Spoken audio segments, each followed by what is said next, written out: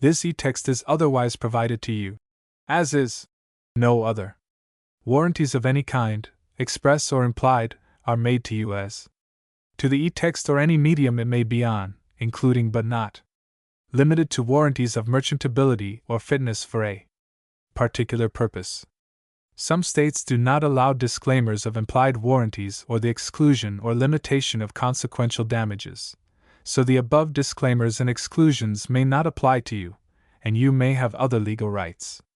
Indemnity: you will indemnify and hold the project, its directors, officers, members and agents harmless from all liability, cost and expense, including legal fees, that arise directly or indirectly from any of the following that you do or cause: 1. Distribution of this e-text, 2. Alteration, modification, or addition to the e-text, or 3. Any defect.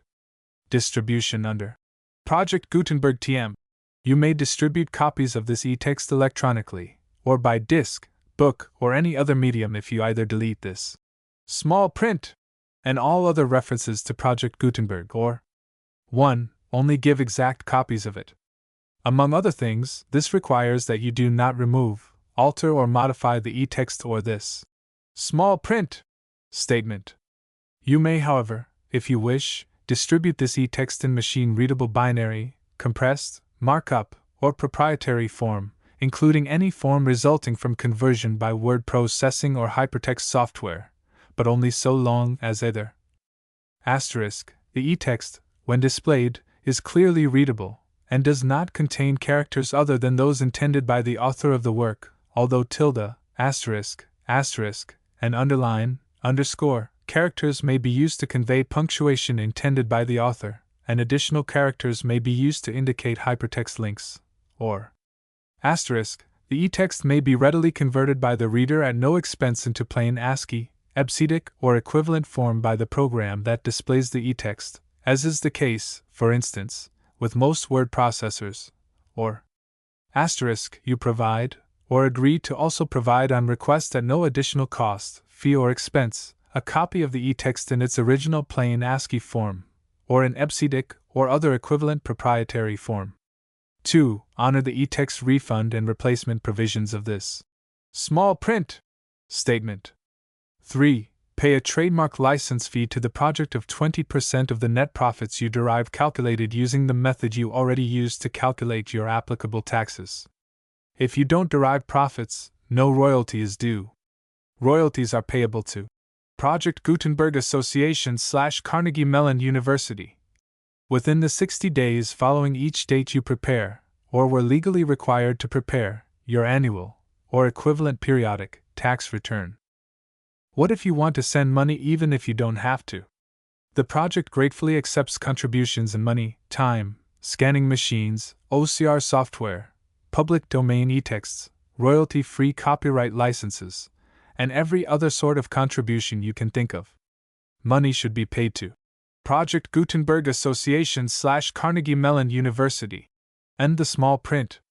For public domain e-texts *ver. 0.04.29.93 and *. Author, Burgoyne Thomas H. Title, The Light of Egypt, or The Science of the Soul and the Stars / Edition, 5th edition. Place, Denver, Colorado. Publisher, Astro-Philosophical Pub. Company, year 1903. Pub type, book, format 2V, IL. 22 centimeters. Volume 2 has title, The Light of Egypt, by Thomas H. Burgoyne, Denver, Colorado, The Astro-Philosophical Publishing Company, 1900. Dictated by the author from the subjective plane of life. Through Bell M. Wagner. Pref. Volume 2. Subject, Astrology. Occultism. Other, Wagner, Bell M. Author, Wagner H. O. Title, A Treasure Chest of Wisdom, Jewels of Thought, The Tablets of Eth in Verse / Place, Denver. Publisher, H. O. Wagner, year 1967. Pub type, book, format 63p, 21 centimeters. Notes, verses by Dr. and Mrs.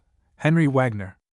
A supplement to the Tablets of Eth in the Light of Egypt, Volume 2, by T. H. Burgoyne. Subject, Occultism.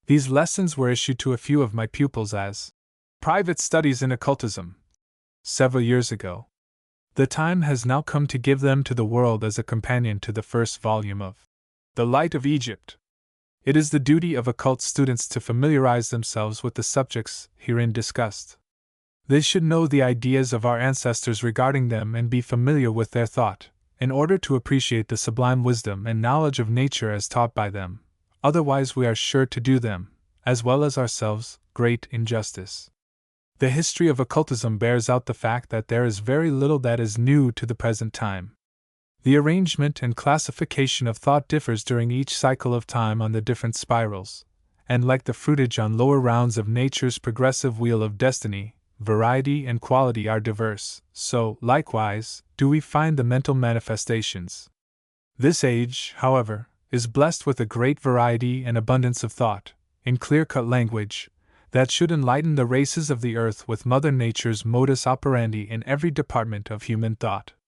We hope these chapters will aid to this end, and doubtless many students will find in them the key to unlock the mysteries veiled in symbol and hieroglyphic by ancient writers. The author's object has been to make plain and easy of understanding these subjects. Much, however, has been left for private study and research, for many large volumes might be filled if a detailed description of each subject were entered upon, which task is left for those who feel so inclined. A rich reward is in store for those spiritual investigators who will follow out the paths and lines herein mapped out on spiritual astrology, alchemy, and other subjects. Meditation and aspiration will open up hidden treasures that will prove a boon to occult students, for astrology and alchemy are the two grand sciences that explain the why and reasons for what we see and experience on every plane of life. In this age there should be no concealing of these divine truths. We cannot hide anything in the air, and for this reason the sun in Aquarius will unearth and reveal to man all that the present cycle has to give during the sun's passage through this airy sign. The watery sign, Pisces, through which the sun manifested during the past 2,160 years, gave up to man their secret powers and hidden attributes in steam as a motive power, which man has completely mastered. He will likewise master the airy forces during the present sub-cycle of the sun in Aquarius. Already we see him using liquid air and compressed air as a motive power, which will gradually take the place of steam as the sun gets farther into the sign, or constellation, of Aquarius. Men will become immensely wiser than they have been, and it is to be hoped they will leave the written record of their achievements in science and art to show to future races their status of mind on every subject for the edification and enlightenment of coming races. Our ancestors were denied this great privilege. Consequently, their wisdom is only symbolized to us in a way that it is difficult to read and interpret correctly, yet we who have the key to their symbols can read accurately the truth they wish to convey, which stands out clearly to all capable of understanding and interpreting symbolism and correspondence correctly. History and nature repeat themselves in every cycle of time, therefore these forces and potentialities are natural to the sign through which the sun manifests. We can go backward or forward through the sun's zodiac and read correctly the history of the hoary past, as well as the present and future, by bearing in mind the sign and cycle and manifestation at any given period. When the proper time arrives, a work will be given to the world to prove to mankind the law of cycles. God is present in all ages and races, manifesting His love and wisdom throughout infinite creations, and that He records, in His own way, the most detailed record of any event which takes place, thus giving to man a complete history of His works and will, for man's enlightenment, so that he, too, may cooperate intelligently with his God in every way that intelligence wills to manifest. Prehistoric history is not blotted out from nature's laboratory. The astral book of karmic evolution will one day reveal its hidden treasures to a waiting world in such a manner as to surprise and enlighten mankind as the recording angels give up those gems of truth they have so jealously guarded for untold cycles of time, simply because the time was not ripe for its divulgence. There is a time for everything, and when that time arrives, all past history of our planet's evolution will be written in an intelligent manner for the illumination and education of man as the masterpiece of the living God. In this way man will worship deity and perfect his God nature, even to angelhood. If this volume of The Light of Egypt meets with the same appreciation that was accorded the first volume, which has passed through 4 editions, and is still growing in favor every day. Besides being translated into the French, the author will feel that his efforts have not been wasted, and he trusts the race will have been made better for having read his writings. As this is his posthumous contribution to the world, the author wishes, in this connection, to pay a debt of gratitude and grateful recognition to his esteemed pupil and friend, Dr. Henry Wagner, who has so generously published nearly all of his writings. Without his aid and assistance we would not have been able, of ourselves, to have given these works to the world. Therefore, honor to whom honor is due. Mrs. Belle M. Wagner has been chosen by the Masters as my spiritual successor and representative of the Hermetic Brotherhood of Luxor, and thus perpetuate the chain of outward connection between those in the realm of the higher life with those upon the outward plane. She is our choice, and a most worthy one to take my place. I make this statement in this connection for the benefit of my pupils and Hermetic students generally, as I am being personated by frauds and impostors, claiming to be Zanoni. Verbam sap. It is my request that a facsimile of my signature and symbol accompany this preface. Dictated by the author from the subjective plane of life, to which he ascended several years ago, through the law of mental transfer, well known to all occultists, he is enabled again to speak with those who are still upon the objective plane of life. The editions found in this volume, not in the original manuscripts, have been supplied in this manner. The 2 planes of life, the objective and subjective, are scientific facts, no longer disputed by well-informed minds, and the exchange of thought will become almost universal among educated minds during the present cycle. Hence great progress will come to the earth during the next 2,160 years, while the sun manifests his glorious influence through the symbol of the man. Thanking each and all who have aided in any way to give my writings to the world, I am, in love and fraternal greetings, ever yours. Omnia Vincit Veritas. Introduction to Volume 2. What study is more sublime, inspiring and profitable, in the highest sense, than the language of the stars? Those silent monitors of the midnight sky, who reveal his will as secondary causes in the administration of universal law? The science of the stars is the divine parent of all science. The more earnest our study, the more recondite our research and thorough our investigation of the science of the stars, the more fully shall we realize the truth of the teacher's words. Astrology is the key that opens the door to all occult knowledge. It is the key that unlocks the mysteries of man's being, his why, whence, whither. Within the temple of Urania lies concealed the mystery of life. The indices are there, written by the finger of the infinite in the heavens above. It is our privilege to make this language our own, and it should be the earnest work of every true student of nature to acquire a right understanding and correct interpretation of these divine symbols. And, as thorough students of any language seek out the derivation of words and expressions, search for the root, or stem word, and its origin, so should the student of astrology, by sincere desire and earnest study, seek to know the origin and root of these starry words and complex expressions of the language of the stars. The sun, moon, and 5 planets, of our solar system are to us symbols of the reflected and refracted rays of the triune attributes of the great central, spiritual sun, life, light, and love, analogous to the 3 primary colors in nature, which become still further refracted into 4 secondary or complementary colors, rays or attributes, the 7 constituting the active principles of nature. The 7 rays of the solar spectrum, the 7 notes of a perfect musical scale, there being throughout a perfect correspondence, and all are but different modes of vibration or activities of the Supreme Intelligence. Uranus and Neptune belonging to a higher octave. And, as we know, the 7 rays of color reflect an almost infinite variety of tints, that, octave upon octave, are built upon the 7 natural tones in music, so, also, are these 7 active principles divided and subdivided into innumerable forms, qualities and manifestations of the First Trinity, life, light, love, life being the manifestation of the second 2, love and wisdom, which in turn are the dual expressions of the One. Upon the knowledge of these divine truths Pythagoras built the theory of the music of the spheres. Let us pause and listen to this celestial music.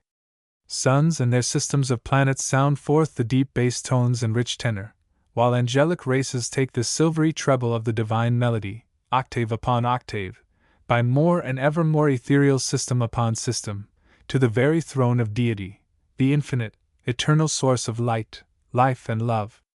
Let us learn, through the knowledge of the stars, to attune our souls to vibrate to the divine harmony, so that we may take our places in the celestial choir and blend our voices with those of the celestial singers, chanting the divine anthem. We praise Thee, O God! To resume. If we would gain a correct knowledge of astral science, we should study astrology in its universal application, side by side with its more intricate phase and the details, as manifested upon the individual man and his material destiny.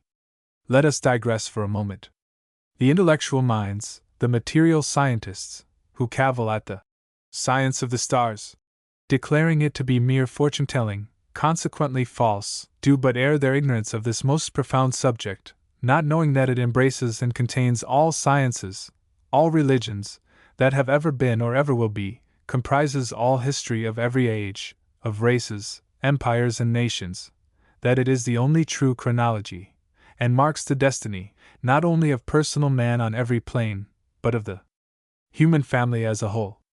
All mythologies find their explanation in this starry language, and every religion is founded upon the movements of our solar system. The rise and fall of empires and races of men are written in its pages. To master as far as we are capable, and our limited space of life here will permit, we must pursue the study in its broad sense, as already stated, in the external application of the starry influx and upon the interior planes of action from God to the mineral to man, and man to the angel, finding in every section a complete and perfect correspondence. To master the alphabet should be the first step, whose vowels, diphthongs, and consonants are the planets and shining zodiac. It is very essential to clearly comprehend the action and reaction of the planets upon the human organism, as an integral part of the universal organism, ever remembering that the starry vowels, in combination with the consonants, or zodiac, form the infinite expressions comprising the language of the starry heavens in their threefold manifestation upon the external planes of life. While the radiant constellations are the ideas which find expression through this language, which is likewise a science, accurate in its mathematical construction and perfect in geometric proportion. The student should ever bear in mind that astrology, like every other science, is progressive. The underlying principles are always the same. These are like the laws of the Medes and Persians, but the plane of action is constantly changing. It is a well-established and indisputable truth that from the Sun, the solar center of our system, is derived all force, every power and variety of phenomena that manifests itself upon Mother Earth. Therefore, when we remember that the solar parent passes through one sign of his celestial zodiac in 2,160 years, a 12th part of his orbit of 25,920 years, we see that from each sign in turn he, the Sun, rays forth an influx peculiar to that special sign, and, as there are no two signs alike in nature or quality, hence the passage of the Sun from one sign into another causes a change of polarity in planetary action, which can be fully demonstrated and conclusively proven. It follows, as a natural sequence, that the rules formulated and taught by astrologers in reference to the plane of planetary influence in one sub-cycle will not hold good in the next. To illustrate, in the year 1881 the Sun passed from the sign Pisces into Aquarius, thus beginning a new cycle of solar force. The human race has entered upon a cycle in every respect differing in nature and action from the past cycle of 2,160 years. The sign Aquarius is masculine, electric, positive. It is intellectual in character, scientific, philosophic, artistic, intuitive, and metaphysical. It is the sign of the man. The truths of the past are becoming etherealized. Our solar parent has scarcely crossed the threshold of the sign Aquarius, and already we observe in many directions the activities of the peculiar influx. True, it is but the first flush of the dawn of a new era, the harbinger of a glorious day to our race. In the light of this truth, ponder well on the nature of the influx radiating from the solar center, each orb of his shining family absorbing a different ray, or attribute, of solar energy, corresponding to its own peculiar nature. The Earth, in her annual passage about her solar parent, receives the harmonious or discordant vibrations of this astral influx according to the many angles she forms to the various planets. We see, then, that the Earth is enveloped in an atmosphere, or zone, of occult force we recognize as humane, mental, positive, etc., acting and reacting upon the human family through the laws of vibration in strict and exact ratio to its interior capacity to receive and ability to externalize upon the material plane of being. The results, as far as this stage of existence goes, will be manifest as man vibrates harmoniously or otherwise to the stellar cause. The present sub-cycle producing an entirely different influence to that of the past cycle, whose force was watery, magnetic and feminine, causes a warring of elements, confusion and uncertainty, until the old are displaced by the new conditions. We should learn from these facts that it is folly to brand as false and condemn as worthless the rules and formulas, and even religious thought, of the past when we find upon careful investigation and crucial tests their inadequacy to account for present conditions. They were true in their cycle, and applied to past conditions and states of mental development. But in this new era, upon whose threshold we now stand, the vibrations become more intense. Man's whole nature is being tuned to a higher key. We must not forget that these cycles apply to the race in their effect, and to the individual only as an integral part of the whole. To illustrate, the sign Aquarius is an electrical, positive, masculine influence, and will consequently manifest its chief activities upon the masculine qualities of the human soul, and today we have evidence of this in the gradual enfranchisement of woman, arousing the positive attributes of her nature and demanding equal rights with her brother, man, in the political arena, as she has already done in the educational field.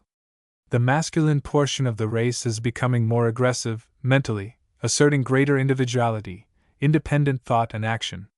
The intellect of the race is being directed, however slowly, into scientific channels, while the human soul is slowly awakening to a sense of a deathless immortality and a desire for spiritual truth. It is slowly but surely shaking off the yoke of an effete priesthood and the fetters of superstition and tyranny. Intelligent man talks of the new scientific and intellectual era that has dawned upon the world, of the necessity for a new religious system, based upon scientific truths, which can be demonstrated, combined with the pure spiritual essence found in all systems of religion, a religion with more spirituality and less theology, a broader charity and less dogma, and deeper love for God and man, its only creed. We must now consider the astral influence of the cycle upon the physical organism of mankind, and particularly of the Western races, who are moving upon the upward arc of the cycle. It is quite evident that a radical change must take place in the physical form and constitution with the influx of more intellectual, ethereal, and spiritual vibrations. The organism must become more refined and compact, a greater degree of sensitiveness be attained, with a highly nervous system. The forerunner of this superior organism is now apparent in the numerous schools of physical culture and gymnasiums throughout the land, the many articles and pamphlets on deep, rhythmic breathing disseminated among the people, and last, but not least, the various schools of mental healing, etc. The masses look on and wonder, while they exclaim, "What marvelous changes are coming to the world!" but are utterly ignorant of the cause of the mysterious change.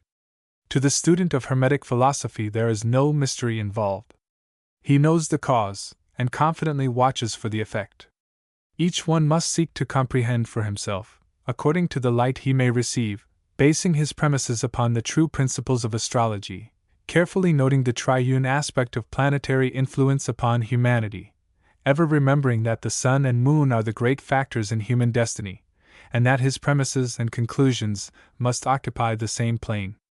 Having acquired a knowledge of the science in its application to the individual, take the broader field, or universal aspect, as it applies to human races, and you will find the rise and fall of nations, empires, and families marked upon the celestial dial, and in perfect accord with the influence of the sun and planets upon Mother Earth, in her various movements.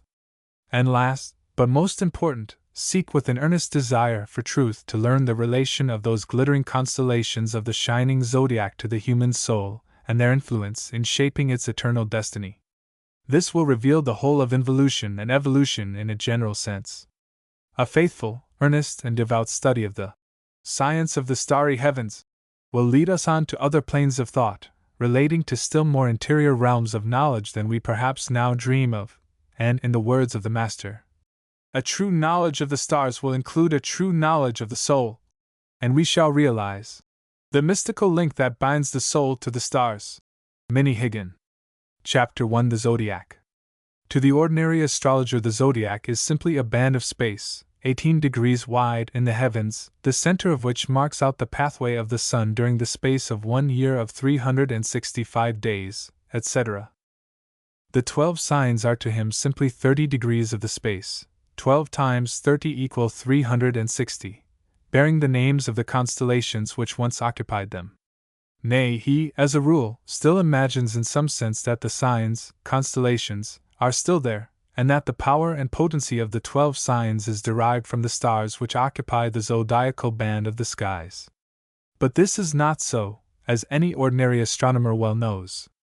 This single fact, i.e., the gradual shifting of the constellations, the displacement, let us say, of the starry influx from one sign to another without any allowance being made in the astrologer's rules for any such change, has been one of the greatest obstructions to the popular spread of the art among educated minds.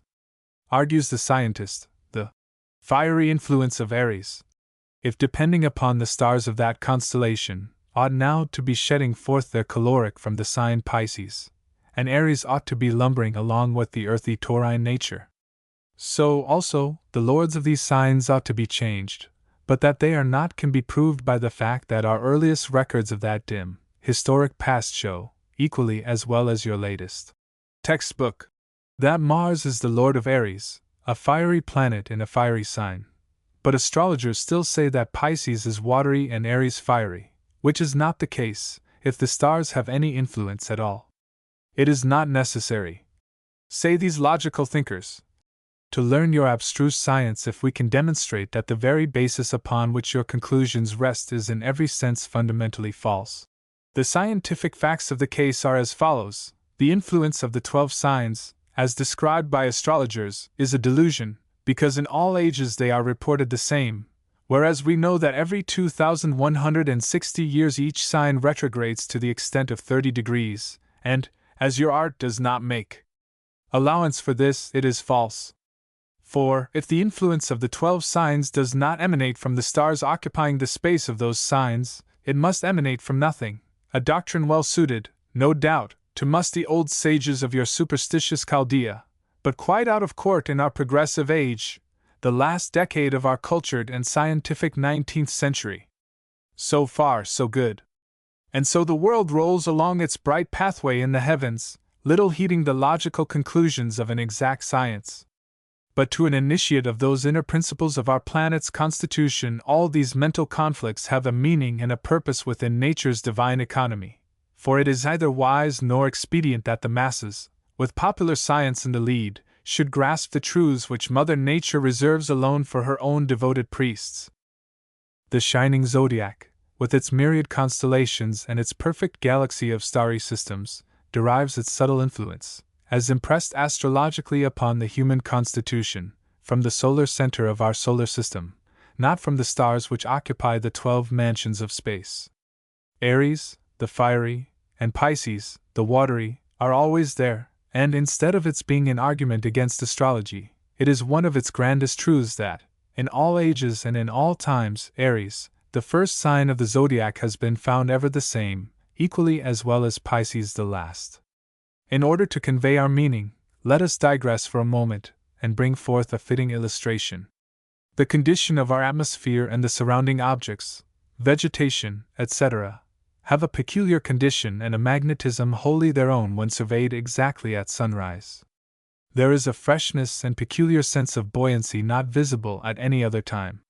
If this state could be registered by any instrument, and compared with any other set periods during the day, it would offer a remarkable contrast. 2 hours later there is a very different influence, and at noon there is a wonderful contrast. The same may be said of sunset, and again at midnight, and lastly, note the difference 2 hours before dawn. This is the coolest period of the whole 24 hours. These are facts, and yet our hearts are all beating to the same life flow, and the earth is no farther away from the parent sun, and yet it is the angle at which we, the inhabitants, receive this sun's light that makes all the difference between dawn and sunset, noon and midnight. When to these facts it is further added that it is sunrise, noon, sunset, and midnight at the same instant, all the time, to some of the various, different portions of the globe, it demonstrates most conclusively that the earth itself is enveloped, so to say, in a complete circle of conditions very similar to the 12 signs of the celestial zodiac. If we apply the foregoing illustration to the 12 signs of the zodiac, we shall see a perfect analogy. We shall find that when the sun reaches the celestial equator, so that it is equal day and equal night on the earth, that he is on the line of the celestial horizon, it is cosmic sunrise. Hence Aries, the fiery Azoth, begins his active influx, and extends for 30 degrees, equal to 2 hours of the natural day. It is the fiery red streams of awakening life that we all manifest at sunrise. Then comes a change of magnetic polarity after the first fiery flush of cosmic life, the gleeful chattering of the birds and the cackling of the poultry. A reaction is noted. All things before active become restful and quiet. So it is with vegetation, so it is with infant life, and so it is with cosmic conditions. This corresponds with the sign Taurus. It is the solar influx, 30 degrees removed from his point of equilibrium toward the north. As this sign represents the powers of absorption, we see that at this period vegetable and animal life is quietly absorbing, for its own use, the fiery streams of solar life. Again, we view the activity of solar influx from a different angle and change of polarity, and all things become active, it is executive force. This corresponds to the sign Gemini. It is the solar influx, 60 degrees removed from his point of equilibrium. Then comes another change of magnetic polarity. It is rest from labor, it is noon. This corresponds to Cancer. The analogy is perfect. It is the solar influx, 90 degrees removed from his point of equilibrium toward the north, and the highest point in the arc of his apparent journey and of cosmic life. It is the equilibrium of life forces. Again the fiery influx begins its activity, and, as the hottest part of the day is about 2 hours after noon, or middle of the day, so is solar influx most potent at this point in the zodiac. This corresponds to the sign Leo. It is the solar influx, removed 120 degrees from his point of equilibrium and 30 degrees toward the south. And so on month after month, until the last one, Pisces, which well corresponds to the watery skies of February, and the lifeless period 2 hours before dawn of a new day upon the earth, a new year to man and a new cycle in the starry heavens. The zodiac, then, as it applies to the human constitution and the science of astrology, has its foundation in the sun, the center and source of life to the planet, and the 12 signs are the 12 great spaces of our Earth's annual orbit about her solar parent, each one typical of its month, and each month typical of its corresponding action upon our earthly conditions. As each sunrise is different in its aspects, so are no two signs of the zodiac alike. The sunrise on the 1st of March is wholly different from the sunrise upon the 1st of May. So is the beginning and ending of each sign, and the beginning and ending of each natural day, peculiar unto itself. When we reflect upon the inner laws of this action and interaction, we come nearer and nearer to the one great occult fact, viz., the divine oneness of life.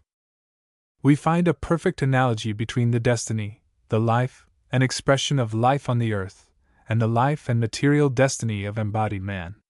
He, too, has his sunrise, the beginning of a new day of life, the seed time, the flowering season, when life wears a roseate hue, the ripening fruits of experience, his harvest time, it may be tares or golden grain, his gradual decay, the ebbing of the life forces and the icy winter of death, his gentle zephyrs and destructive hurricanes, floods and tempests, periods of drought and plenty. Within his triune constitution there are spring tides and low tides of physical, intellectual, and spiritual forces. Man also makes the annual journey about the solar center, when, at the beginning of each new year to him, the life forces of his soul are renewed, regalvanized, so to say, according to the magnetic polarity of his constitution. And so, every form of life has its zodiac, its orbit of life and destiny. It may be infinitesimal, or vast beyond conception, each in its own peculiar plane. So we see that the whole visible universe is one vast organism, the medium of expression for the invisible, real universe, the soul and God, the great central sun, the eternal center of all life, binding the whole into unity, one life. The celestial signs of the shining zodiac have no existence to us apart from the graceful and unwearying motion of our Mother Earth. She alone makes our seasons, years, and destiny, and she alone, by her motion about the sun, determines the thrones and mansions of the planetary powers. The astrological zodiac of a Saturn or a Mars cannot be like ours. Their years and seasons are peculiar to themselves and their material conditions. Hence the 12 constellations have no existence as objective facts of concrete formation or cosmic potentiality. No! But as unalterable symbols of occult truth, the starry pictures of the shining constellations have an eternal verity. They pertain to the living realities of the human soul and its varied experience. What the mysteries are, and what connection they have with the 12 constellations, will form the subject of our next chapter. Chapter 2: The Constellations. The 12 great constellations of the zodiacal belt which forms the Earth's orbit and the Sun's shining pathway around the celestial universe have been considered as mere imaginary figures, or emblems, invented by an early, primitive people to distinguish the monthly progress of the Sun and mark out, in a convenient manner, the 12 great divisions, or spaces, of the solar year. To this end, it is thought, the various star groups, termed constellations, were fancifully imagined to represent the various physical aspects of the month, under or into which they were consecrated by the Sun's passage during the annual journey, so that, in some sense, the 12 signs or constellations were symbolical, not only of the seasons, but also of the labors of the year. That such a system seems perfectly natural to the learned mythologist, and that granting the ancients so much as a very great concession toward this childish knowledge is, of course, quite excusable when we are constantly told, or reminded, that actual science, that is to say, exact science, does not date backward more than a couple of centuries at most. Even the modern astrologer, much as be descants upon the influence of the 12 signs, has but little, if any, real knowledge of this matter above and beyond the purely physical symbolism above mentioned. And perhaps it is as well that such a benighted condition prevails, and that the divine, heavenly goddess is unsought and comparatively unknown. The celestial Urania, at least, in such isolation remains pure and undefiled. She is free from the desecrating influence of polluted minds. Such, in brief outline, is the general conception of mankind regarding the shining constellations that bedeck, like fiery jewels, their maker's crown, and illumine with their celestial splendor the wondrous canopy of our midnight skies. Is there no more than a symbol of rural work in the bright radiance of the starry Andromeda, the harbinger of gentle spring? Nothing, think you, but the fruit harvest and the vintage is in the fiery, flushing luster of Antares and the ominous Scorpion? Are men so spiritually blind that they can perceive nothing but the symbol of maturing vegetation and the long summer's day in the glorious splendor of Castor and his starry mate and brother, Pollux? It would, indeed, seem so dead is the heart and callous the spiritual understanding of our own benighted day. To the initiate of Urania's mysteries, however, these dead, symbolic pictures become endowed with life. These emblems of rural labor or rustic art transform themselves from the hard, chrysalitic shell and expand into the fully developed spiritual flowers of spiritual entities, revealing in their bright, radiating lines the awful mystery of the soul's genesis, its evolution and eternal progressive destiny amid the mighty, inconceivable creations yet to come, pointing out each step and cycle in the soul's involution from its differentiation as a pure spiritual entity, a ray of divine intelligence, to the crystallization of its spiritual forces in the realms of matter and its evolution of progressive life, the same eternal symbols of the springtime, the glorious summer, the autumn and winter of its eternal being. In making this attempt, probably the very first within the era, to convey in plain and undisguised terms the interior mysteries of the 12 constellations, the reader and student is advised to ponder deeply upon the outlines presented. The subject is too vast to present in 1 or 2 chapters. Therefore, we hope that this revelation may incite the student to further research. The real significance, the true, spiritual importance of such mysteries, can only be realized and fully appreciated after prolonged meditation and careful study. With this brief digression, which we consider needed advice, we will resume our task and attempt to usher our student into the weird labyrinth of Solomon's starry temple. The house not made with hands, eternal in the heavens. 1. Aries. First Aries, in his golden wool.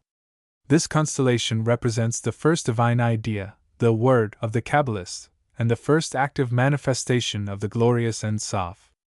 In other words, it is mind in action, the first pulsation of deity in the dual aspects of Lord and Creator.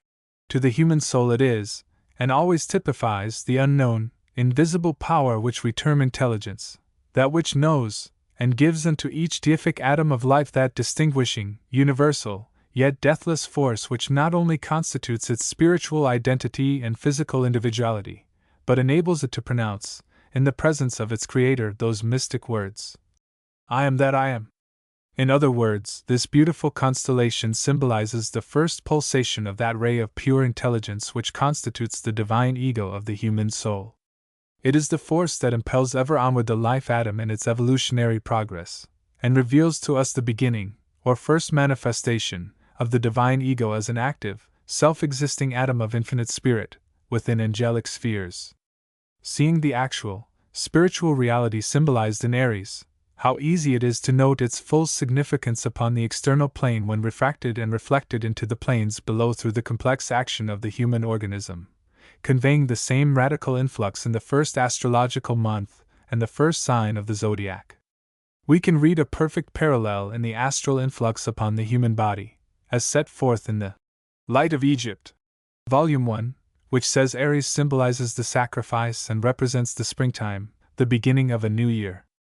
The first action of pure intelligence brought forth the first expression of form, and led to the sacrifice of its angelic state, and, having gained the victory over the lower realms of matter, once more the springtime of a new life, with the promise of life, light, and love.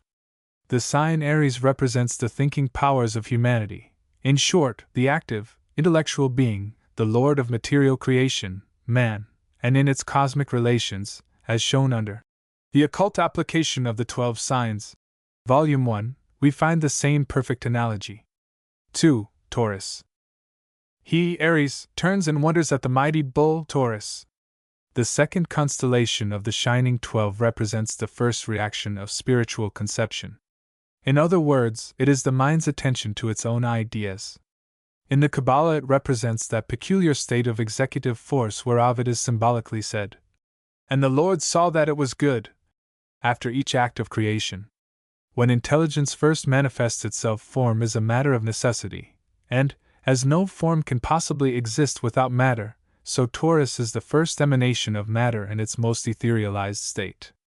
Hence it is feminine, Venus the ruler thereof, and it represents the first pure form of the human soul, as it existed in its bright paradise within the angelic spheres of its parents, and reveals to us the first surprise of intelligence in embryo, the first sensation of consciousness, so to say, conscious of its divine selfhood. Hence, he, the male spirit of pure fire, Aries, glorious in his golden, solar wool, turns, expressing reaction, and wonders at the mighty bull, or material form. Thus the first idea of pure intelligence in embryo, the result of action in Aries, becomes objective to its consciousness and is surprised at its own conception. It is the first sensation of pure, divine love within angelic realms, and it, the male spirit of pure fire, sees that it is good. Bringing this spiritual reality within our conception, and comparing it with its reflected astrological influx, what a beautiful harmony we find, and yet so simple that verily we cannot refrain from once more quoting our old-time, worn, yet, nevertheless, golden law. As it is above, so it is below, as on the earth, so in the sky. Reflecting that Taurus is an earthy sign, and a symbol of servitude, we see that matter is ever the servant of spirit, a necessary means for the manifestation of intelligence, again recognized in the fecundating forces of this astrological sign on every plane of its action. And it is ruled by Venus, the love element in nature, her sympathies ever finding expression in this beautiful sign. What can be clearer, more understandable, than that the involved principles and deific attributes, as represented by the shining constellations, when refracted through the human organism, so complex in its constitution, reflects qualities which are the external and parallel expression of the subjective principles, and further, that form is absolutely necessary for the manifestation of intelligence. 3. Gemini. He, Taurus, bending lies with threatening bead, and calls the twins, Gemini, to rise. They clasp for fear and mutually embrace. This bright constellation, Castor and Pollux, Gemini, is spiritually representative of the second spiritual action. Hence it is, of course, a masculine sign and positive.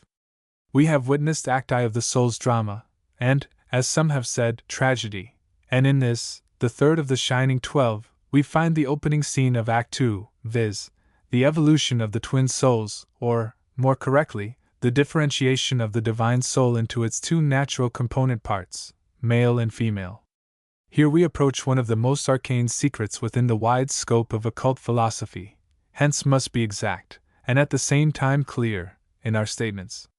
Note, then, that after the male spirit of pure, ethereal, divine fire, Aries, had conceived the first idea, and Taurus, the material envelope, had given that idea objective existence to the ego's, consciousness, we find sensation as the result. No sooner sensation than aspiration, i.e., longing. This closes the action and the reaction. Ever, in obedience to the unsatisfied wants of an immortal soul, nature immediately responds. Hence, he bending lies with threatening head, that is demanding, and calls the twin souls, to rise, to appear or evolve forth.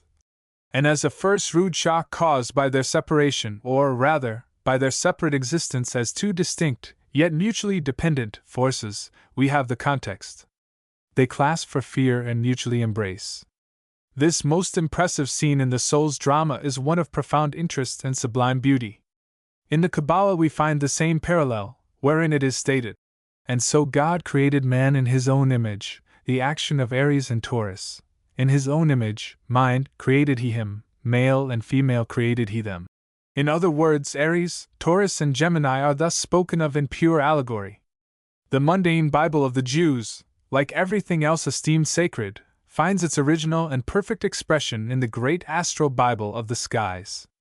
To the average student, the evolution of the twin souls is a profound mystery, embracing, as it does, the whole of involution and evolution, seeing that this beautiful constellation represents to us the first recognition, or consciousness, of the divine ego of its dual forces, sensation and aspiration, called forth by the action of Aries and Taurus.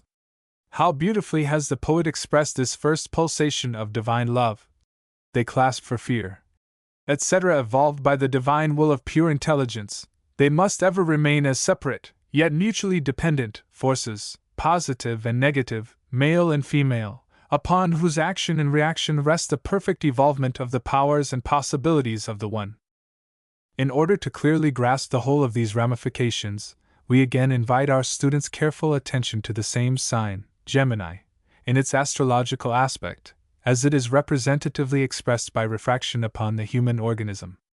We find that this sign, the representative of the constellation, always signifies the union of reason with intuition, and that it governs the arms, hands, and executive forces of man. Surely, as we reflect upon the almost marvelous interrelationship between things spiritual and things temporal, we must conclude, with the man Jesus, that they have eyes but they see not, and ears, but alas they hear not. If it were not so, man would, indeed, by virtue of the latent forces within him, take the kingdom of heaven by storm and reign supreme as enthroned king of all material forms. Man, in his blindness, has relegated intuition to obscurity, has neglected the cunning of the left hand and debauched the pure love of the divine state. Consequently, the executive forces within him are unbalanced, thus rendering him the slave of material forms, instead of being their lawful sovereign. Therefore, not until, with clean hands and pure heart, he restores intuition to her throne, united with reason, can he hope to comprehend the reality of this arcane mystery of the twin souls, Gemini. 4. Cancer. and next the twins with an unsteady pace bright Cancer rolls. In this beautiful constellation we witness the reaction of Gemini, the closing scene in Act 2. Hence it is, of course, a feminine force we are observing. In other words, it is that period, or rather one of them, wherein the Kabbalah expresses the reaction of the Ein Sof, via his creators, as, "And behold, the Lord saw everything that he had made, and behold, it was very good." Just so Cancer, spiritually interpreted, means equalizing, hence harmony, which is indeed very good as contradistinguished from chaos. To the human soul, Cancer is the period of exalted rest. It is the highest point in the arc of the divine soul's angelic cycle. From this glorious, but subjective, summit or altitude in the realm of spirit it must descend. Restless energy and the still unsatisfied longings of its own immortal nature are the forces that bring such evolution about. Having evolved the dual forces of its divine nature, the ego sees that it is good and rests from its labor.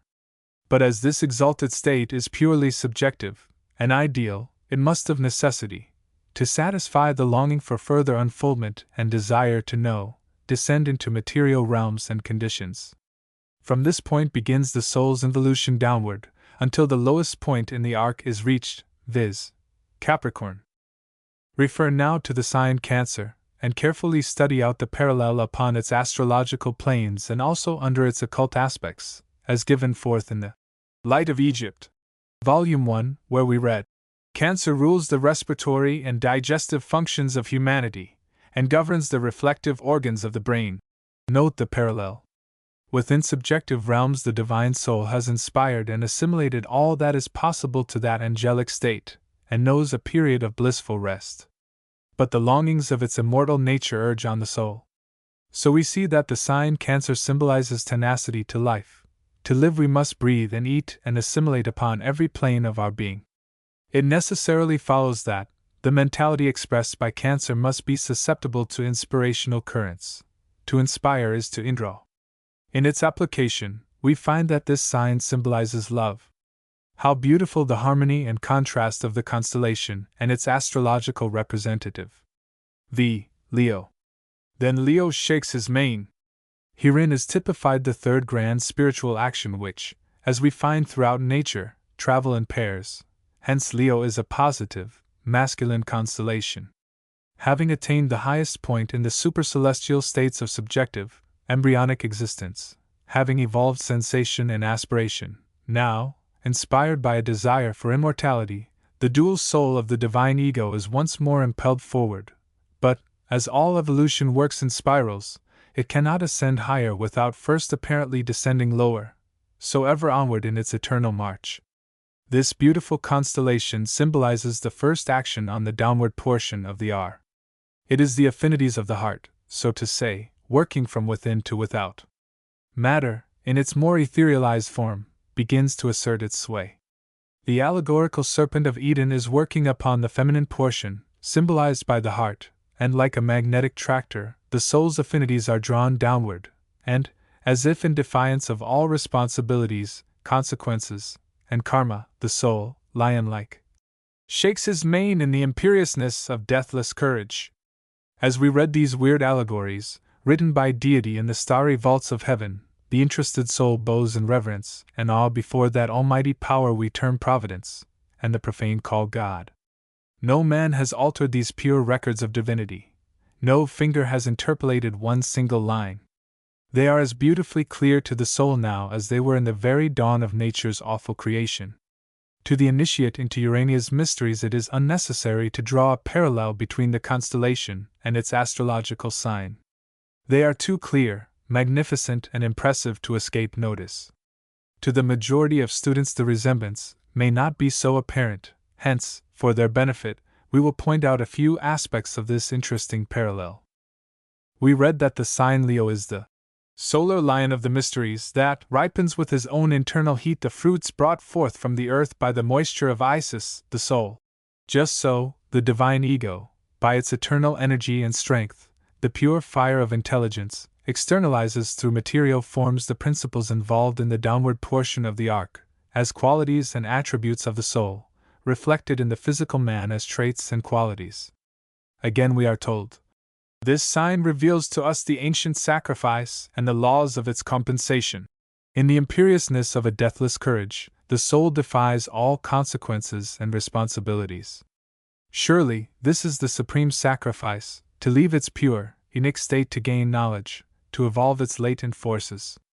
And from this lion of the tribe of Judah is born that divine love and sympathy which ultimately redeems and purifies the soul and saves it from death and matter. The laws of its compensation are fulfilled in the prefect man. In its intellectual aspect, we learn that the mental forces of those dominated by this sign are ever striving to attain unto some higher state. Their ideas are grand compared with the nature of the constellation and all that it implies. The reflection is clear, natural, and beautiful. When we reflect upon this awful period in the involution of the dual souls of the divine ego, as symbolized by the constellation, and the grand truths represented by the astrological sign when refracted through the human organism, the reason for Leo being named the royal sign becomes quite plain. 6. Virgo. And following Virgo calms his rage again. Beautifully expressive are these lines to those who read their mystic import aright. Virgo is the reaction of the leonine force, and is, consequently, a feminine symbol. Action and reaction are the eternal laws upon which the cosmos is founded.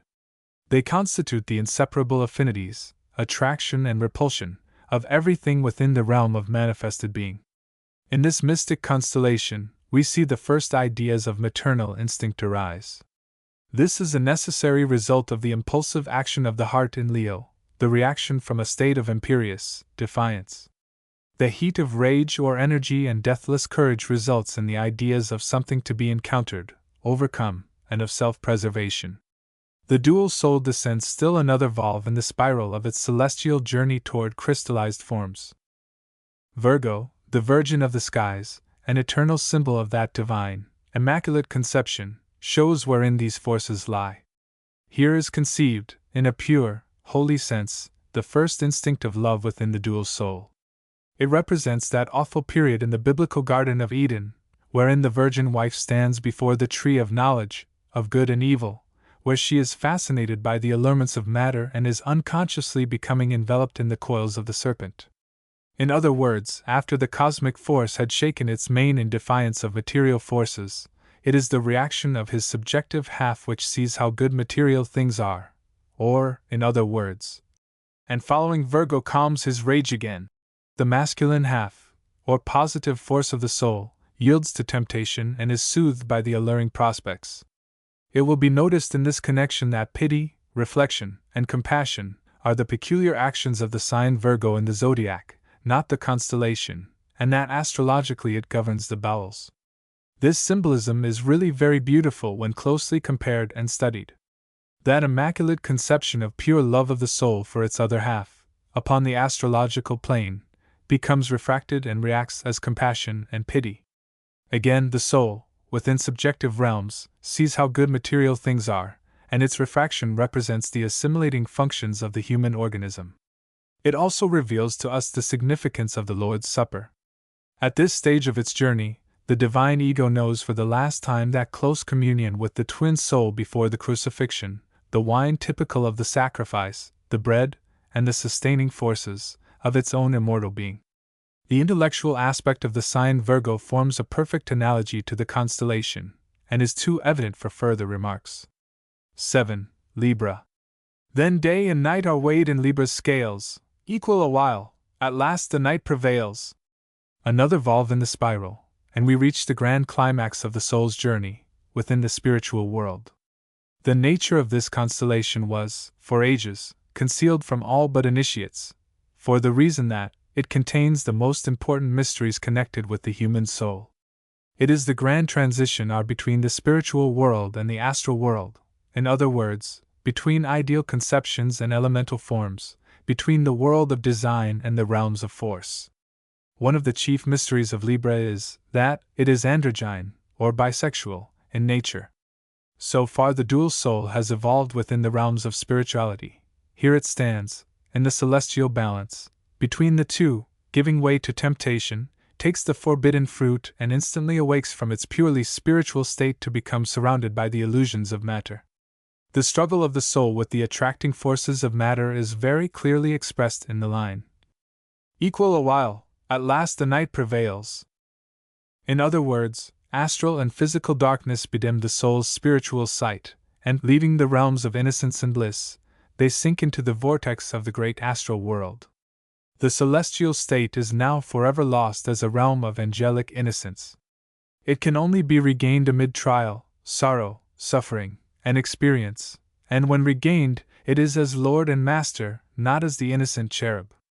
But when, having gained or reached the equator of the upward arc of its progress, and united once more to its missing half, gives expression to that deathless force with which it started from the opposite point, Aries. I am that I am. No longer an embryo, but being within the universal soul of being. Before closing this symbolic constellation, we must reveal the mystery of its bisexual nature. In the higher or first portion of the sign it is, positive to some extent, and masculine. The soul is still within the Garden of Eden and pure, clad in the raiment of God, and is represented by the Chaldean statues of the bearded Venus, or Venus, the angel of Libra, as a morning star, bright Lucifer. But in the latter half, after the fruit of the tree of knowledge of good and evil, positive and negative, you see, has been partaken of, bright Lucifer falls. The sun of the morning, shorn of his glory, becomes the symbol of night, or vesper, the evening star, and the symbol is thus, and the soul loses its heavenly raiment, or spiritual consciousness, and becomes clothed with matter, the symbol of night. The sign Libra in the zodiac, in its astrological aspect, is a very external correspondence of all the foregoing. 8. Scorpio. And longer grown, the heavier scale inclines, and draws bright Scorpio from the winter signs. We now behold the gates of paradise guarded by the flaming sword which points to the four quarters of the world. This sword is, according to Genesis, to guard the way of the tree of life. And such, esoterically, it really is. The soul is no longer dual, but separated into male and female personalities. And behold, they see that they are naked. Stripped of their spiritual raiment, they feel the chill of matter and the lusts of an animal nature. They need clothing. So God made them coats of skin. Sex is the symbolism herein typified, and the evolution of the animal passions of procreation, of multiplication and evolution. It is the complete entry of the soul into elemental conditions, and the flaming sword guarding the four quarters of the earth to the way of life are the four great realms of the astral world, the way to physical life in concrete forms, and the way to life eternal through the realms of the sylphs, gnomes, undines, and salamanders.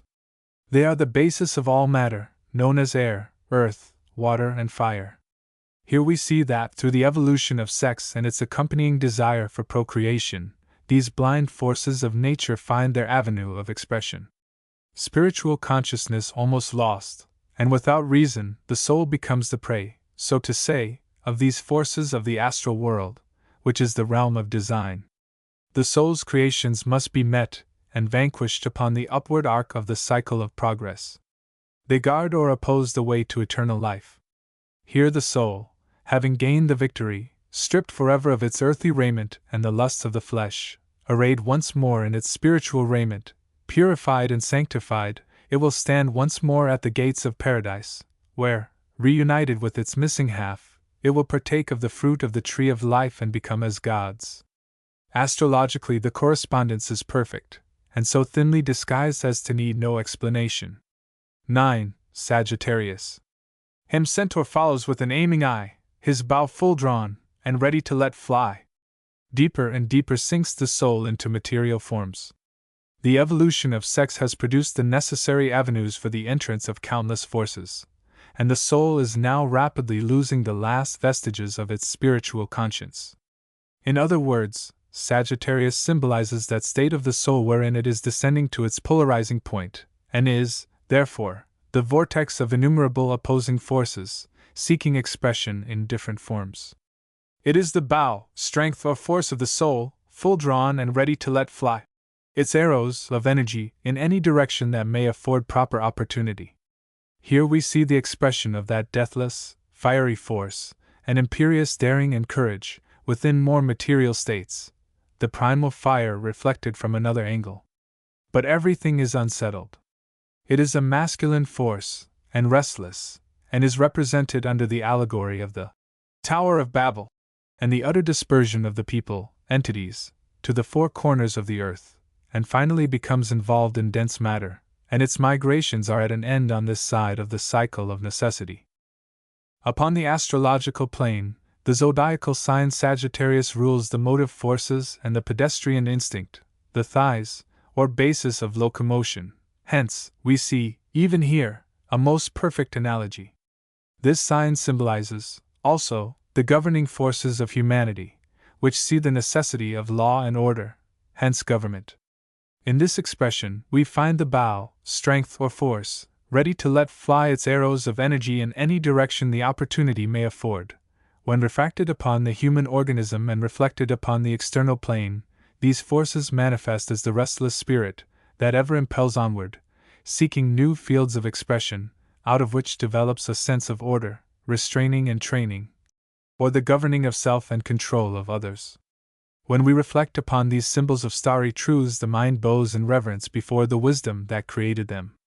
X. Capricorn. Next, narrow horns the twisted caper shows. The goat, and in the realms of spirit, the crystallized mineral is the reaction of the former, and shows to us death, inertia, and rest.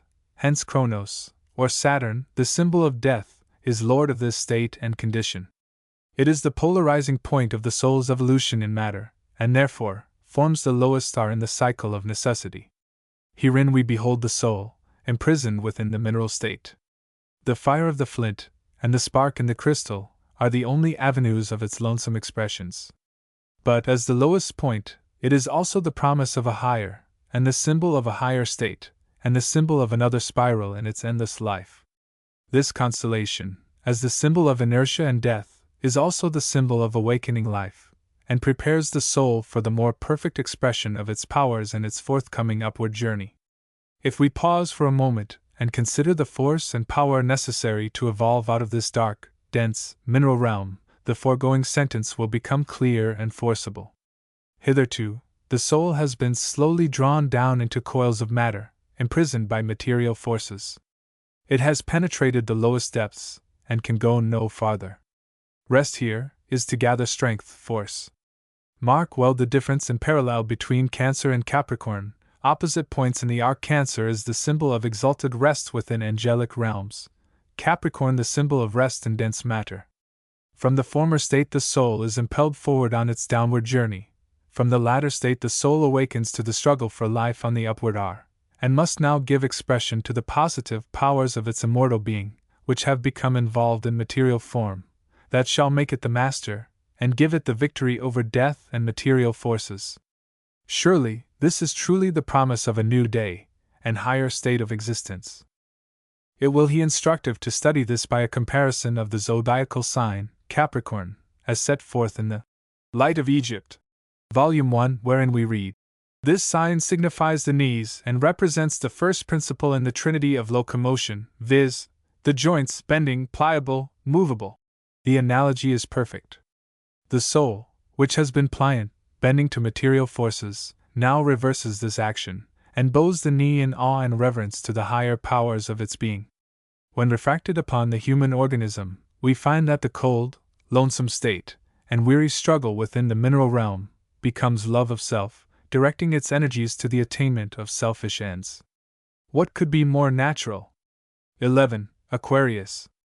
And from Aquarius a flood o'erflows. The soul, released from its crystallized cycle of matter, now rapidly evolves into states, though material, yet entirely different. Its previous arc, from Libra to Capricorn, has been amid inorganic matter.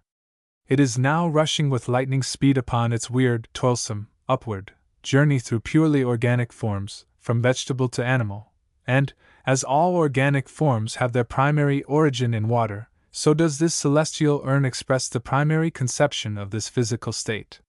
Further, to more fully express this, Aquarius is typical of man, as prototype of the last grand goal of the soul's future material state, in other words, the last quadrant of the four elements, viz., bull, lion, eagle, man. There is something exceedingly significant in all this, and the more we ponder on this spiritual allegory of the shining constellation, the more we are impressed with the divine wisdom of those early instructors of our race, who thus preserved truth in an incorruptible form. From this weird, but beautiful constellation, we learn how the soul has progressed, finding innumerable avenues of expression of its latent forces, the manifestation of its powers in the various chemical changes, and development of functions expressed through countless forms, on the lower planes of existence. The sacrifice of its angelic innocence, the imperious defiance and deathless courage, symbolized by Leo, have obtained the victory over the lower kingdoms, which will be incorporated into his vast empire. Yet, unstable as water, it cannot excel, or, in other words, cannot rise to a higher state within this hour of its progressive life. We find that the astrological expression of this constellation, the sign Aquarius, governs the legs, and is the natural emblem of the changeable, movable, migratory forces of the body, forming a perfect parallel with its interior symbol. There is a great deal contained in this zodiacal sign worthy of deep study and reflection. 12. Pisces. Near their loved waves cold Pisces take their seat, with Aries join, and make the round complete. Once more a reaction, the last scene of the soul's impersonal drama. The constellation, if Pisces is the symbol of rest and expectation. The soul has now completed the first round, or rung, in the cycle of necessity, and its next state is that of incarnated man. It has triumphed over every sphere below, and defied, in turn, every power above, and is now within that sixth state of the embryonic soul world that transforms all its past knowledge, sorrow, and suffering into experience, and produces the impersonal man. It has traveled through constellated states within matter and spirit, and, as a human soul, with reason, intuition, and responsibility, it will, in its next state, become subject to those same powers when reflected from a different plane. The 12 constellations of its soul will manifest a complete rapport with the 12 signs of solar light and power. With this we close. The mystic sign of this constellation is, or completion, a seal and a sign of its past labors. And, as we have seen, the shining constellations are the soul's progressive history from its genesis to its appearance within embodied conditions as man, and so, by correspondence, are the 12 solar signs symbols of man and his material destiny. The foundation has been laid, the material and resources are at hand, for his kingdom is exclusive. With his own hands he must build his temple, the symbol of the perfected man, each stone accurately measured, cut, polished, and in its proper place, the proportions symmetrical, hence, harmonious, the keystone of whose arch is will, its foundation love. This accomplished, we will have completed the second round of the great cycle of necessity. And who, after contemplating the wondrous harmony of this beautiful system, and the complete accord of each part, can refuse to agree with the truly inspired Addison that, ever moving as they shine, the hand that made us is divine. Chapter 3. The spiritual interpretation of the 12 houses of the horoscope. As a sequel to the foregoing subjects, viz., the zodiac and constellations, we will add the spiritual interpretation of the 12 houses of an horoscope, which completes the triune expression of these celestial symbols of eternal truths. In revealing this mystery, we would impress upon the mind of the student that the order of the zodiac is the reverse of the external, in its spiritual application, to the 12 houses of the horoscope. As the 4 cardinal signs, viz., Aries, Cancer, Libra, and Capricorn, correspond to the 4 angles of a natal figure, it is our purpose to explain, first, the symbology of the 4 angles, or cardinal points, believing the whole revelation will thus become clear and forcible. The 4 angles of the horoscope correspond to the 4 elements, the 4 triplicities, and the 4 cardinal points, or epochs, in the soul's involution from pure spirit to the crystallizing, inert, mineral state. The first angle is the ascendant, or house of life. It is the eastern horizon, and symbolized by Aries. Upon the interior, this first angle stands for the birth, or differentiation, of the divine ego, as the result of the creative action, or impulse, of the deific mind. The ego rises upon the eastern horizon of celestial states, a glowing, scintillating atom of pure intelligence, an absolute, eternal ego, rising out of the ocean of infinite love. The south angle, meridian, or 10th house, pertaining to honor, etc., is symbolized by Cancer, the highest point in the arc of the soul's involution, as a differentiated atom of deity within angelic spheres. Having evolved the first dual expression of the ego's self, the twin souls, sensation and aspiration, or love and wisdom, the ego rests a while, radiant with celestial love and wisdom, and inspiring the divine breath of life. Again, the restless impulse of the creative purpose arouses the ego to further action. The culminating point has been reached, and now must begin an apparent downward course toward the western horizon. The seventh angle, or house of marriage, etc., is represented by Libra, the balance, or point of equilibrium, where the two souls are still one, balanced upon the western horizon. The alluring temptations of material illusions draw the souls downward, and divorced from their celestial state, the radiance of divine love becomes obscured, until the twilight of consciousness of that former state is lost in the night of material conditions. This house signifies, also, law, and open enemies, and Libra, justice. Sex is the law. The antagonism is surely too apparent to require explanation. The fourth angle, or nadir, the point opposite the M.C., signifies the frozen north, and is symbolized by Capricorn, the crystallizing point in the soul's involution.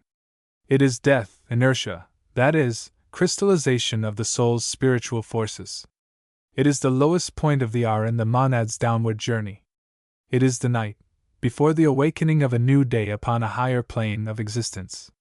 The remaining houses are the lights and shadows that fill out and complete the picture, upon this, the first round of the cyclic ladder. The 12th house, symbolized by Taurus, represents the first expression of form of the human soul. It is matter in the most etherealized state. It is the trail of the serpent, the silent, secret, tenacious, negative principle, that ultimately draws the soul down into the vortices of gross matter and death. The 11th, or house of friends, whose symbol is Gemini, the twins, expressive of the first emanation of this sublime relationship, the dual attributes, love and wisdom, closest friends.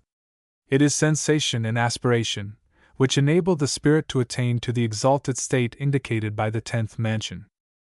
The 9th mansion of the celestial map is the house of science, art, religion, philosophy, etc., and its symbol is Leo, the heart, with its emotions, love, and longings, and sympathies.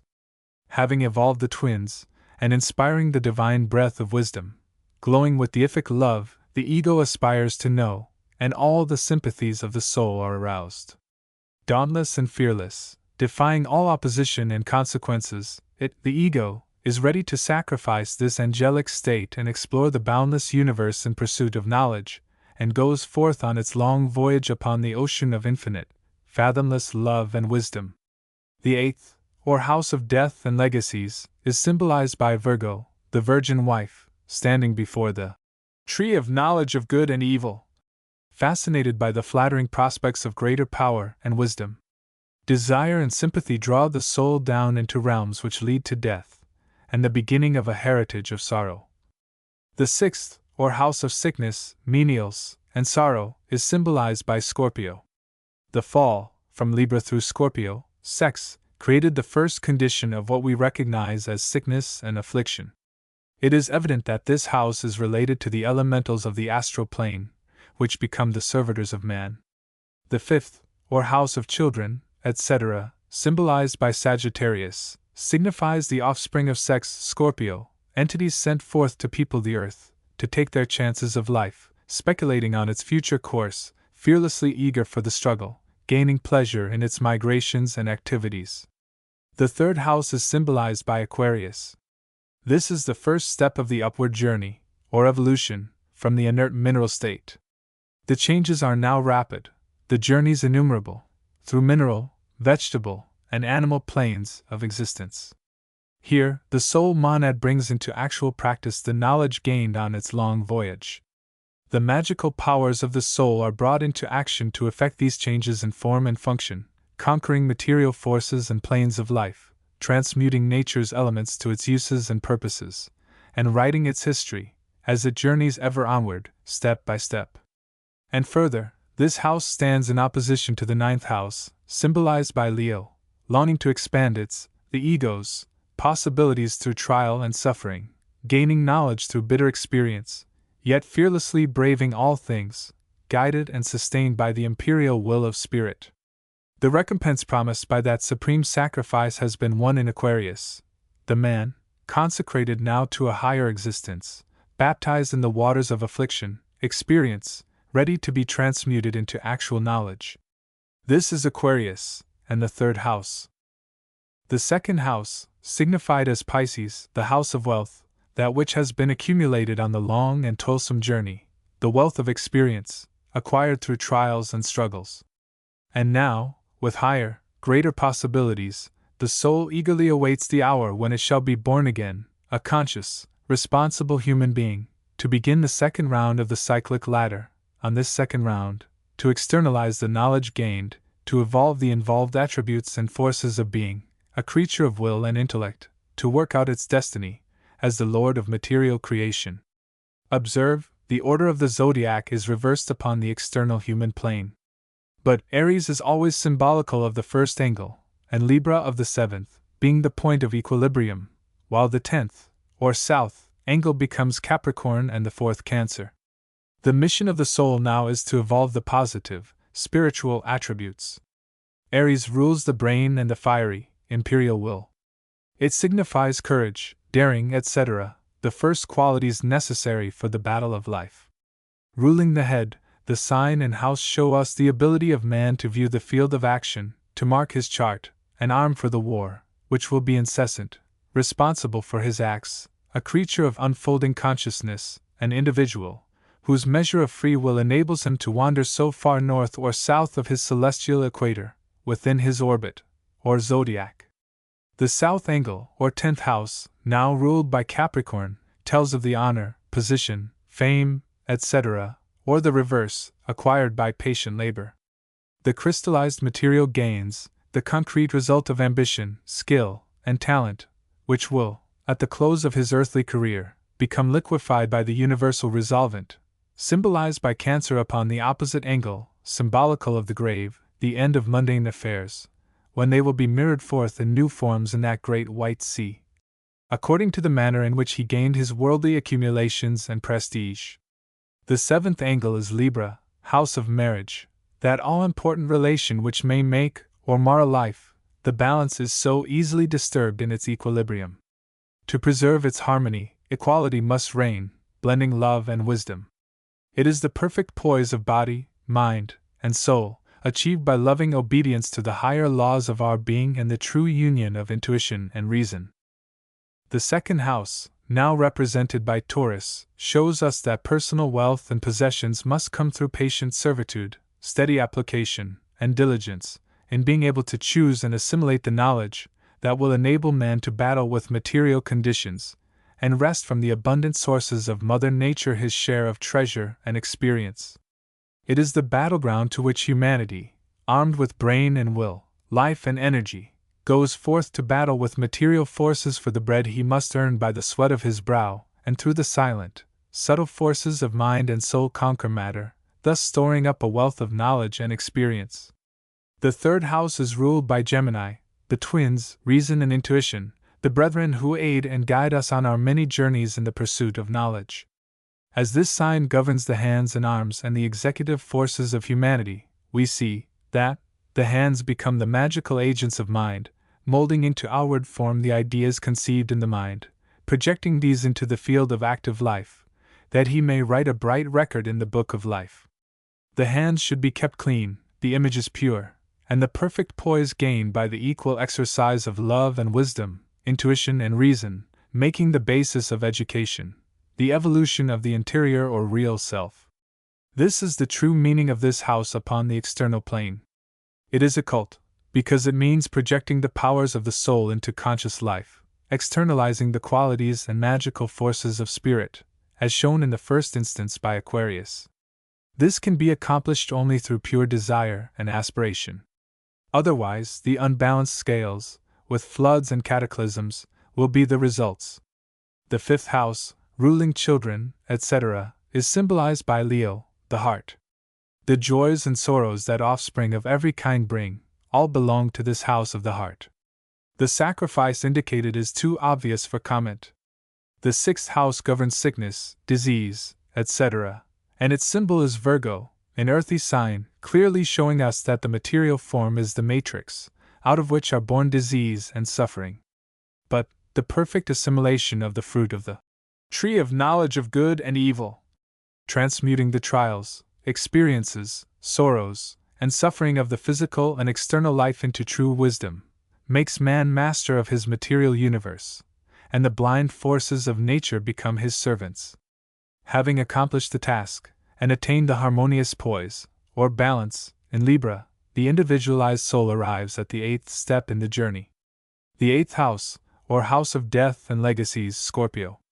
The old Adam dies. The sensuous has no place in the balanced, harmonious being, but recognizes sex as the law, the door to regeneration now, and that a new legacy is awaiting him.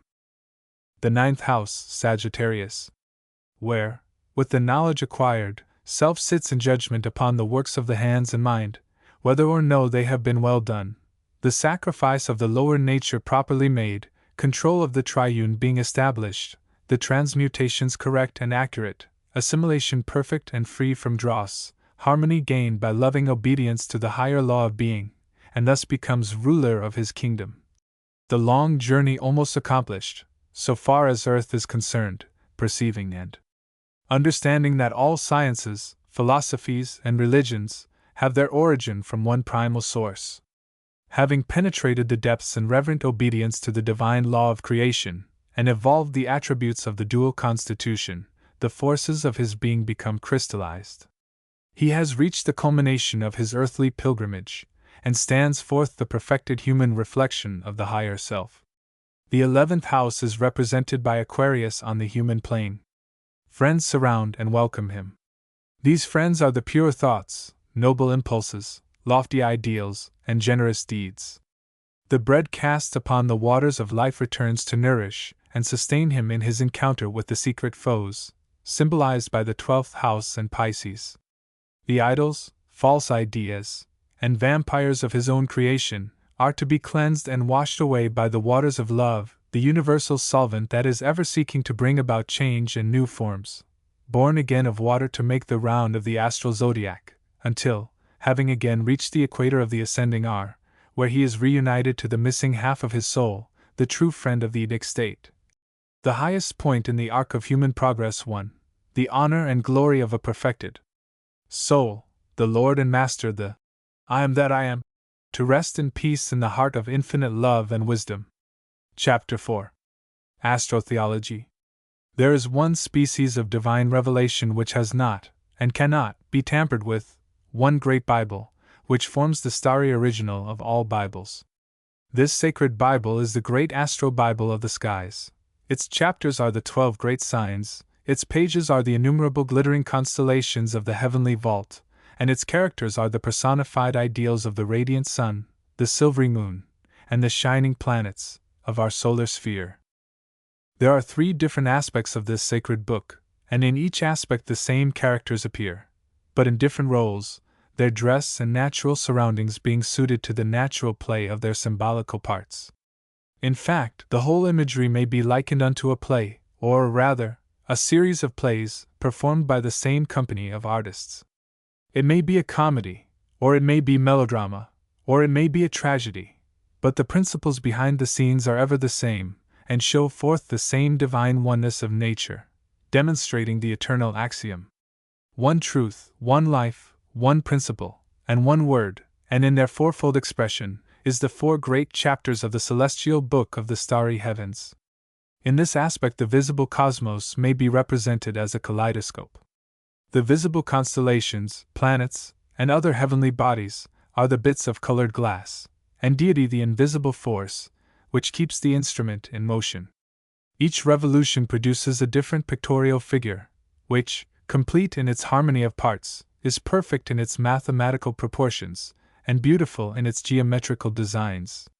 And yet each creation, each form, and each combination of forms are produced by the same little pieces of glass, and all of them, in reality, are optical illusions, i.e., natural phenomena, which deceive the physical senses. So it is with cosmic nature. It must not, however, be supposed, because of this perfect and continual illusion of nature's playful phenomena, that all visible creation is purely an illusion of the senses, as some cranky metaphysicians would have it, because this is not so.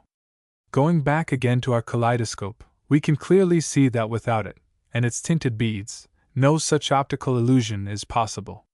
There is, then, a basis of spiritual reality to all visible physical phenomena, but this basis lies concealed, because of the perfect illusion which the reflected image produces upon the material plane of the physical senses.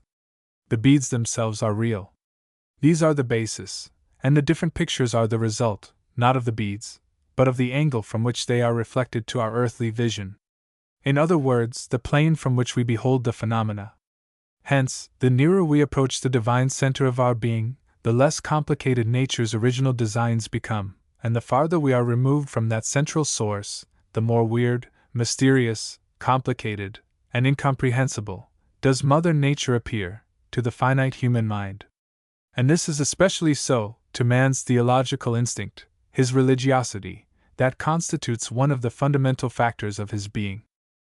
Nature is ever one in her original truths and their duplicate reflections, but ever conflicting and contradictory in her multiplied refractions through the minds of men. Therefore, we will present the primary concept of that grand astrotheology formulated by man's great progenitors, and view the simple machinery, by which they typify to the primitive mind a general outline of nature's divine providence.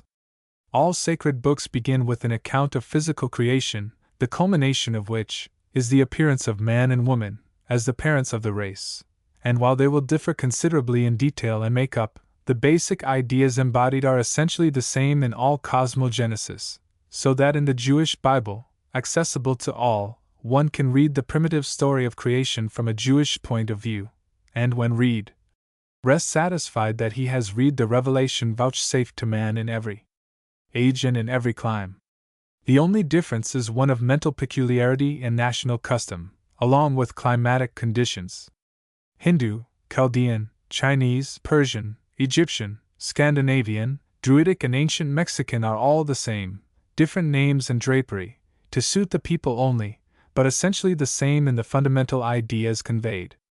The creation of the world. The simple story of creation begins at midnight, when the sun has reached the lowest point in the arc, Capricorn. All nature then is in a state of coma in the northern hemisphere. It is winter time, solar light and heat are at their lowest ebb, and the various appearances of motion, etc., are the sun's passage from Capricorn to Pisces, 60 degrees, and from Pisces to Aries, 30 degrees, making 90 degrees, or 1/4 of the circle. Then begin in real earnest the creative powers. It is springtime. The 6 days are the 6 signs of the northern arc, beginning with the disruptive fires of Aries. Then, in their order, Taurus, Gemini, Cancer, Leo, Virgo, then Libra, the 7th day and the 7th sign, whose first point is opposite Aries and is the opposite point of the sphere, the point of equilibrium, equal day and equal night. It is autumn.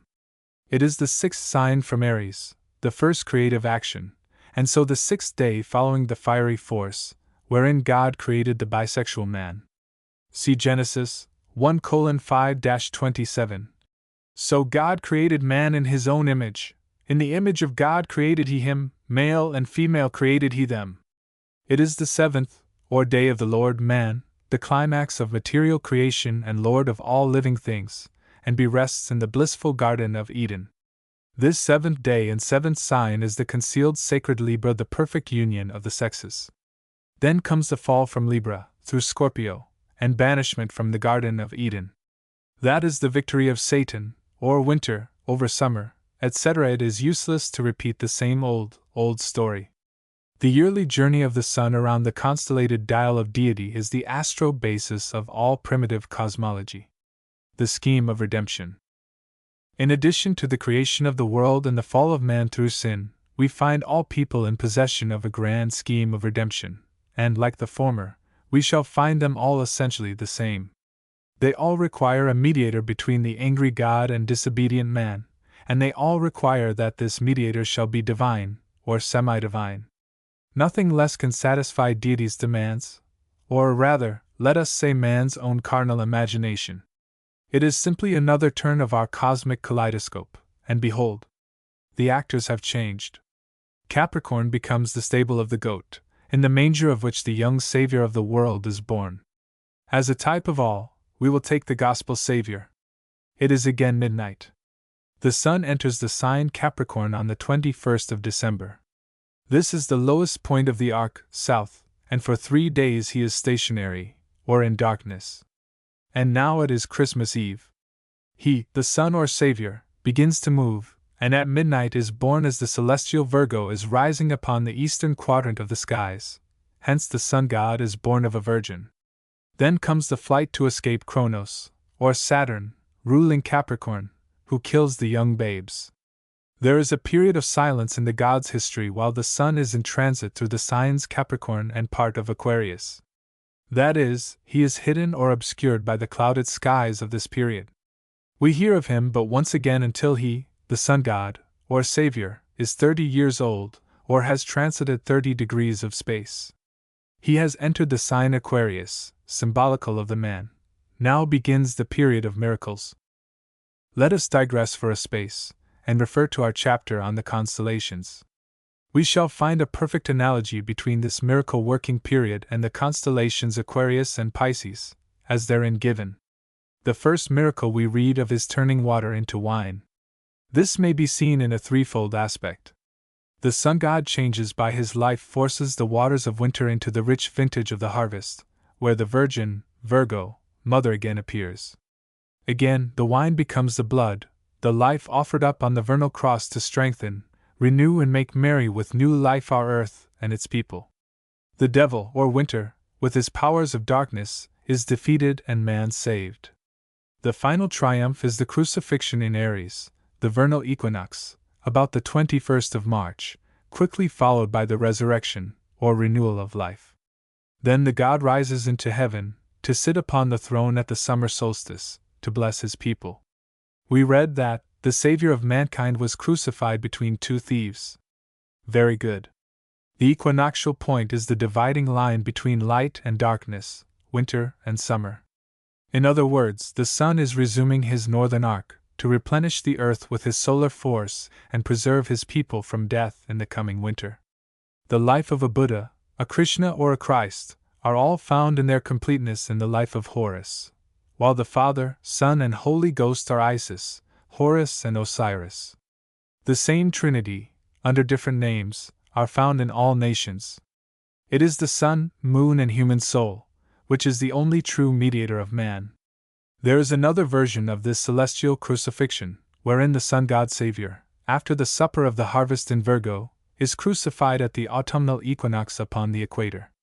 We read that he was dying from the 6th to the 9th hours, 3 signs, or from the 21st of September to the 21st of December, when he is laid in the tomb. This is the lowest point of the sun's journey in the southern hemisphere, and darkness holds the balance in our northern hemisphere. The 3 days in the tomb are the 3 months, or 3 signs, before the vernal equinox, or the resurrection, the rising out of the south to bring salvation to the northern portion of our earth. We have now only to glance over various diverging lines of the same cosmology, and the same redemption. All these allegories typified truths. They all teach the initiate the mysteries of creation, of man's destiny and his necessary cycle of material probation. Some of the most beautiful parables may be read in this light. Abraham, and the story of his wanderings in the deserts of Asia Minor, of Lot and his unfaithful wife, are to be seen still written in the heavens. Hagar and Ishmael are still there, so also are Esau and his brother Jacob, the story of Joseph and his brethren, of Samson and his 12 labors. This is the same beautiful story. The sun, shorn of his glory, or solar force, at the autumnal equinox, stands upon the equator between the 2 pillars of the temple, or light and darkness, and pulls down the temple, or signs, into the southern hemisphere. And behind this we have the eternal truth of the soul, when, giving way to the allurements of matter, Delilah, the soul is shorn of its spiritual covering, or conscience, and sinks into matter and death. And the story of David and Goliath can be read today as clearly as of yore. They are eternal, spiritual verities of human nature, and record, not only the history of the human race, its mutations and transmutations, but of the individual man and the suffering and delusive joys of his material life. Aye, more! It is the record of all his past existence, and a type of his eternal destiny in the future. Another turn of our cosmic kaleidoscope, and lo! The scene changes, the play extended, the angles greater, caused by the revolution of our solar parent through his celestial zodiac. As the sun passes out of one sign into another, or, in other words, forms a different angle to his own center of force, a new dispensation is born to the world, or, rather, reborn under a new guise. The great sun god appears to change his nature and manifests an entirely different set of attributes. That is the way man personified this play of nature, through his imperfect conception of the cause of this change. But to him it was, and is, a truth, and man's effort to externalize these attributes in a divine personality was, and is, strictly from the plane of his mental development and spiritual unfoldment. The two pictures of this astrotheology, as set forth in the two divisions of the Jewish Bible, will illustrate our meaning. The sun had entered the sign Aries some time prior to the exodus from Egypt. Aries is the constellation of Mars, the fiery, destructive and warrior element, or force, in nature, and we find the Jewish conception of God a perfect embodiment of these attributes, the Lord of hosts, a God mighty in battle, delighting in the shedding of blood and the smell of burnt offerings, ever marshalling the people to battle and destroying their foes and the works of his own hands, a God imbued with jealousy, anger, and revenge. This was the type set up by the Jewish savior and lawgiver, Moses. After a period of 2,160 years, we find the Christian cosmology ushered in. The sun has entered the sign Pisces, which is ruled by Jupiter, the beneficent Father. The Christ, or mediator, of the Christian gospel was an embodiment of the joint qualities of the sign and ruling planet. Gentle, loving and merciful, his words were messages of love and peace. His work was with the poor, oppressed and fallen. He eschewed sacrifices and burnt offerings. A contrite heart was the best offering. He taught the people that God was their Father, loving all, just, yet merciful. But a strong taint of the old conception has remained with the human race, hiding, at times, the beauty of the latter concept. These are, again, the refractions of eternal truths, viewed by man from his material plane. The elements are here presented, the alphabet and its key clearly defined.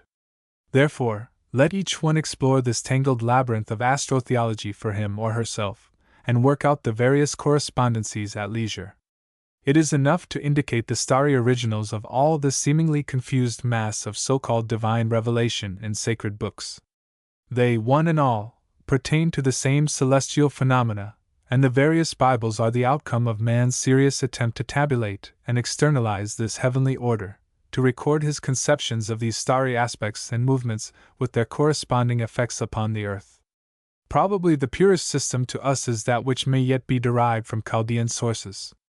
This sacerdotal caste were the most perfect in their astral conceptions and complete in their symbolic system of recording, and if the great work found in King Sargon's library in 70 tablets is ever translated, it will prove of priceless value to the student of these weird, but sublime, astrological mysteries. In conclusion, as we reflect upon the fourfold aspect of the subject that we have presented in outline in these pages, the whole imagery passes in review before the mental vision. We see that the radiant constellations of the heavenly vault, with the beautiful reflection and counterpart, the shining zodiac, are the two halves of the great cycle of necessity, the spiral of eternal, universal life, which binds the whole into unity, and unity into infinity. It is the grand scheme of creative life. The 7 principles of nature, or divine activities, are the forces producing the phenomena within 7 angelic states, 7 kingdoms, and by 7 planets, upon the external plane, the planets being the passive mediums of the positive spiritual forces. Upon this dual spiral, which reflects the 7 rays of the solar spectrum, is produced 7 musical notes, one half of the spiral in sound and color being the complementary of the other half. Man, the earth, and our solar system are revolving, each orb in its own key, and its own peculiar ray, meeting and blending with other spirals, and the whole blending into one mighty spiral cycle of progressive life, revolving around the eternal, infinite ego God, ever involving and evolving the attributes, powers, and possibilities of the one great central source of being. It is a grand orchestra, pealing out in richest melody and sublime harmony, the grand anthem of creation. We praise thee, O God. Chapter 5. Astromythology. The astromythological system of the ancients, though forming the last section, so to say, of the mysteries of the divine Urania, is, perhaps, the most beautiful of its general features, and perfect in the complete fulfillment of the purpose for which it was intended, viz., to convey to the human mind a lesson, a moral, a truth in nature, and last, but not the least, to serve as a basis upon which its inner aspirations and its more external faith might rest in security. When we come to examine the deep, philosophical principles of such a wise system, we are almost astounded at the result of our researches and the wisdom of human nature displayed in formulating such perfect analogies of truth, semi-truth, and of falsehood, according to the plane occupied by the individual. Let us take one instance, which will clearly explain all the rest, for they are built and formulated after the same model. Aeneas, of Greek myths and fables, is reputed to be the son of Venus by a mortal father, upon the plane of reality. As that of actual parent and child, of course this is an utter falsehood. To the rural population of long, long ago, and their simple, rustic conceptions, it was a truth. Why so? Because they believed it, and to them it taught the required lesson of obedience to the powers that be. But if in reality it was a falsehood, how can it become a truth by the simple addition of acceptance and belief? Because it possessed a metaphysical truth, though not a physical one, in the sense accepted. Aeneas, son of Venus, whose history is so beautifully preserved by the immortal Virgil, was, metaphysically speaking, son of the goddess, because he was, in his astral and magnetic nature, ruled and governed by Venus, born under one of her celestial signs, and when she was rising upon the ascendant of the house of life, even as Jesus Christos was born of a virgin, because Virgo was rising at his birth. Thus Aeneas was, in strict metaphysical reality, a son of Venus. Having satisfied the rural mind, which thus, unconsciously, accepts an absolute truth under a physical disguise, the metaphysical thinker, the philosopher, also accepts the same fable, knowing and realizing its more abstract truth. But again, we are met with the objection that such a truth is only apparently a truth, i.e., on the plane of embodied appearances, and naturally the question arises, where, if at all, is the real truth of the mythos? That truth which is beyond the mere metaphysical thinker and commonplace philosopher, the truth which the initiates recognize, where is it? That truth lies far beyond the purview of astromythology. It is connected with the center of angelic life. Sufficient here to say that, as there are 7 races of humanity, 7 divisions to the human constitution, 7 active principles in nature, typified by the 7 rays of the solar spectrum, so are there 7 centers of angelic life, corresponding to the 7 planetary forces formulated in the science of the stars.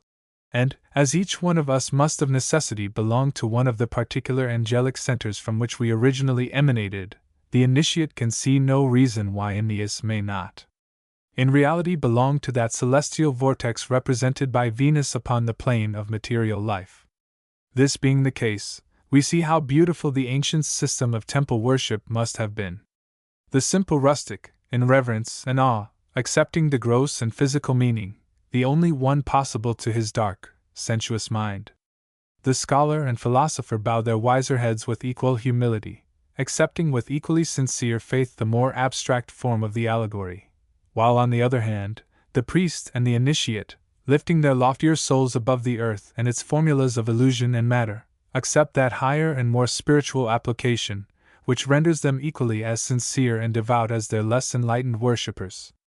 It is thus we find these astromyths true for all time, true in every age of the world, and equally true of all nations.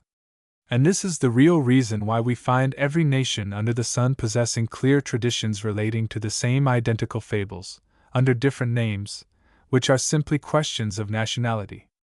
And when mythologists, archaeologists, and philologists once recognize the one central, cardinal truth, they will cease to wonder why nations, so widely separated by time and space, possess the same basic mythology. They will then no longer attempt its explanation by impossible migrations of races, carrying the rudiments with them. They will find that this mythology was a complete science with the ancient sages, a universal mystery language, in which all could converse, and that it descended from the Golden Age, when there was but one nation on the face of the earth, the descendants of which constituted the basic nucleus of every race which has since had an existence. In this light, all is simple, clear, and easy to comprehend, all is natural. The astronomer priests of the hoary past, when language was figurative, and often pictorial, had recourse to a system of symbols to express abstract truths and ideas. In order to impress the minds of pupils with the true concept of the attributes of the celestial forces we call planets, they personified their powers, qualities, and attributes. Just as the average mind of today cannot conceive of deity apart from personality, so did primitive man clothe his ideas in actual forms, and in these impersonations, they combined the nature of the celestial orb with that of the zodiacal sign or signs, in which the planet exerted its chief and most potent activities.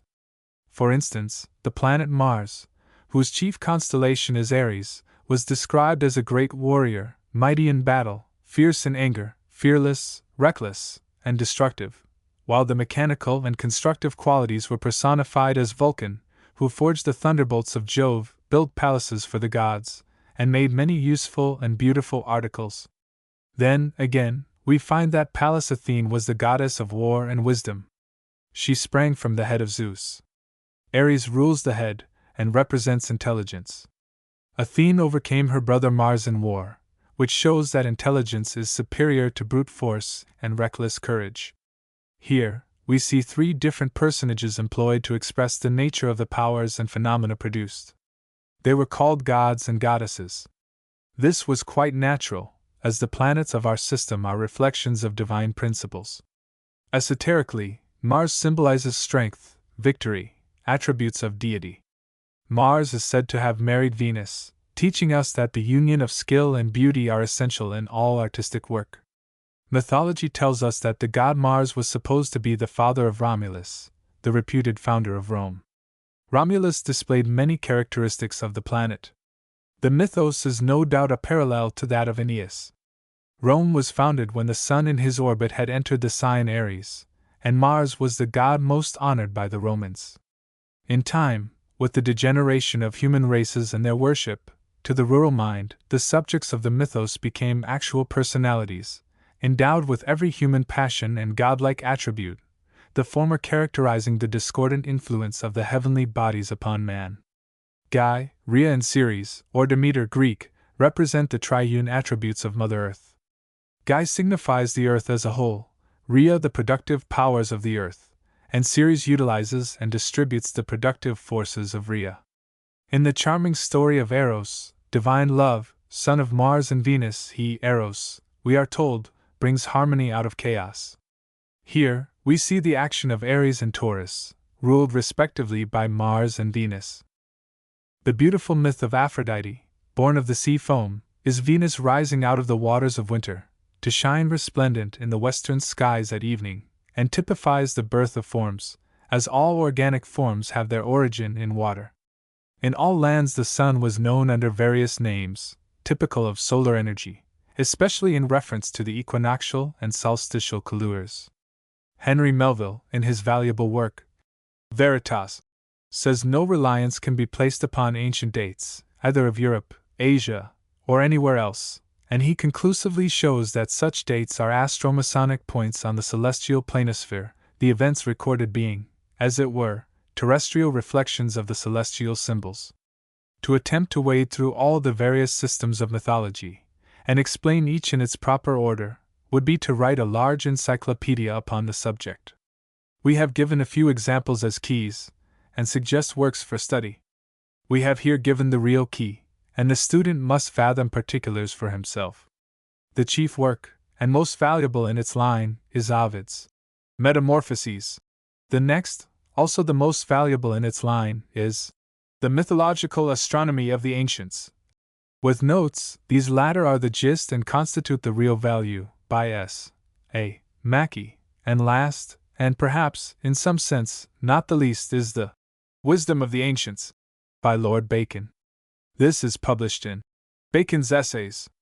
A careful study of Ovid, with the key which this chapter supplies, will reveal all that pertains to ancient gods, demigods, and heroes, while a study of Mackey, and a careful comparison with La Clef and La Clef Hermetique, will reveal all that pertains to cosmic cycles and astrochronology, which is the only chronology that is quite trustworthy, as far as ancient history is concerned. While we are on this subject, we must point out some of the delusions into which the subtle, magical teachings of the Orient would lead the student. All the monster sphinx, half human, half animal, etc., which the ancients have preserved, are simply records of the past. They are chronological tables of cosmic time, and relate to eras of the past, of the sun's motion, and not by any means to living creatures of antediluvian creations, as some wiseacres have imagined. Many of these ancient monuments, monstrous in form, are records of that awful period of floods and devastation known as the Iron Age, when there was a vertical sun at the poles, or, in other words, when the pole of the earth was 90 degrees removed from the pole of the ecliptic. To those who can read or write, every lineament tells as plainly as the written word the history of that awful past, marking the march of time, recording the revolutions of the sun in his orbit of 25,920 years, and relating with wonderful accuracy the climatic changes, in their latitudes, which took place with each revolution of the sun and corresponding motion of the earth's pole of less than 4 degrees. All the greater myths of the dim past were formulated to express cosmic time, solar and polar motion, and the phenomena resulting therefrom. These monuments of antiquity prove that the ancients knew a great deal more of the movements of heavenly bodies and of our planet than modern astronomers credit them with. Madame Blavatsky, in her Secret Doctrine, seriously states that all these monstrous forms are the types of actual, once living physical embodiments, and with apparent sincerity, asserts that the adepts teach such insane superstitions. Such, however, is not the case, either is there anything true, or even approaching the truth, in the cosmogony given in the work in question. And lastly, we have but one more aspect of the grand old astro-mythos to present to your notice. This aspect reveals the whole of the ancient classification of work and labor, and gives us a clear insight into the original designs, or pictorial representations, of the 12 signs and the 12 months of the year. It also clearly explains many things which are today attributed to superstitious paganism.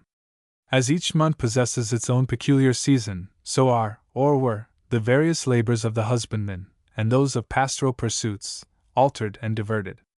Each month, then, had a symbol which denoted the physical characteristics of climate and the temporal characteristics of work. As the sun entered the sign, so the temple rites varied in honor of the labors performed, and the symbol thus became the object of outward veneration and worship. So we see that the 12 signs, and principally the 4 cardinal ones, became deities, and the symbols sacred, but in reality, it was the same sun to which homage was paid. There is a large sphere of study in this direction, as, of course, each climate varied the symbol to suit its requirements. In Egypt there were 3 months when the land was overflowed with water, hence, they had only 9 working months out of doors, and from this fact sprang the 9 muses, while the 3 sirens represented the 3 months of inactivity and work, or 3 months of pleasure and festivity. Mackey tells us that the great Leviathan mentioned in the book of Job was the river Nile. In nearly all mythologies, we find that the gods assembled on some high mountain to take counsel. The Olympus of the Greeks and Mount Zion of the Hebrew Bible mean the same, the pole star, and there, on the pictured planisphere, sits Cephas, the mighty Jove, with 1 foot on the pole star and all the gods gathered below him. The pole star is the symbol of the highest heaven. With this we close, leaving the endless ramifications of this deeply interesting subject to the student's leisure and personal research, trusting the keys we have given in this chapter and their careful study may induce the reader and student of these pages to search out for himself the meaning concealed in all astromythologies. Chapter 6. Symbolism. At this point of our study it is necessary to make a halt, and before proceeding further, to attempt to formulate and realize that which, so far, we have been pursuing. First, then, we have passed in review the zodiac, and then the constellations. From this we mentally surveyed both astrotheology and astromythology. And now, it is our first duty to realize these in their real significance, and this consists in a clear comprehension of the grand law of correspondences. What is this law? It is the law of symbolism, and symbolism, rightly understood, is the one divine language of Mother Nature, a language wherein all can read, a language that defies the united efforts of both time and space to obliterate it, for symbolism will be the language of nature as long as spirit expresses itself to the divine soul of man. No matter where we turn nor where we look, there is spread out to our view a vast panorama of symbolic forms for us to read.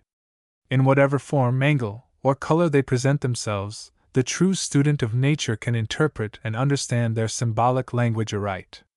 It has been by the personification of nature's symbols that man has become ignorant of their language. There is no form, sound, nor color but what has its laws of expression, and only a perfect knowledge of symbolism will enable man to know the law, power, and meaning lying behind such manifestations. The law of expression is exact, and as unalterable as deity himself. The physical senses cannot vibrate to these interior forces, and through them, comprehend their law. The physical senses vibrate to the spirit's expression, not to the powers, forces, and laws, which brought them into objective existence. Countless numbers of mystics, if such they deserve to be called, among present-day students, speak and write very learnedly upon the law of correspondence, and few, if any, of them really understand or know anything at all of that law. The intellect alone cannot solve the problems of this law. It cannot grasp the true, interior and spiritual meaning, except in just so far as intellect is capable of externalizing them. The inmost spiritual truths, that cannot be demonstrated to the outward senses, never have, nor never will, appeal to any one who has not the interior ability to comprehend them. There was a time when men ruled by pure intellect, without its accompanying other half, intuition. They were looked upon as monstrosities. This state of purely intellectual development has been brought about by the positive, masculine principle, reason, absorbing its counterpart, the intuition, the feminine portion, and the result, by correspondence, is as fatal as upon the interior plane, where the positive, masculine soul denies the existence of his mate, thus setting upon his throne only a portion of himself as his idol, and then reasons himself into the belief that he is complete. Love has been cast out, ignored and forgotten until at last she departs, leaving a vacancy that eternity cannot fill. This is somewhat similar to their elusive devotion, an ideal, a mere mystical sentiment to gush over, but a something they do not in reality comprehend. Therefore, we shall do our utmost to explain this universal law, and to point out wherein its first principles are manifest. Once these are mastered, the golden rule will explain all the rest. As it is below, so it is above, as on the earth, so in the sky. Here, then, is our first lesson on the subject of reality, which constitutes the hermetic science of correspondences. First, realize that a line or an angle, for instance, is something more than its mere mathematical outline. It corresponds to some power, force, or principle within the great anima mundi of the mysteries, that are trying to find expression, in their evolutionary journey, in forms. Let us illustrate our meaning. A point or dot is what? Well, externally it is the alpha of all mathematics. It is the first finite manifestation of the spiritual force. Within that dot lies concealed, in embryo, all the future possibilities of the manifesting principle. This dot or point is a something to begin with, a form externalized, from which all future forms may spring forth, and they may be infinite, both in number and variety. First a primary, simple idea, from which all ideas and thoughts, intricate and complex, have their being. A point extended is a straight line, scientifically expressed, whereas in real truth there is no such thing as a straight line, that is to say, it is a form increased or multiplied by itself, and therefore, is an extension in space that can be measured, and each extension means a new form, an additional symbol.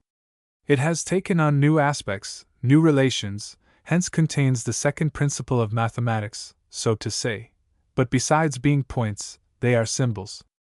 They are principles in nature as clearly related to each other as the leaf and the stem of plant life. Each monad, or point in the universe, is the beginning of something. Equally so, it is also the termination of its own forces in that particular action, and will remain inert until it becomes acted upon by something else. A point, then, is a primary, simple idea, a straight line. An angle is the same idea, rendered greater and more complex, and refers to the same forces upon a different plane, and the more we multiply the angles, the more complex and far-reaching becomes the symbol, and the more numerous and diverse become its planes of action. Here we will introduce an example. A trine represents three forces or angles, and when united, form a trinity, hence harmony. Its apex, when above, is celestial, therefore represents the male forces of spirit. A trine reversed also represents the same forces, with its apex in matter, hence it is negative. In these two complex ideas, clearly represented by these symbols, we have all matter and spirit, and yet they are but extensions of our point in space, rendered far-reaching and complex, by the position and the number of angles presented. Let us turn the key once again, and we find that both spirit and matter possess the same outline in their primal concept, except reversed, polarized. Let us unite these two trines, and we have a still more potent form, a symbol almost infinitely complex. We have spirit and matter united, or rather, three rays of force, positive, meeting three rays of force, negative, at a given point. Thus we have 6 points, also 6 sides, the ultimate of which is a cube. All are now equal. It is the first force of a crystallization, creation of matter. Once again let us turn the key, and we have our two conceptions in a metaphysical sense. The trine with its apex above is as the trine with its apex below, both the same in form, yet vibrating to very different planes, and a very different language is required to read and interpret their meaning aright. The spiritual, or the trine with its apex above, draws its influence from the celestial, and as it condenses and takes on form in the trine of matter, it transmits this same divine force through its apex, which points below, to matter. The double trine is found upon every plane, obeying the divine law of correspondences.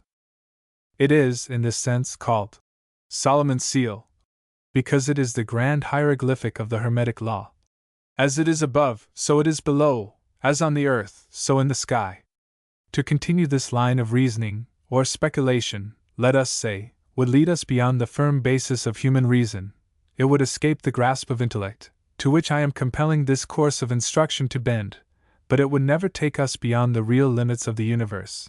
Yet, not to extend our investigations, we would ever remain in the lower trine, in the realms of effects, and lose sight entirely of the trine of spirit, from whence originated the force and potency in the form of matter.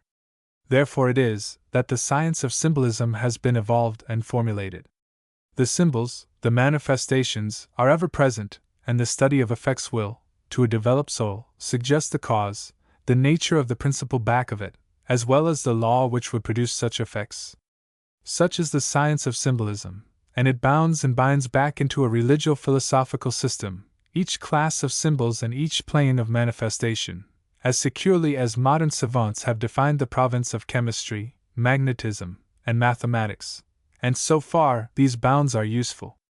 But it is only a question of time and space, after all, because, when resolved back, or let us say, evolved up into their abstract principles, chemistry, magnetism, and mathematics are purely arbitrary terms to express special features of the same one eternal thing or science, which is existence, and it, in turn, is consciousness, not that external consciousness of existence, not that knowledge and love of living, but that interior conscious knowledge, which tells us why and how we exist, by what force and power we are sustained and permitted to obey and carry out the law of mediumship, reception and transmission, attraction and repulsion, spiritual and material, that ultimately blend and become as one, the double trine, and united with the divine ego of its being, becomes complete. 7. The perfected number of form. The sum total, then, of all, and the value it may possess to the individual, is measured by his ability to perceive. For there is nothing external that is not in some sense mental, and there is nothing mental that is not in some sense spiritual. the sides of the triangle, physical, mental, and spiritual, and the apex where meet the mental and spiritual, forms the center of contact to higher trines and realms above. Where mind is not, there are no symbols, no ideas, no manifestations. The spirit has not yet reached that point in its evolutionary journey where it can yet crystallize its projected force, power, or ideas, into forms, for everything that is the outcome of divine thought, and expresses within itself the symbol of its being. This is the arcana of the law of correspondences. Remember the above teaching, because upon its full comprehension rests the ability to read symbols aright.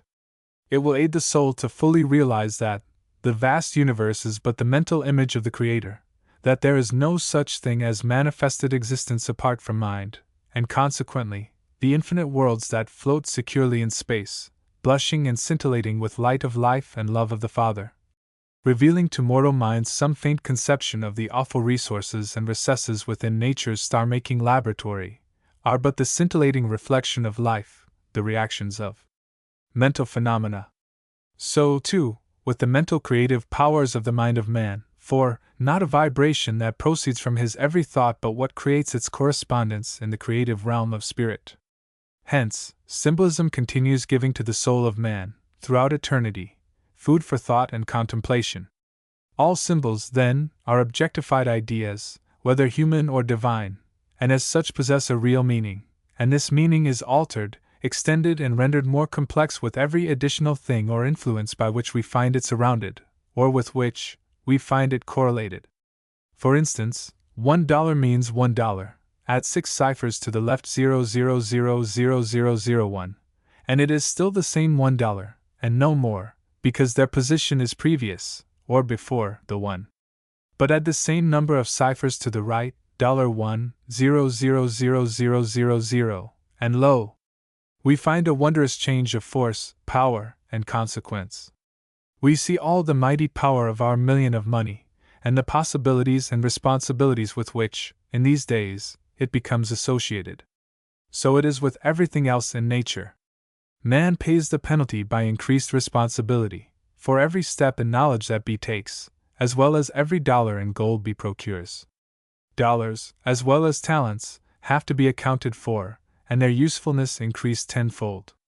The dollars must not be buried nor hoarded any more than our talents, but each, unfolded and doubled, so that we may be instrumental in helping our co-workers in their upward path, in the cycle of necessity. Knowledge is the basic foundation in reading nature's language.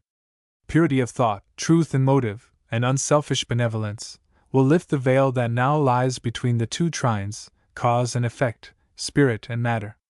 We have given the key and explained the alphabet of this wondrous law, therefore we close.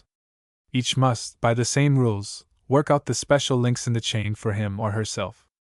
The angle from which each take their view determines the reading and interpretation of the symbols presented, whether that be from the apex, the sides, or the base, for every symbol has its trinity in principles and form. Cause and effect are but the action and reaction, the result is the symbol which reveals the correspondence of both. Chapter 7. Alchemy, Part 1. What a weird yet strangely pleasing name the term alchemy is. It is simple, yet so infilled and intermixed with the possible verities of exact science and the philosophical speculations on the infinite and the unknown, as to elude our mental grasp, as it were, by its own subtle essence, and defy the keenest analysis of our profoundest generalizers in science. And yet, in spite of this self-evident truth, how fascinating the sound of the word becomes to the mystic student's ear, and how pregnant with awful and mysterious possibilities it becomes to the immortal powers embodied within the complex human organism termed man. Words, if we but knew it, have the same innate, magnetic influence, and possess the same power of affinity and antipathy that the human family possesses, as well as all organic and inorganic forms and substances. And how sad, to a developed soul, to witness the inharmony existing in our midst, caused by the misapplication of names. Most human beings are very conscious of personal, or human magnetism, and its effects. But they stop right there, and do not dream of the subtle, silent influences emanating from a name, a word, and the power existing in words, when properly used. The human mind is so absorbed in nature's manifestations, which are only the husks, that they fail to see the true, hidden meaning and realities, concealed beneath the material shell. We will first notice the meaning of the words which constitute our subject, viz., alchemy, then give a brief review of its physical correspondence, chemistry, and its true relation to its spiritual counterpart, alchemy. Al and chemi are Arabic Egyptian words which have much more in them than appears upon the surface, and possess a far different meaning from the one which the terms usually convey to the average mind. Terms, and the ideas we associate with them, vary according to the age in which we live. So with those from which the word alchemy is derived. Let us penetrate beneath the mere verbal husk with which linguistic usage and convenience have clothed them, and which, in the course of ages, has become nothing but the dross of decomposed verbiage, and see if we can excavate the living germ that has become buried within. If we can do so, we shall, at the commencement of our study, have attained unto a realization of the ancient meaning and real significance of the terms employed. And this will be no small gain, and will form no unimportant part of the equipment in our present research. The Arabians, who derived the whole of their occult arcana from the Egyptians, are the most likely to render us the most truthful and direct significance of the word, and so we find them. Thus, al, meaning the, and chemia, which means the hidden, or secret, ergo the occult, from which are derived our modern term alchemy, more properly alchemia.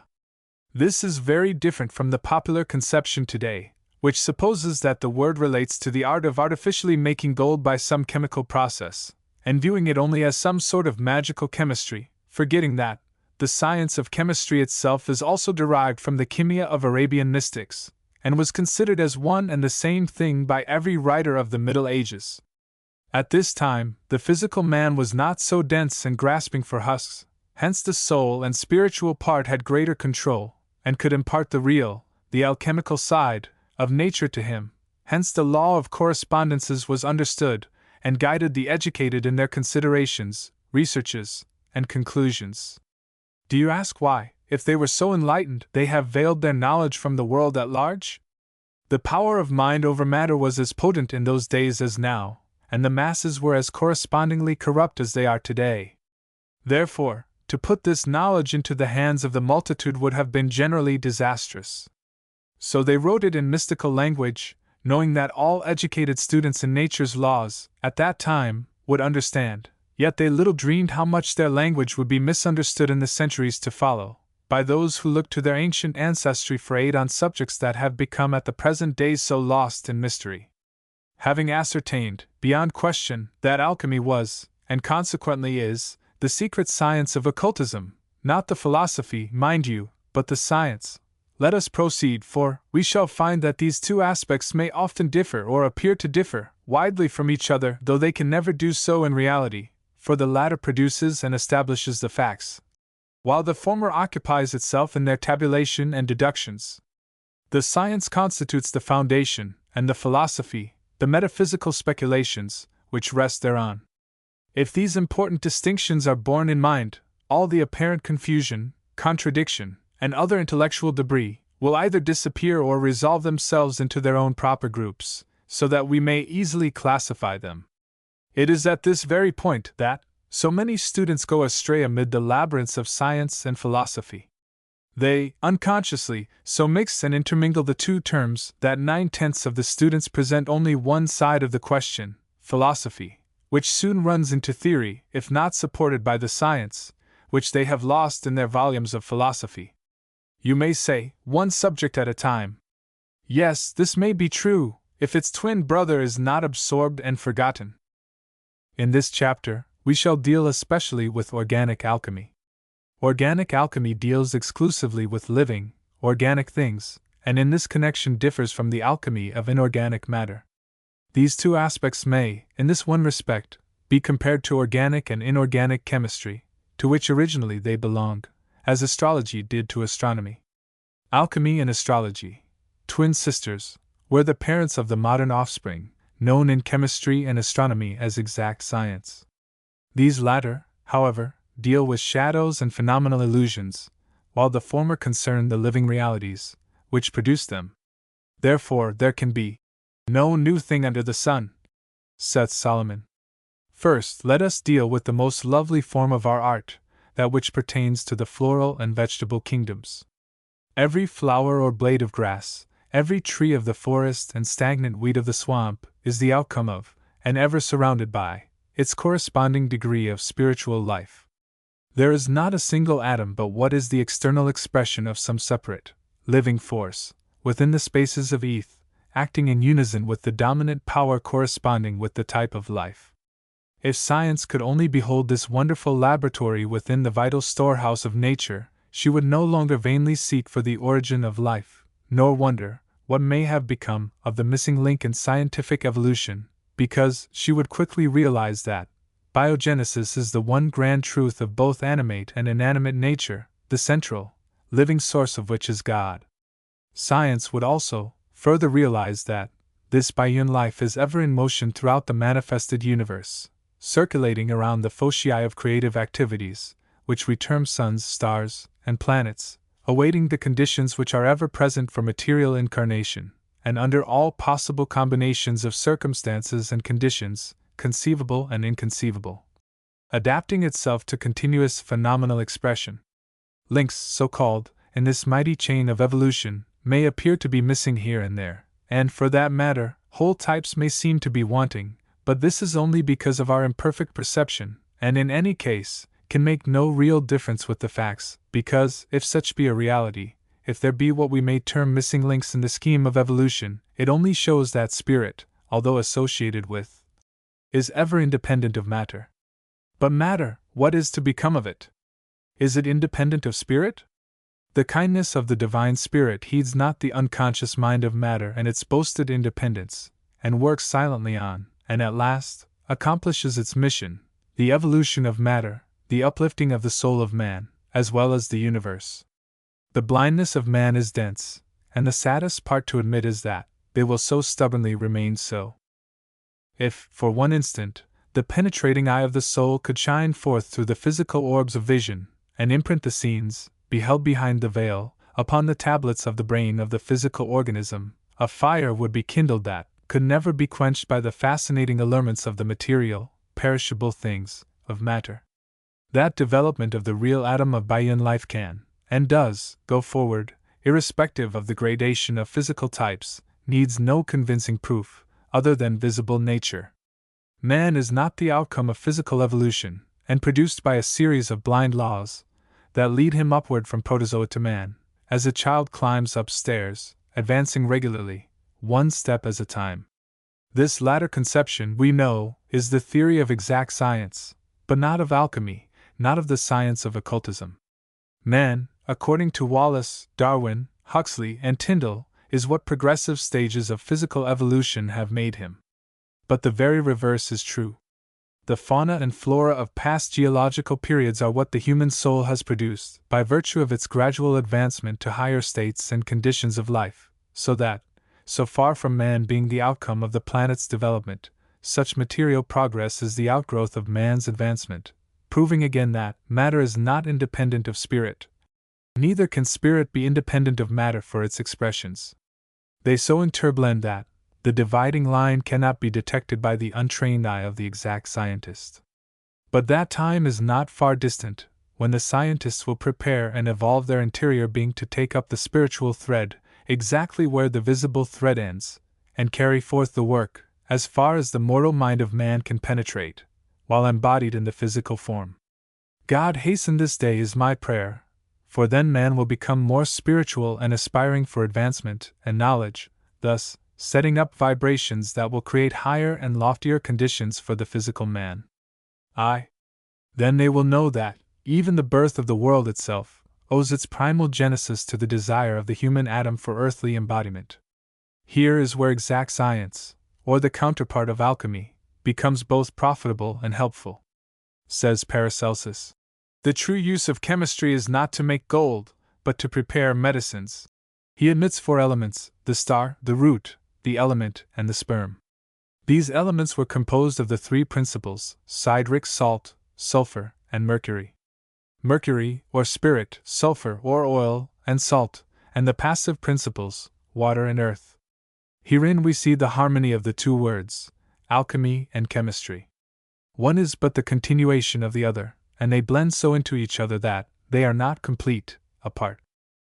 The chemist, in his analysis of the various component parts of any form of matter, knows also the proportional combinations, and thus, by the law of correspondence, could, by the same use of the spiritual laws of alchemy, analyze and combine the same elements from the atmosphere, to produce the corresponding expression of crystallized form.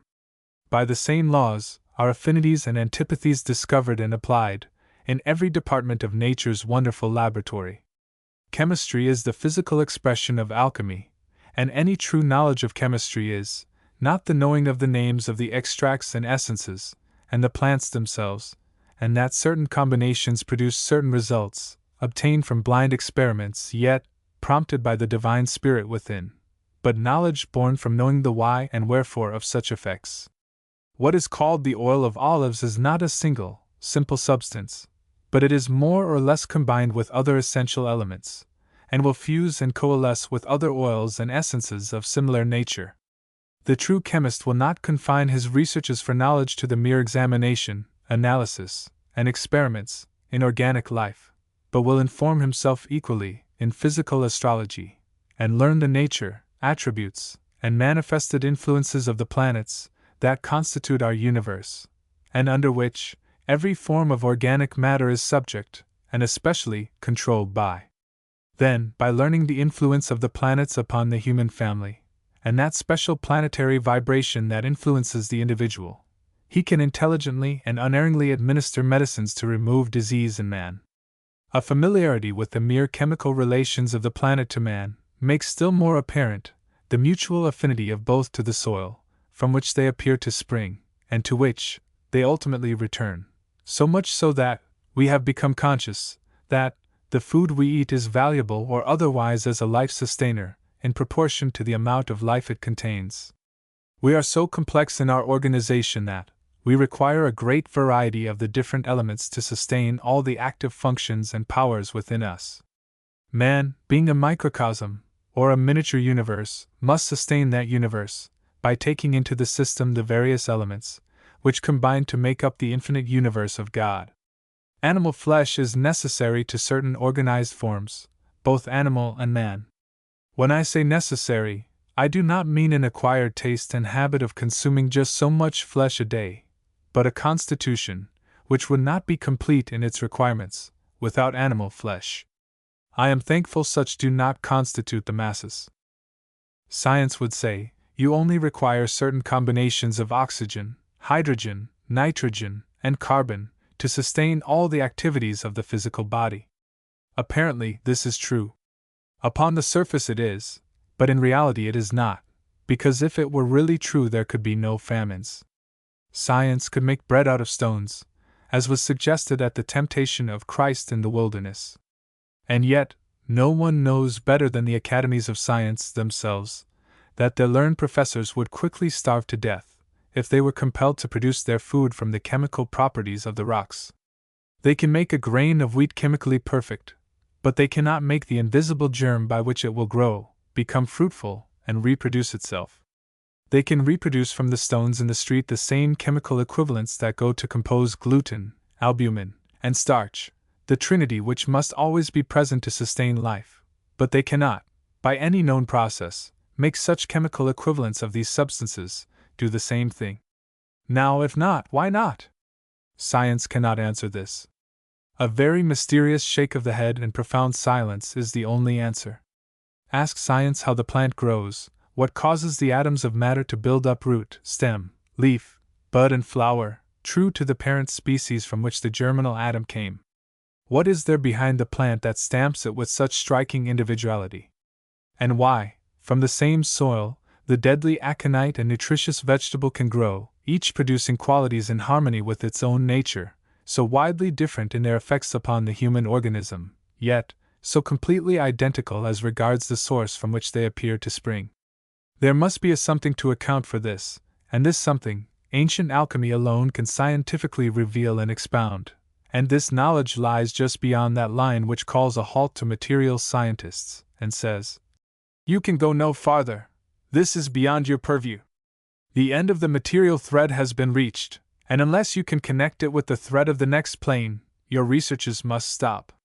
Before entering upon and answering these vital questions, we must digress a little, and make ourselves perfectly familiar with the ideas and revelations of advanced physical science upon the subject, and for this purpose no more trustworthy guide can be consulted than the new edition of The Chemistry of Common Life, by the late James F. W. Johnson, M.A., England, and revised by Arthur Herbert Church, M.A. In Chapter 4 on page 56 of this work, upon the anatomy of plant life, we read, "How interesting it is to reflect on the minuteness of the organs by which the largest plants are fed and sustained. Microscopic apertures in the leaf suck in gaseous food from the air. The surfaces of microscopic hairs suck a liquid food from the soil. We are accustomed to admire, with natural and just astonishment, how huge rocky reefs, hundreds of miles in length, can be built up by the conjoined labors of myriads of minute zoophytes, laboring together on the surface of a coral rock. But it is not less wonderful that, by the ceaseless working of similar microscopic agencies in leaf and root, the substance of vast forests should be built up and made to grow before our eyes. It is more wonderful, in fact, for whereas, in the one case, the chief result is that dead matter extracted from the sea is transformed into a dead rock, in the other, the lifeless matter of the earth and air are converted by these minute plant builders into living forms, lifting their heads aloft to the sky, waving with every wind that blows, and beautifying whole continents with the varying verdure of their ever-changing leaves." Further on in the same chapter, on pages 62 to 3, the same eloquent writer continues, "But the special chemical changes that go on within the plant, could we follow them, would appear not less wonderful than the rapid production of entire microscopic vegetables from the raw food contained in the juice of the grape. It is as yet altogether incomprehensible, even to the most refined physiological chemistry, how, from the same food taken in from the air, and from generally similar food drawn up from the soil, different plants, and different parts of plants, should be able to extract or produce substances so very different from each other in composition and in all of their properties. From the seed vessels of one, the poppy, we collect a juice which dries up into our commercial opium. From the bark of another, cinchona, we extract the quinine with which we assuage the raging fever. From the leaves of others, like those of hemlock and tobacco, we distill deadly poisons, often of rare value for their medicinal uses.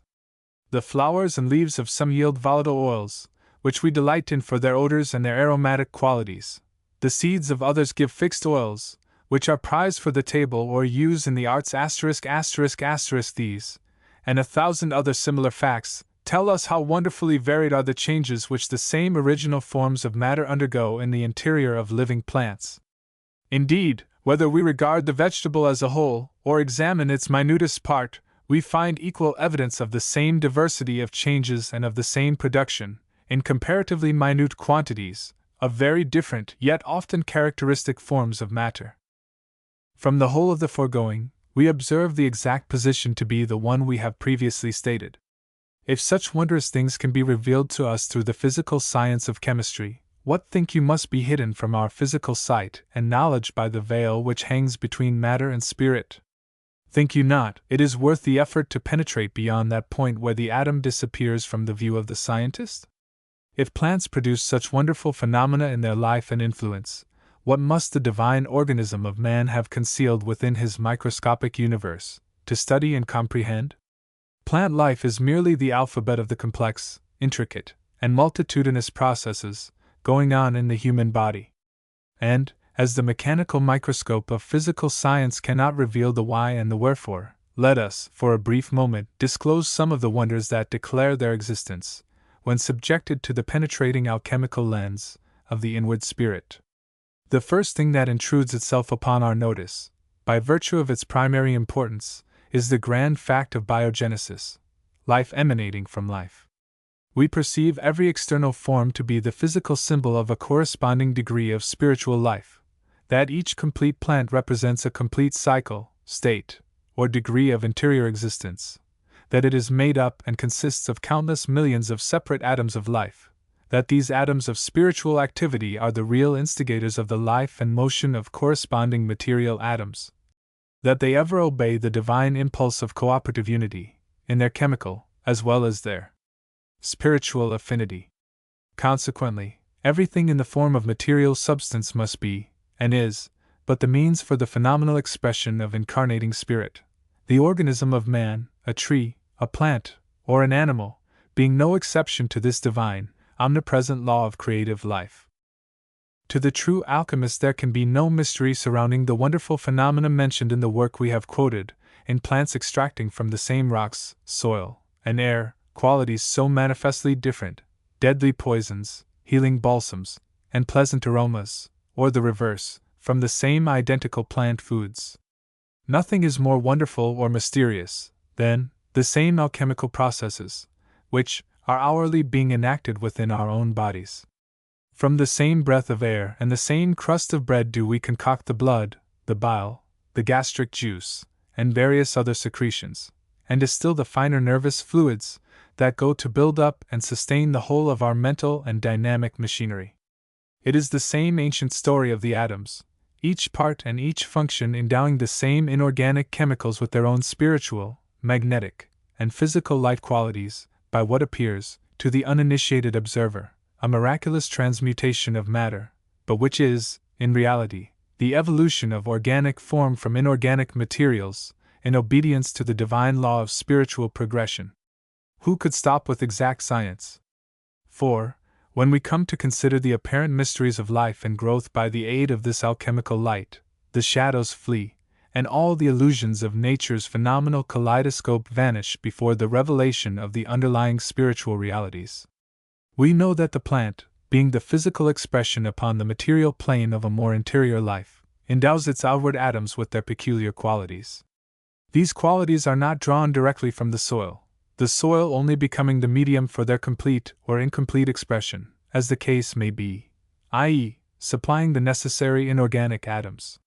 Hence, the deadly qualities of aconite, and the generous life-sustaining qualities of the nutritious vegetable, being spiritual life endowments, conveyed to the material substance, abstracted from the soil and withdrawn from the atmosphere, are no mystery, their effect upon the human organism being exactly that which is produced by their spiritual affinity or antipathy, as the case may be. And this also shows and explains why purely inorganic chemical atoms, though they be exactly the same as the organic substances, from a strictly scientific standpoint, yet fail to support life, because such chemical equivalents lack the organic spirituality of the interior life, which alone gives them the power and function to support the same. They fail to fulfill the requirements of the alchemical law of life for the support of life, in other words, biogenesis. And 2. This inorganic life may be parted from the plant or vegetable, if it be too long severed from the medium which transmits the spiritual life, from the inorganic world to that of organic matter. Vegetables, fresh from the ground, or parent stem, retain this life if at once prepared for food, if not overcooked, which is so often ignorantly done. This is the secret of sustenance from foods. Nature's perfected fruits and vegetables are overflowing with the life-giving essences, and if eaten direct from the tree or parent stem, that life is not lost, but transmitted to our organisms, and replenishes the wasting system with a living life. Much less of such food is required to completely satisfy and nourish the body than if the life had partly departed or been destroyed. Briefly stated, then, everything within organic nature is the expressional symbolic manifestation of spirit, every form being a congregation of innumerable atoms of life, revealing their presence in material states, each organic form, or, rather, organism, evolving under the central control of some dominating deific atom or soul, which, by virtue of past incarnations and labors in its cycle of evolution, from the mineral up to man, has achieved the royal prerogative to rule within its own state. Man being the highest representative form, the grand finale in the earthly drama, sums up and contains within himself everything below, and the germs of everything beyond, this state. He is truly a microcosm, and represents in miniature the grand cosmic man of the heavens. Every living force beneath him corresponds to some state, part, or function, which he has graduated through and conquered, and which, in him, has now become embodied, as a part of his universal kingdom. Consequently, all things are directly related to him, in the grand universal unity of spiritual life. This cannot be realized and comprehended by the physical man, nor conveyed to his outer senses by the physical sciences. He must bring into active use the inner man, the real being, which inhabits and controls the outer organism, and through its instrumentality, understand the interior source and workings behind the phenomena of manifested being. So we see that exact science cannot take us far, yet it is a mighty factor in the evolution of the microcosm man, and in consciously relating him to the infinite macrocosm, God, Spirit, All. Chapter 8. Alchemy Part 2. Paracelsus, the most celebrated of the alchemists of the Middle Ages, thus mystically speaks of his art. If I have manna in my constitution, I can attract manna from heaven. Melissa is not only in the garden, but also in the air and in heaven. Saturn is not only in the sky, but also deep in the ocean and earth. What is Venus but the artemisia that grows in your garden, and what is iron but the planet Mars? That is to say, Venus and Artemisia are both products of the same essence, while Mars and iron are manifestations of the same cause. What is the human body but a constellation of the same powers that formed the stars in the sky? He who knows Mars knows the qualities of iron, and he who knows what iron is knows the attributes of Mars. What would become of your heart if there were no sun in the universe? What would be the use of your vasa spermatica, if there were no Venus? To grasp the invisible elements, to attract them by their material correspondences, to control, purify, and transmute them by the ever-moving powers of the living spirit, this is true alchemy. Astral germs of subjective life forms, it is the latent, to be. Thus, in a very few simple words, we find this master of the art revealing the whole arcana of that mysterious science, which has for its chief object and goal the discovery of the philosopher's stone, which confers upon its fortunate possessor the blessings of immortal youth. Therefore, we cannot possibly do better in the commencement of our present study than to minutely examine each particular sentence and endeavor to discover his true meaning, which, like all mystical writing, is so apparent, yet cunningly concealed, as to excite the student's admiration. If I have manna in my constitution, I can attract manna from heaven. The manna here spoken of does not specify any particular thing, but is of universal application, and is simply used as an unknown quantity, like x, y, z in mathematics. But ever since the days of Paracelsus, half-initiated mystics and bookworm occultists have endeavored to discover what this manna really was. Some, the more spiritual, were of the opinion that it was spiritual power, or purity of spirit. Others imagined it to mean special magnetic qualifications, similar in nature to the so-called gifts of modern spiritualistic media. The concealment of the truth is unique, and consists in its very simplicity, and when correctly expounded, should read, I am the microcosm, and all the visible and invisible universe dwells within me, so that whatsoever power I have in my constitution, I can attract its correspondence from heaven. Paracelsus must have smiled to himself when he wrote, If I have manna, etc., because his whole writings strive to prove man the miniature of deity. Further along, he explains himself by pointing out the real law of correspondence thus. Melissa is not only in the garden, but also in the air, and in heaven. Saturn is not only in the sky, but also deep in the ocean and earth.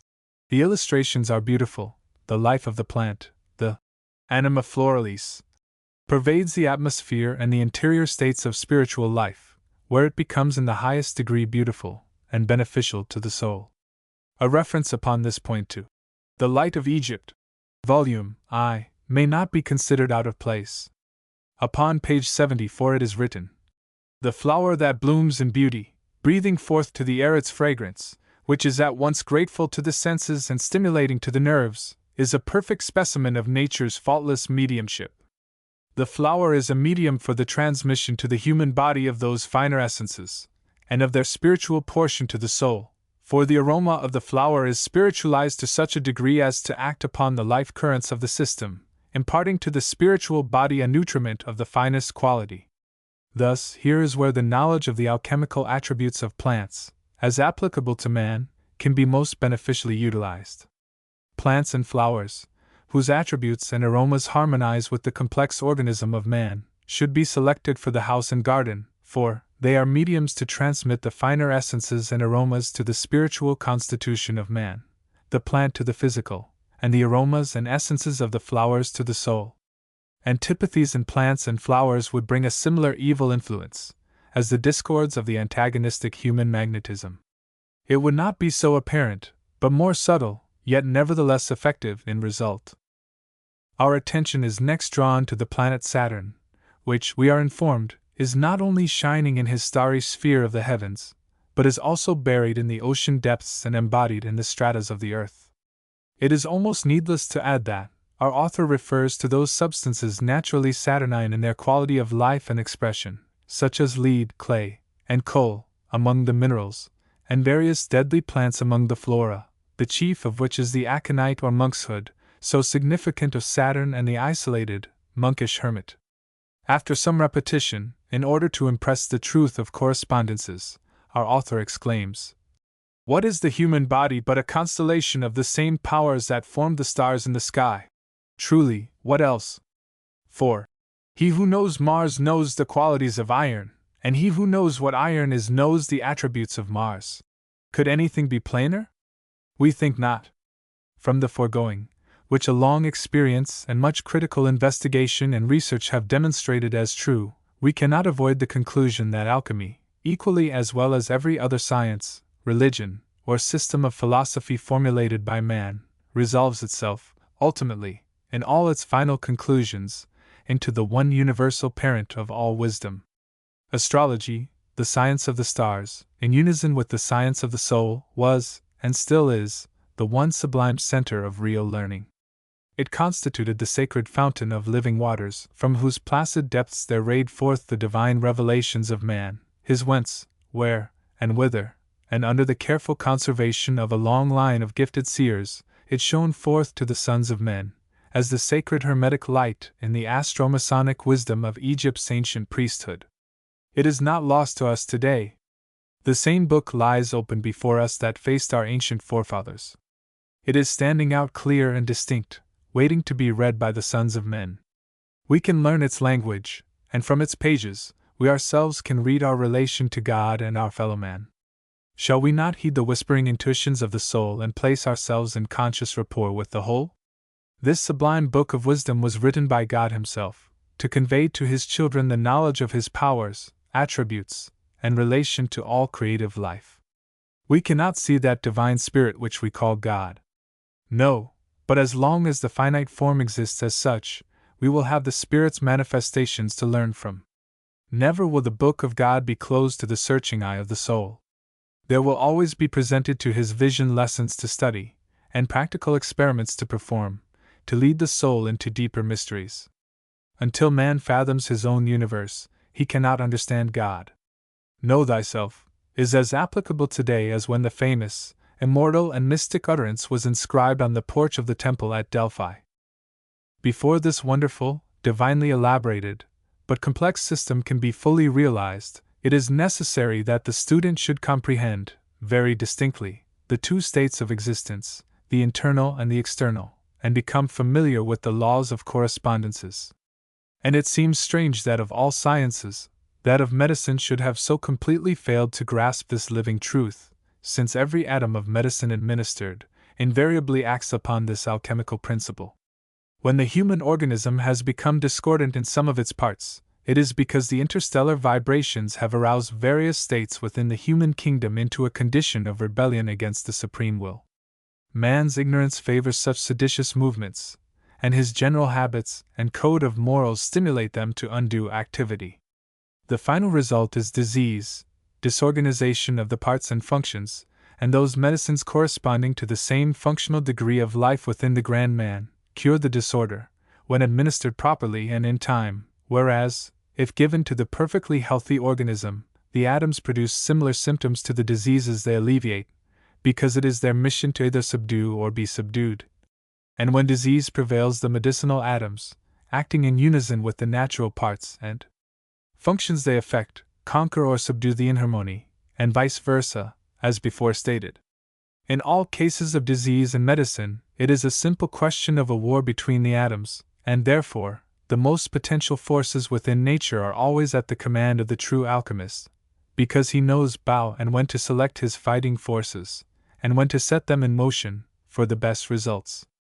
Hahnemann, the founder of the homeopathic system, has approached the nearest to this alchemical truth, and as a consequence, we find it is in actual practice, the most natural, scientific, and successful system of medicine yet given to the world, based, as it is, upon the well-known law of affinites.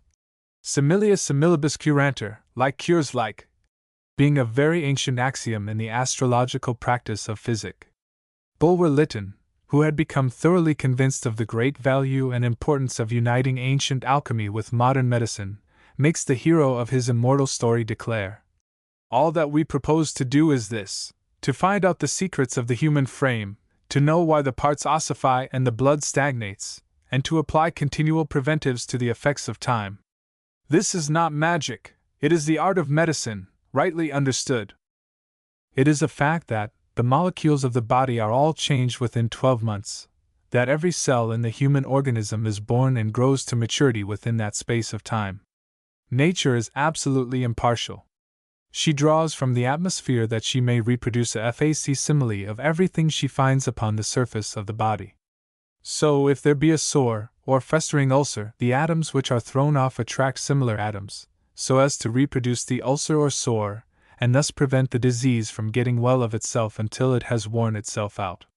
Further, every vein and canal throughout the entire body, from youth to maturity, is being coated with carbonate of lime, or lime in some form. The coating of the walls of the veins in such a manner prevents the free circulation of the living matter. Then, the real vitality of the food which we eat is simply passed off through the pores, or through the bowels, or through the system, because it is unable to penetrate through the lime. If that prevention which produces old age can be attained, then physical youth will continue. The first step to take is to dissolve the lime in the body. Drink nothing but distilled water, in either tea, coffee, or any other form, and drink freely of the sweet juices of the grape and apple. The food that we eat contains lime in a living form, and it is the living lime we need to build up the living bones, for the lime and the magnesia that we take in the water is crystallized dead mineral, possessing no responsibility of life, and the lime in our food is quite sufficient for all purposes. For everything we take in excess, nature makes us pay the penalty.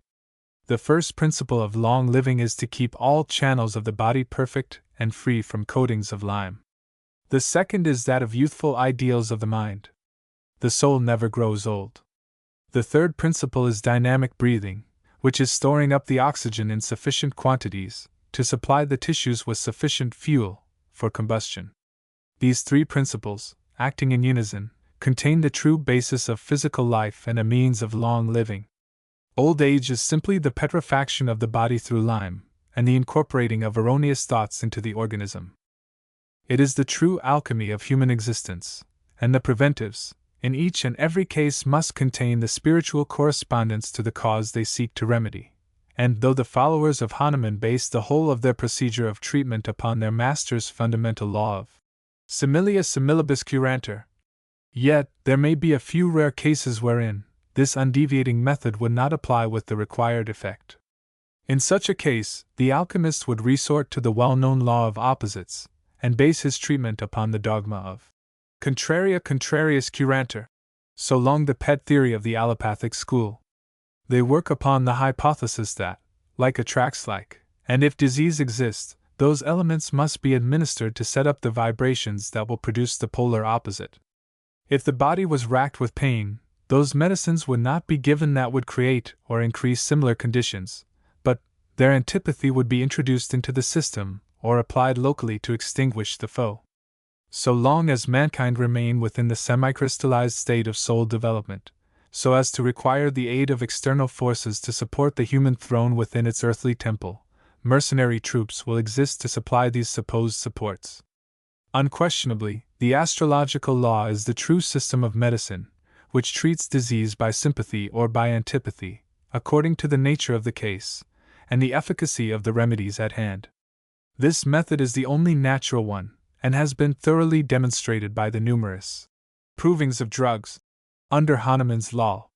Happily, the time is not far distant when the incarnated spirit will be able to use its own slumbering forces and subdue all suffering and symptoms of disease in their very first inception, by virtue of its purer life and the dynamic potencies of its own interior, spiritual thought.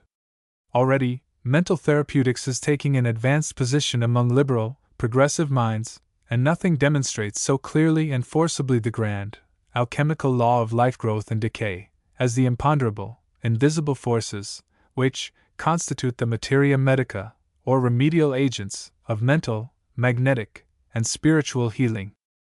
Perhaps the most recondite subject connected with the healing art divine is the modus operandi of medicinal action upon the human body. A subject so simple and self-evident to the alchemist remains a profound mystery to the educated physician of the medical college, so much so that we are tempted to ask of them, "Can you explain the modus operandi of drugs?" Dr. William Sharp, one of the most advanced physicians of the homeopathic school, in one of his well-known essays on medicine, says, "In respect to the manner of action of drugs we are in total darkness, and we are so blind that the darkness is not felt. Knowledge of this kind cannot be attained, it is labor lost and time wasted to go in search of it. True, hypotheses may be easily conceived, so may straws be gathered from the surface of the stream. But what are either of them worth? There is this difference between them: straws may amuse children, and hypotheses are sure to mislead physicians. It is when the occult initiate observes to what helpless conditions the practice of medicine has fallen that he would, if he could with any possibility of success, implore the angelic guardian of the human race to open the spiritual sight of men, that they might see, as he sees, the divine relationship and spiritual correspondence of everything in the wide universe to man. Nature's laws move slowly and imperceptibly, yet surely and exact, and the time will certainly come when man will be forced into consciousness of these laws, whether he will or no. Nature is no respecter of persons, and those who will not move and progress, in harmony with her laws of advancement, must, of necessity, pass out with the old. Alchemy, as it relates to the healing art, is the most noble in its object and beneficial in its effects, of all the many subdivisions of the sciences, because it alleviates the pains and morbid afflictions of suffering humanity. We have given quite sufficient of its astrological aspect in the second part of The Light of Egypt, Volume 1, wherein the four ancient elements are translated into their chemical correspondences of oxygen, hydrogen, nitrogen, and carbon, which still constitute the four primary elements of the most advanced chemistry today. They enter more or less into every organic form and substance, which is known, in various combinations and proportions. The human organism is principally composed of them, so, likewise, is the food that supports physical life, and the air we breathe is but modifications of the same atoms.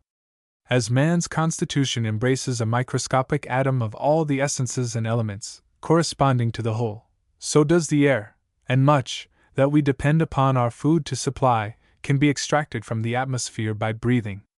Every breath we breathe is new life, or death. Herein is the secret of success or failure, in certain localities, and under certain conditions. If we have iron within us, could we extract or attract iron from Saturn's district? Or if the element within us could attract gold, could we obtain it from the coal fields?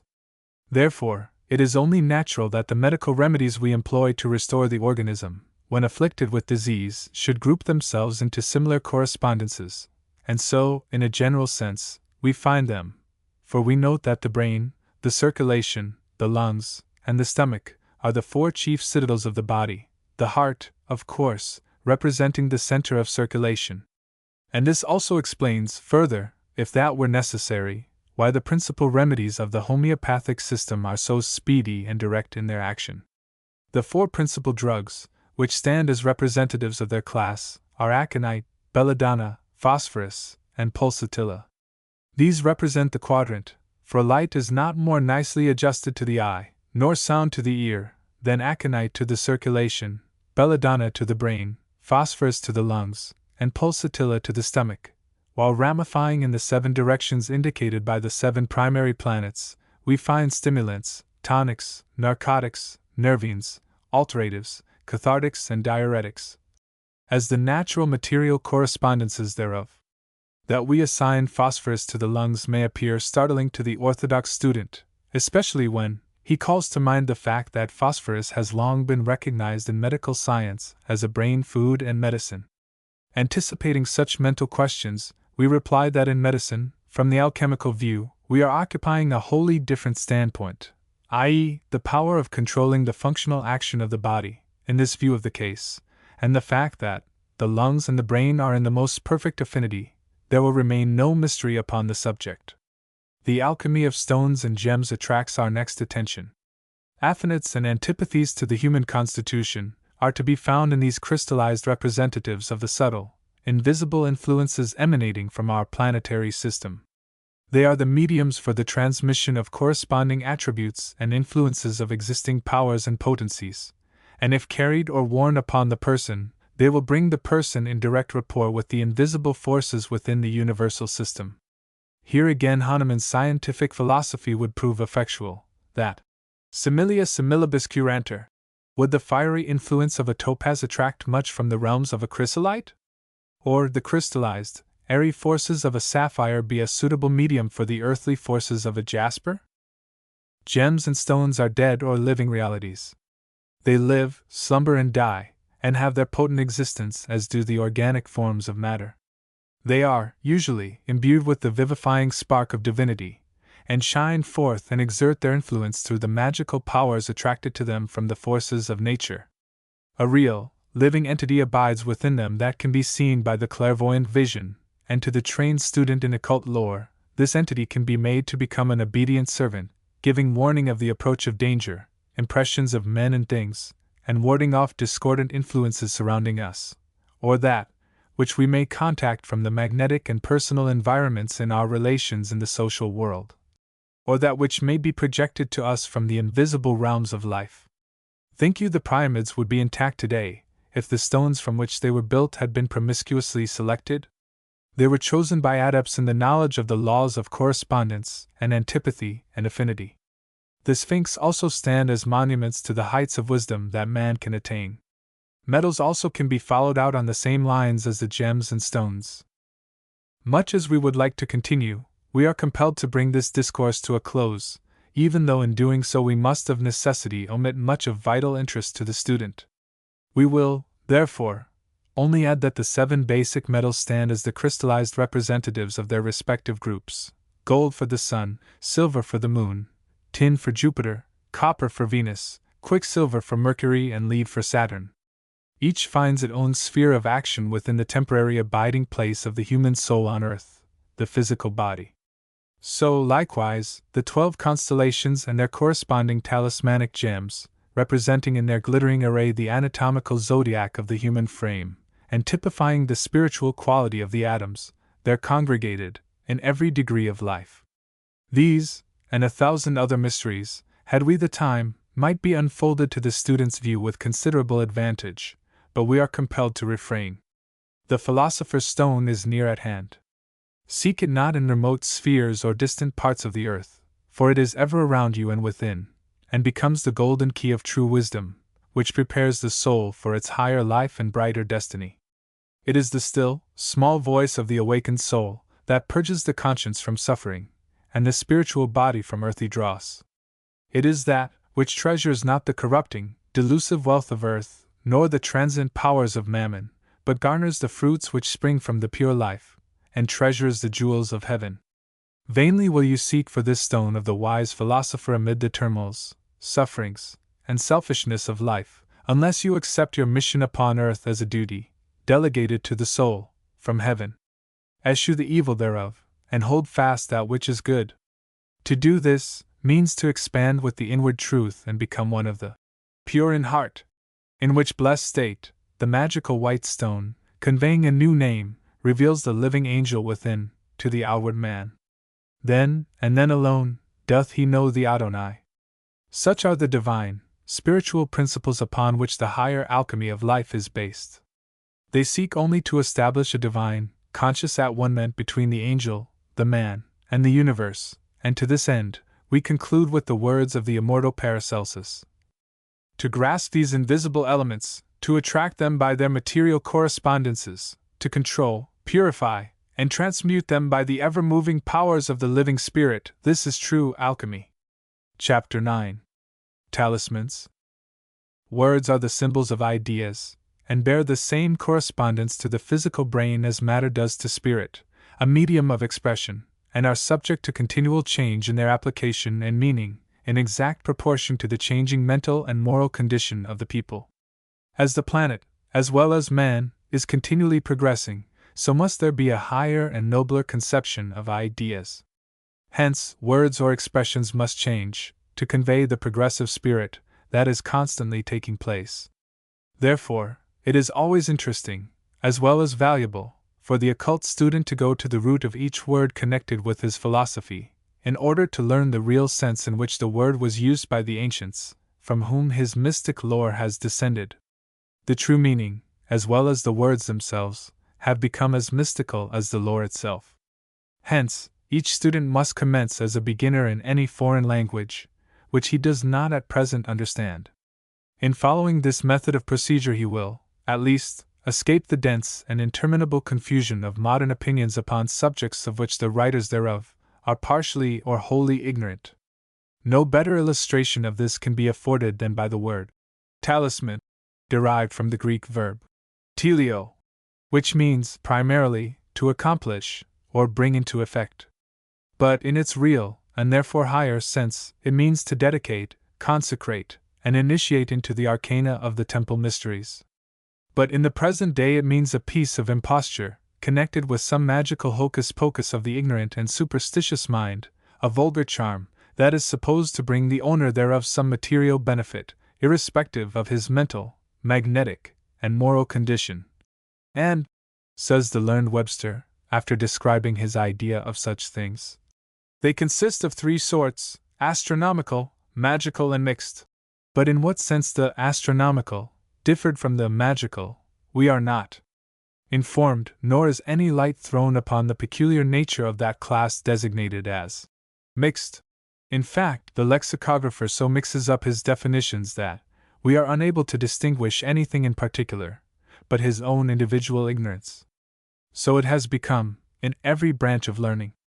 Words and their meanings have become so mixed in their use and application that the world is full of discords and misunderstandings, which lead into dissensions and contention among all schools of thought, sects, and isms, and lastly, though not the least serious, it has reached into the close relations of the human family. All writers and speakers, as well as the readers and listeners, should acquaint themselves with the derivation and meaning of words. The fact stands very clearly defined that talismans are confused in the minds of the present generation with magical charms, which depend for their effects upon the power of the idea or thought, which the formulating magician impresses upon the substance of which they are composed. If the magical artist be expert, and endowed with an exceedingly potent will, his charm may become very powerful, when worn by the person for whom it was prepared. But if this one grand essential be lacking, no amount of cabalistical figures and sacred names will have any effect, because there can be no potency in symbols apart from the ideas and mental force they are capable of arousing in the mind of the maker. Solomon's seal is no more powerful, when drawn upon virgin parchment, with a weak will, or in a mechanical state of mind, than a child's innocent scribbling upon its slate. But if the artist realizes the mysteries symbolized by the interlacing triangles, and can place his soul en rapport with the invisible elements they outwardly represent, then powerful effects are often produced. I am sorry to say that the knowledge of charms is not confined to the creation of beneficial talismans.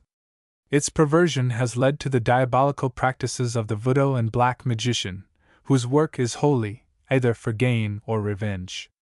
Nothing but the most extreme selfishness lies beneath such immoral practices, but, as there must be a light to reflect a shadow, so a charm must follow a talisman.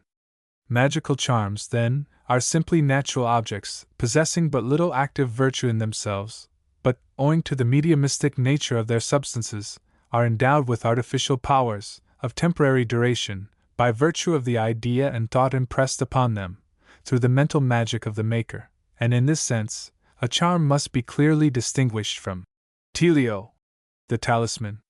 The very names suggest their difference, and above all other men, students in occultism should strive to become thoroughly educated in the true sense of the term, men of letters, by virtue of, as Ruskin calls it, the kingship of words. Charm is derived from the Latin carmen, a song that fascinates, and means to control by incantation, to subdue, while telio concerns the secret powers and wisdom of consecration and initiation. It is because of modern misuse of antique terms that we have considered this somewhat lengthy explanation necessary, in order to clear away the accumulated debris of the ages, from the true foundation of our present study. A talisman is a natural object, containing the elemental forces of its own degree of life, in a state of intense activity, and capable of responding to the corresponding quality of life, outside of itself, that emanates from the same spiritual state, either by sympathetic vibration or antagonistic currents, the nature, power, quality, and degree of life, which the various natural objects represent, being a part of the temple curriculum of initiation. Hence, the name by which the latent power of these natural objects became known was in strict harmony with the facts involved. In order to prevent any possible misconception upon the subject, let us briefly restate the definition in a different way. A talisman is the exact antipodes of a charm. This latter is the artful and temporary result of man's mental power, the former, the natural production of universal nature, and as permanent and enduring as the substance of which it is composed, during the present cycle. And yet, in some sense, it may be quite correct to say that a talisman acts like a charm, and vice versa, that charms act like a talisman, providing that the real vital difference between them is maintained in the statement. Now that we have our subject clearly defined, let us carefully examine how and in what sense a given natural object becomes talismanic, for it must appear self-evident to all that one and the same substance cannot constitute a talisman for everyone and for everything. They must naturally differ, as widely in their nature and quality, as mankind differ in physical, mental, moral, ethical, and temperamental development. And yet, though man may so differ from his fellow man, the ignorant Eskimo, killing seals in his kayak, may belong to the same spiritual quality of life as the Harvard professor, who obtains his subsistence by daily discourse upon the sublime harmony of the infinitely small with the infinitely great, throughout the manifested universe of matter, and wherever we find this kinship of the spirit, we shall find the same identical talisman acting alike upon each, whenever they shall come in rapport with it. Mental, moral, and physical development never alter the real nature of the internal man. Culture only brings to the surface, into active use, the latent possibilities lying concealed within the human soul. It only allows him to exercise his functions upon different planes, and with different effect. Every natural department of nature corresponds to some peculiar specific quality and degree of life. These have been divided, for the sake of convenience, into 4 primary groups, and each group again subdivided into 3, corresponding to the 4 cardinal, 4 succedent, and 4 cadent houses of the astrological chart, therefore, the 12 signs of the zodiac, these constituting the cycle of necessity within physical conditions, wherein the ever-measuring or decreeing tidal flow of life from solar radiation throughout the year represents the 12 groups of humanity, of lower animated nature, of vegetation, and crystallized gems. Every human being is ushered into the world under the direct influx of one or more of these celestial divisions, and by virtue of the sign occupying the horizon at the moment of birth, absorbs such influx, and becomes endowed with a specific polarity, by virtue of which, lie ever afterward, during such expression within physical conditions, inspires with every breath that specific life quality from the atmosphere, corresponding to the same degree of the universal spirit. Consequently, that gem, or those gems, representing and corresponding to his house of life, become to him a talisman, because of their relationship, their spiritual affinity. These are all given in the second part of Volume 1. The metals never become talismanic, because of their comparatively negative degree of life, and for this reason also, they make the most powerful charms. Certain combinations of metals, and in proper proportions, increase the potency and magnetic influence of a charm, and here, too, the laws of antipathy and affinity come into practical use. A true expert will know his metals, or metal, and his client, before commencing his magical work.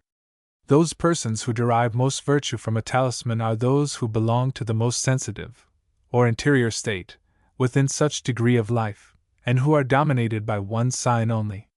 Thus, if we find one sign occupying the whole of the house of life, or practically so, as when the first face of a sign ascends, we may be sure, other things not interfering, that such a native will receive great benefit from wearing its talismanic gem. If a person of good intellectual powers and sensitive spirituality be born when the Lord of the Ascendant occupies the rising sign, as, for instance, Mars in Aries, or Sun in Leo, we may be sure that the talismanic gem, in their case, will be exceedingly powerful, because all the astrophysical conditions are then most favorable for the expression of natural forces, and if worn upon, or near that part of the body which the sign rules, the power and influence is more powerful and beneficial. In wearing them, take them to you as a part of yourself, a part of your higher self, a thing to be heeded, listened to and obeyed. They will usually make their presence most pronounced when something arises to disturb the harmonious vibrations that naturally and quietly go on between the person and the interstellar spaces above. They are like the sensor and motor nerves. They never make their presence known, except when danger encroaches. Having explained in what sense gems become talismanic, we have now to disclose the modus operandi, the how. The gems contain the life quality of their own astral nature. Man, as a higher expression, only, of the same universal Bayan life, contains the same. Like two electric currents, man, the positive pole, comparatively, attracts unto himself the mineral life of the gem, which thus becomes the negative pole. A complete circuit is formed and maintained, as long as they remain in contact. Gems belonging to a different quality of life, not being en rapport with his astral state, have no good effect, because no current flows between them. Thus, the talisman acts in unison with the psychic, or soul principle, of man, aiding the organism to sustain health, stimulating the mental perceptions and spiritual intuition, and affording in a remarkable manner many premonitions of coming danger, when the individual is sufficiently sensitive to perceive them. And now, per contra, as there are gems that act in sympathy with man, there must be, and in fact are, gems that act upon contrary principles, i.e., antagonistic, and these belong to purely antagonistic elements, as air to earth and fire to water, unless the native be born under both forces, as Mars in Cancer rising, or the latter part of one sign and nearly the whole of another of an opposite nature, occupying the ascendant. Such natives are pure neutrals, and such might wear the gems that belong to the most powerful planet of the horoscope, or that triplicity holding the most planets. Then, they are usually combined, the planet and the triplicity. There are, of course, innumerable substances, more or less, capable of talismanic virtue to particular individuals. But those gems, and similar ones, that are given in The Light of Egypt, Volume 1, are the most powerful. To these may be added the opal, under Scorpio, the garnet, under Aries, and the turquoise, under Cancer, when Saturn is therein, and the aquamarine, under Pisces. And among the temporary talismans of vegetation we may add that the young shoots, bearing the flower and seed vessels, are the portions of chief virtue, and the young shoots of trees. These are often used in locating mines, wells, oils, etc., that lie hidden beneath the surface of the earth, and in the hands of a negative, sensitive person, seldom fail to reward the searcher with success. These should always be gathered when their ruling correspondences are rising, or, better still, culminating upon the meridian. These will be explained in the chapter on the magic wand. We have now reached the limits of our present study, and have only to state that all gems, like the human organism, are in one of three conditions: alive and conscious, asleep and unconscious, or dead and powerless. These conditions can only be discovered, in stones, by the trained lucid or the instructed neophyte. Stones that are sleeping require to be awakened. This, also, can only be done by the trained student or adept.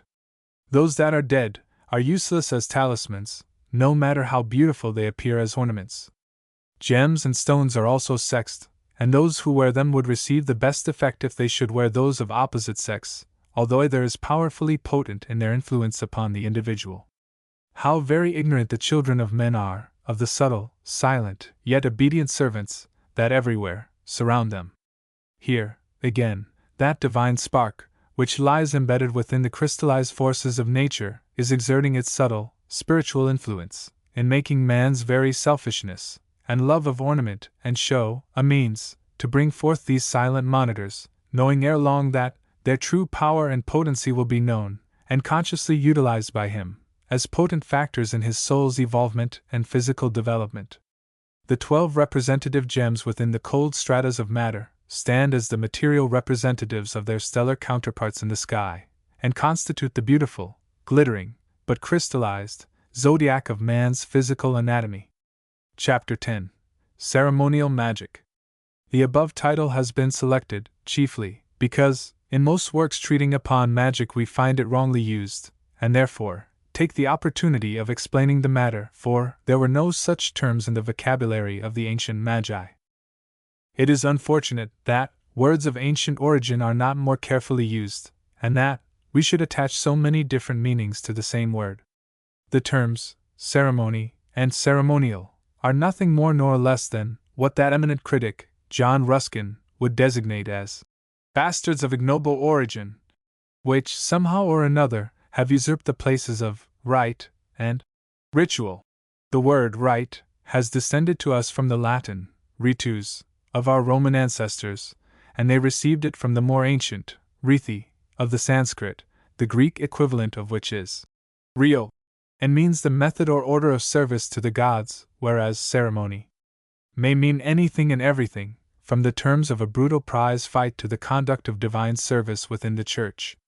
But no such chameleon-like definition or construction can properly be placed upon the word rite, for it means distinctly, if it means anything at all, the serious usage and sacred method of conducting service in honor of the gods, or of superiors, and requires the attendance of the prophet or priest, or someone duly qualified to fulfill such sacred functions for the time being. The ritual of magic, then, is the correct title of this present study, and as such, we shall, henceforth, term it as we proceed with the course. Man is especially, and above all creatures, an organizing force, and when to this fact we add the most interior and powerful of his sentimental instincts, veneration for the powers that be, and for the higher, invisible forces of nature, his religiosity, as it has been aptly termed, we cannot wonder that the earliest races of which we possess any record are chiefly distinguished for their imposing and elaborate religious rites. In fact, it is to the stupendous temples and a colossal sacerdotalism that we are indebted for 9/10 of the relics and records which we possess of them. So true is this that, from what we have been able to discover, we are quite justified in asserting that the ancient races were, above all other things, a profoundly religious people. The temple was the center around which revolved all their genius and art, and the sacred edifice became their grandest achievement in architecture, and its high priest the most powerful individual in the state. In fact, it was in consequence of the real power invested in such sacred office that it was so intimately connected with the throne, and why royalty so frequently belonged to the priesthood or exercised priestly functions. And there can be no real doubt but that, amongst the pastoral and more spiritual races of earth's earliest inhabitants, the priest, by reason of his superior wisdom, was the first lawgiver, and by virtue of his sanctity of person and elevation of mind became their first, primitive king, a patriarchal monarch, whose scepter and symbol of power was the shepherd's peaceful crook. Just as among the ruder nomads of the inhospitable north, we find the greatest hunters invested with the dignity of chief, whose significant symbol and scepter of royalty, upon their Nimrod thrones, was the trusty, successful spear. And the times in which we live have had their full effect upon these symbols, so significant of rule. The monarch has transformed the spear into the less harmful mace, while the church has added an inch of iron to the crook. Therefore, the former has become less warlike, and the latter less peaceful, and verily, in actual life we find them so. The patriarchal sire, head of the tribal household, was the original priest, and the hearthstone the first altar around which the family rites were performed, and from this pure and primitive original have been evolved, through progressive ages, the stately temple and the sacred person of the despotic pontiff.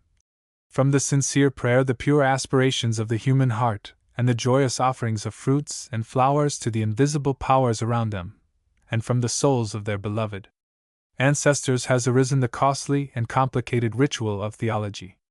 And if the theologians of today really knew the lost, secret meaning of their complicated rituals, and the unseen powers lying behind their external symbols, their anxieties for the continued life of their dying creeds would be turned to new hopes and faith, which could be demonstrated to their equally blind followers.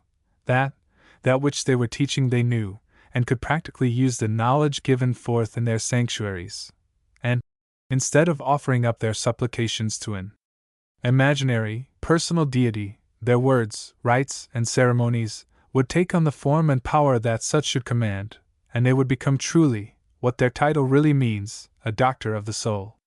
Then could they, intelligently, lead and direct the souls of their followers to the path of Christ, truth, which leads up to salvation, not a vicarious atonement, but gaining the at-one-ment through the individual soul's development to a conscious relation, to that divine spirit we call God, where it can say, I know. Out of those simple gifts, which were the spontaneous offerings of loving remembrance and unselfish charity, have grown the prayers, penances, sacrifices, and servile worship of sacerdotalism. Out of the paternal consideration and love of the aged sire has evolved the haughty, chilling pride of the selfish, isolated priest, and which reflects its baneful influence upon the worshippers at their feet. They have also changed their once sacred, faithful, and reverent obedience into suspicion and distrust, and with the educated to utter disgust.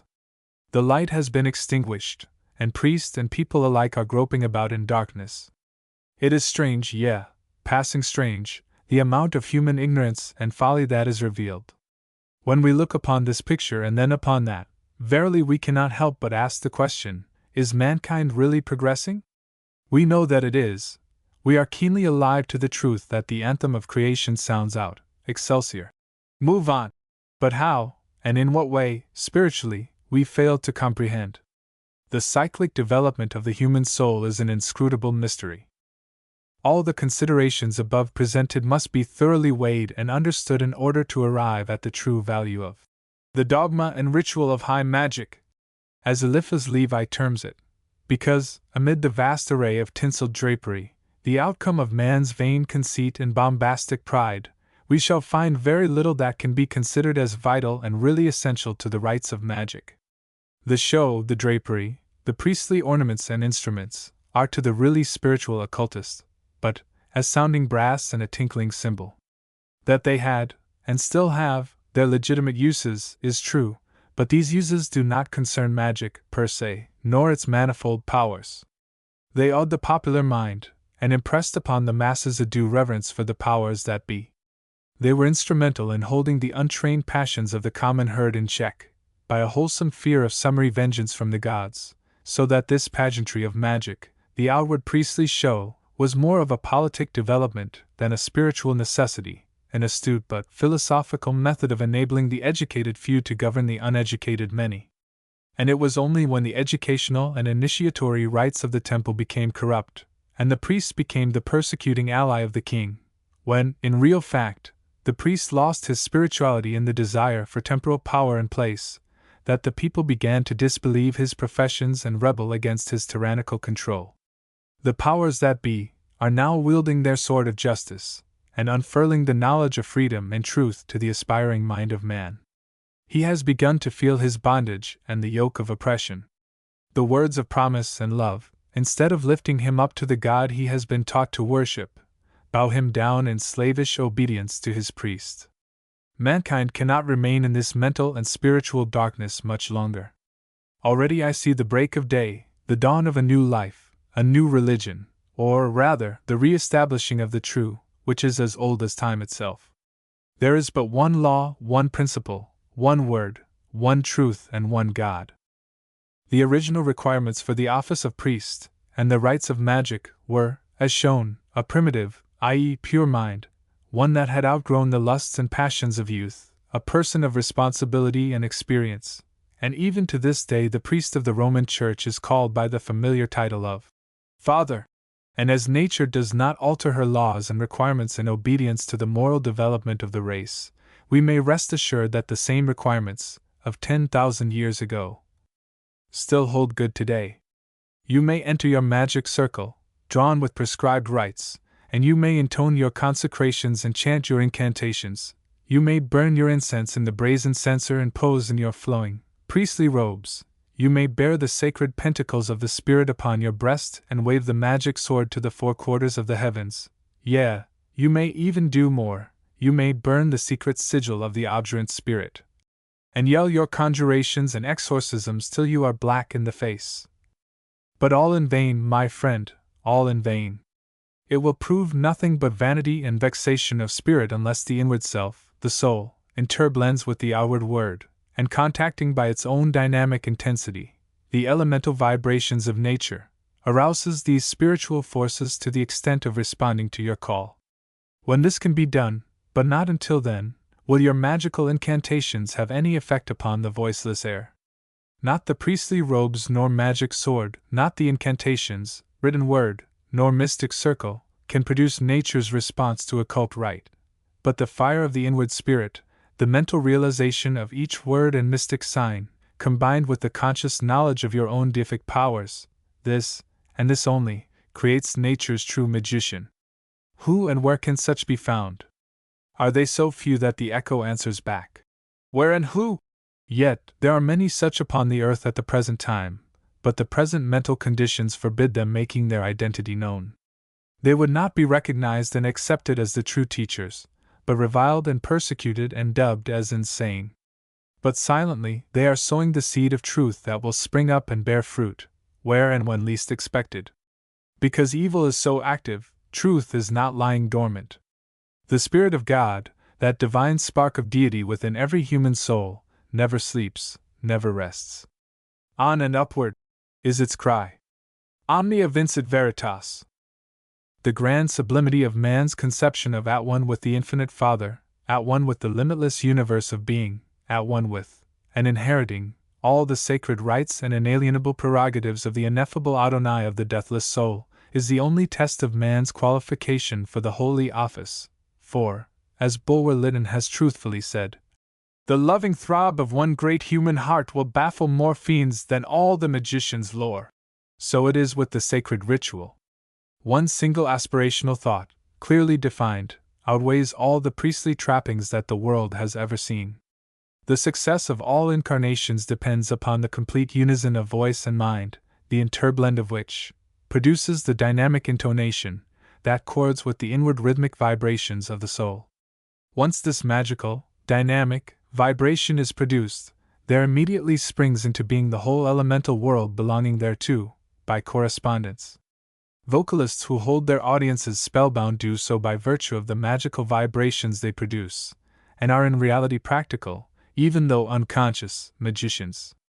The same power, to a degree, lies in the voice when speaking, the graceful movement of the hand when obeying the will, and the eye rays forth the same dynamic power and becomes magical in its effects. These powers are exercised more upon the physical plane, and no better illustration can be given than the power man is able to exert over the animal when gazing into its eyes. Here, as well as in incantations and invocations, within the power of the will, lies the success or failure. At this point it may be asked, what, then, is the use of magical rites, of symbols and priestly robes? We answer, in themselves alone, nothing, absolutely nothing, except the facility and convenience we derive from system, order and a code of procedure. To this may be added the mental force and enthusiasm of soul which such things inspire, just as men and women may feel more dignified, artistic, and refined, when dressed in accordance with their ideas. So may the average priest feel more priestly, holy, and consequently, more powerful mentally, when arrayed in the robes of his office and surrounded by the outward symbols of his power and functions. But in themselves alone, there is not, nor can there be, any real virtue. The same may be said of the incantations. The words used in their composition are the hieroglyphics of mystical ideas. Therefore, The correct pronunciation of the words or the grammatical construction of a sentence is nothing if the underlying idea is conceived in the mind and responded to by the soul. Will and motive form the basis of true magic. One word more and we have completed our subject. Magic swords, rings, pentacles, and wands may, and often are powerful magical agents in the hands of the magician, by virtue of the power, or charm, that is invested within them when properly prepared, but apart from such preparation, by those who know, they are as powerless as unintelligible incantations. All the foregoing are aids, but if physical manifestations of magical forces be required, there must always be present the necessary vital, magnetic pabulum, by means of which such phenomena are made to transpire, and in every case, to be successful, the assistance of a good natural magician, or seer, is necessary, for without this essential element the whole art, in its higher aspects, becomes abortive. Chapter 11. The Magic Wand. This is the last lesson of our present course that requires a clear definition of the terms employed in the title thereof, for the 12th and final study is, perhaps, fortunate in having for its title a word that has not, so far, been misused and distorted from its original sense. The Magic Wand. The words savor of everything that the young tyro in occult art can picture to his mind, of the midnight magician and his mysterious, if not diabolical, arts, muttering his incantations, working his gruesome spells, and raising the restless ghosts of the dead. Strange fancies these, and yet, so corrupt and ignorant have become the conceptions of the popular mind regarding the once sacred science of the temple and the psychological powers of nature, that we very much question if the ideas above stated were not very similar to the originals of each modern student, before he had become acquainted with the deeper truths, the realities of occult philosophy. We will commence our study by a careful investigation of the original meaning of the words magic wand, since those who were the masters and originators thereof are far more likely to know more about them than their degenerate offspring of a later age. Few, comparatively, would believe that the words magic, mason, and imagination are the present unrelated descendants of the same original conception, the root idea, but such is the case. First, then, we will examine their modern meanings. Magic is the unholy art of working secret spells, of using invisible powers, and holding intercourse with the unseen world of ghosts and demons, by means of enchantments. It also means the expert deception of the senses by the tricks of a conjurer, so-called hocus-pocus and fraud, and a magician is either an evil-minded, superstitious mortal, fool enough to believe in charms, or an expert pretender and impostor of the first water, who cheats and deceives the people. A mason is the honorable designation of a builder, who works in stone, metaphysically, a member of a semi-secret society, whose sole advantage is social intercourse and standing, who proclaim fraternity and universal brotherhood theoretically and practice the reverse in reality. A man who apes the Egyptian mason knows nothing in reality of Hiram, his master, who knows nothing of the starry Solomon or his mystic temple in the heavens, which Hiram built, and who misconceives the import of the three villains, or assassins, and who, further, knows nothing of that wonderful sprig of myrtle. In short, a Freemason, speaking generally, is a man who delights in ideals, social equality, secret fraternity, and plays at mysticism, who parades on the Masonic stage and enacts a role he does not understand. The first meaning, that of a builder, is the most correct. Lastly, the imagination is the exercise of mental imagery, the picturings of silent thought. And now we will proceed backwards. Imagination is from the word image, a form, a picture, and has descended to us from the Latin imago, which, in its turn, was derived from the old Semitic root mag. Mason comes to us from the Latin mass, which means to mold and form, i.e., to build, and the word mass, through various transformations, was also derived from the root word mag. Consequently, originally, there was but little difference in the ancient idea of building pictures in the mind and erecting the mental idea externally in stone. It is from this fact that we have today mental masons, Allah the secret orders, and stone masons, who labor for wages. The mental masons have merely lost the knowledge of their art. They should, by rights, be as active and correspondingly useful today as their more physical brothers, the masons of stone. This art would never have fallen into disgrace and disuse if their daily bread, or material accumulations, had depended upon their efforts in building up the mental, moral, and spiritual attainments of each other, and bringing their knowledge into more external use, by making the material edifice, the physical body, a purer and more fitting temple for the divine soul. Magic comes from the Latin magi and the Greek word magos, which means wise, learned in the mysteries, and was the synonym of wisdom. The initiated philosopher, the priest, and the wise men are all of them included in the magi. Again, tracing this word to its remote ancestor, we find it terminating in the same Semitic root, mag. But of this strange root no one was able to say much, except that it seemed to belong to the Assyrian branch of the great Semitic race. But quite recently, thanks to our scientific explorers and archaeologists, versed in the mysterious meaning of cuneiform inscription, Assyrian scholars now inform us that they have found the hoary, primitive original of it, of magic, magi and imago, etc. It is from an old Akkadian word, imga, meaning wise, holy, and learned, and was used as the distinguishing title of their wisest sages, priests, and philosophers, who, as may be supposed, gradually formed a peculiar caste, which merged into the ruling priestly order. The Semites, who succeeded the old Akkadian race in the valley of the Euphrates, as a mere matter of verbal convenience, transformed many of the old Akkadian words to suit their own articulation, and imga became mag, and thus magi.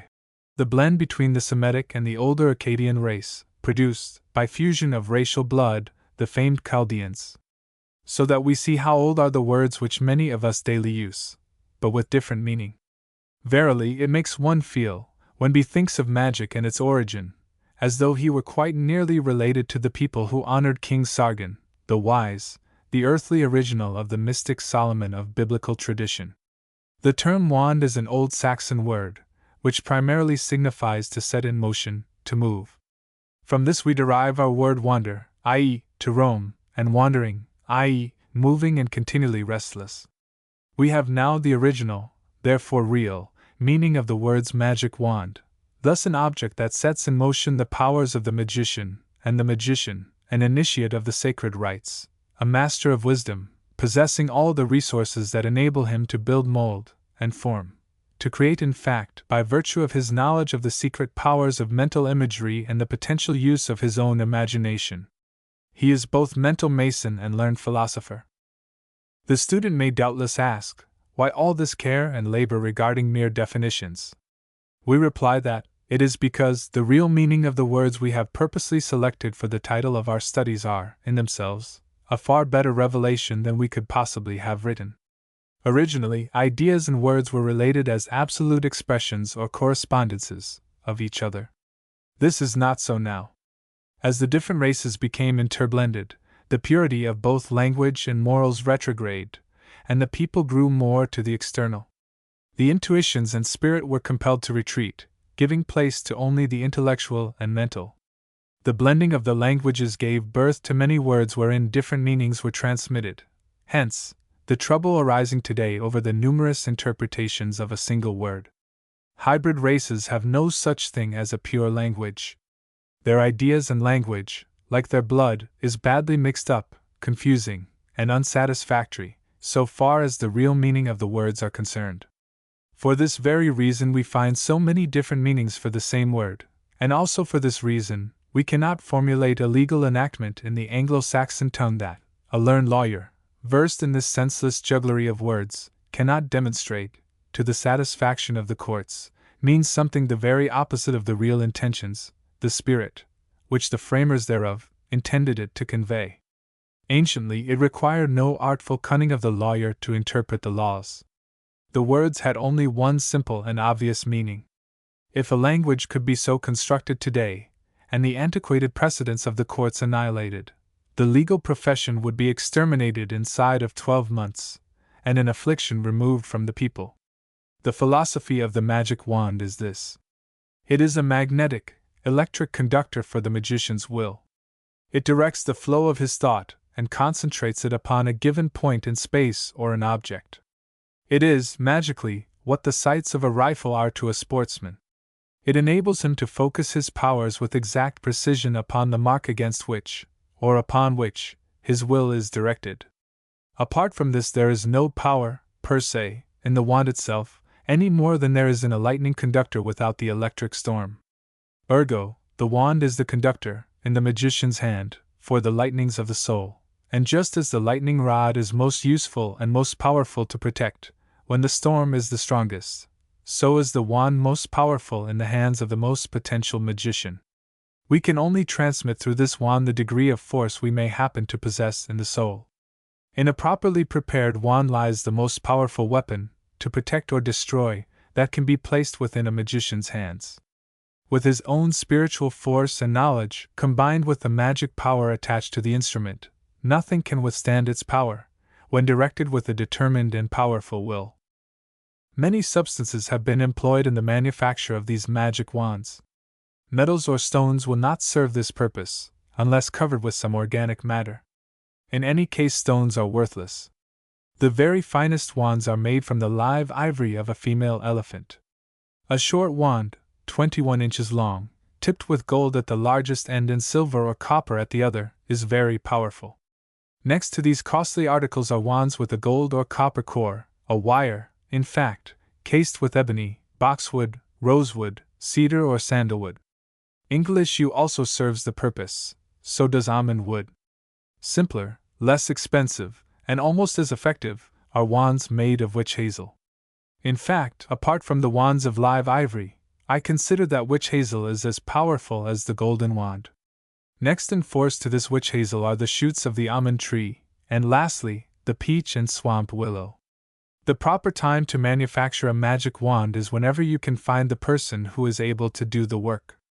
But after it is constructed, it must be thoroughly magnetized, with proper ceremony and aspiration, the first or the second full moon after the sun enters Capricorn, at midnight, when the moon will be culminating in her own sign upon the mid-heaven. The best time to cut a shoot of witch hazel or other material for a wand is the first full moon after the sun's entry into Capricorn, at midnight, and then magnetize it upon the next full moon at the same hour. In conclusion, let us repeat that the magic wand is but the highly sensitive magical medium for transmitting and concentrating the force of the learned magician, that it is equally powerful under great excitement of mind, whether used consciously or not.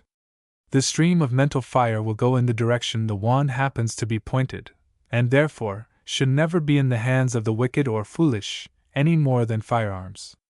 It is potential or otherwise, in exact proportion to the artist's wisdom and dynamic mentality, and is useless in the hands of the idiotic or weak-minded. A magic wand requires brains and vigorous mental force to make it effective, just as the steam engine requires an apparatus for generating the steam that moves it. With a determined will, and a mental conception of one's inward power, any man or woman can, by means of this sensitive wand, defy all the legionaries of hell, and quickly disperse every form of spiritual iniquity. The firearms which have become so intricate in their mechanism and so destructive in their operations are only a degeneration of the magic wand. The first weapons of warfare and slaughter were very crude and clumsy, then larger and more destructive, until at last they have become as fine in texture and mechanical genius, compared with their early brothers, as the magic wand is today, above and beyond the present weapons of warfare. At last, the original mode of defense will be rediscovered and become a utility in the hands of the majority of mankind. At the same time, the mental and moral nature will be evolving into better conditions too, so that their use will not be given to the ignorant and evildoers, but placed in charge of the educated, those who are morally capable of leading and ruling. Yes, we are now stepping upon the plane of reason and intuition, where right, not might, will prevail and rule the world. The present mode of government and rule will be changed, and one of humanitarian justice take its place. God hasten the millennium. The book which is called the Tablets of Eth, the sacred scroll which is called the Tablets of Eth, now for the first time transcribed from the astral records and done into a book by Zanoni, to which is added a series of interpretative reflections for the spiritual meditation of the faithful. Forward. Thy temple is the arch of yon unmeasured sky, thy Sabbath the stupendous march of grand eternity. To my brothers and sisters of the Hermetic Brotherhood of Luxor, greeting. For some years it has been my desire to leave a spiritual legacy to the many devoted friends and followers who have braved so much amid present truth and error for my sake. In choosing the present work for such a purpose, I have had in view the deeper spiritual needs of the soul, the prophetic element of the interior spirit, which can best exalt itself through the contemplation of nature's arcane symbolism of the starry heavens, not the material expression of the glittering splendors of the midnight sky, but the spiritual soul pictures of those blazing systems that reveal to the seeing eye the shining thrones of the rulers, the powers that be. Ever since the dawn of intellectual human life upon our Mother Earth, long before the days of the caveman, or even the first frost that heralded the coming of the Ice Age, souls have hoped and hungered, and souls have quailed and fallen in their struggles with the mysteries of God. But ever and anon some bright flower of the race has gained the spiritual victory. A messianic soul has responded to aspirations of a great-hearted, great-souled woman, pregnant with spiritual yearnings beyond her race, and she has unconsciously blessed her kind for the generations yet to come with that incarnated mystery, the Son of God. Blessed, O woman, is thy patient mission on the earth, and transcendent are the holy mysteries of thy maternity. Every human birth is a divine miracle in humanity, performed by the motherhood of God. Hence it is that, from the earliest ages of life, triumphant souls have stormed the gates of the sanctuary and penetrated nature's most occult mysteries, and there recorded their spiritual victories. Amid these sacred records lies one great scroll, that none but the brightest and bravest may read. This sacred scroll, sealed with the 7 mystic seals of the heavens, contains the tablets of Eth, a record of the soul's experiences upon the planes of both conscious and subconscious life, spirit, and matter, that are expressed in a series of universal symbols, which manifest to the seer the processes of creative life, of spiritual cause with material effect. And finally, the mystery of the 7 vials and the 7 stars of St. John are written therein, for the tablets are the hieroglyphic keys which unlock the realities of truth involved within the unrealities of external life, and open up, to the aspiring soul, inconceivable vistas of knowledge yet possible of realization, within the divine womb of the uncreated ether. Myriads of exalted spirits, who have toiled for the treasure which doth not corrupt, have added, and are adding, their portion of personal conception to this universal conception of life, so that the sacred symbols themselves, inscribed upon these imperishable tablets, are evolutionary, are slowly unfolding through the eons of time, and revealing wider and yet deeper processes of the light, life, and love of the motherhood of God. Therefore, all divine revelation of infinite truth is limited and finite as to its conception, when revealed through a finite capacity. All divine truths are universal, all personal conceptions of such truths are limited. Hence springs the unquenchable fountain of the one eternal truth, eternally repeating itself, in cosmic as in human life, by the progressive unfoldment of nature's unlimited potentialities. The outward doth from the inward roll, and the inward dwells in the inmost soul. The true poet is always a seer, and he might have added that the inmost soul is the uncreate, and the yet uncreated itself lies buried in the ever-eternal beyond, hence the immortality of the human spirit. This sacred astral scroll, rightly and reverently studied by the disciple of the higher law, becomes a boundless source of knowledge and inspiration. There is no mood of the mind or yearning of the soul that cannot be satisfied and refreshed from this inexhaustible fountain of spiritual truth, no passion of the human heart that cannot be eased of its burden and soothed of its pain. Its spiritual refreshment falls like the dew from heaven upon those who are weary and heavy laden with the trials and sufferings of external life. Accept it, then, even as it is given unto you. My friends and brethren, accept it as Zenoni's last work on earth, his legacy to you, and may the Spirit of the All-Father Mother, the ineffable Spirit of life, light, and love, the unknowable, whom men call God, rest upon you and be with you now and forever. Introduction to the book which is called The Tablets of Eth, wherein are described the formulas of meditation. The formulas of meditation, to the dragon, fountain of youth. When first, a musing boy, I stood beside thy starlit shimmer, and asked my restless heart what secrets nature to the herd denied, but might to earnest Hierophant impart, when lo!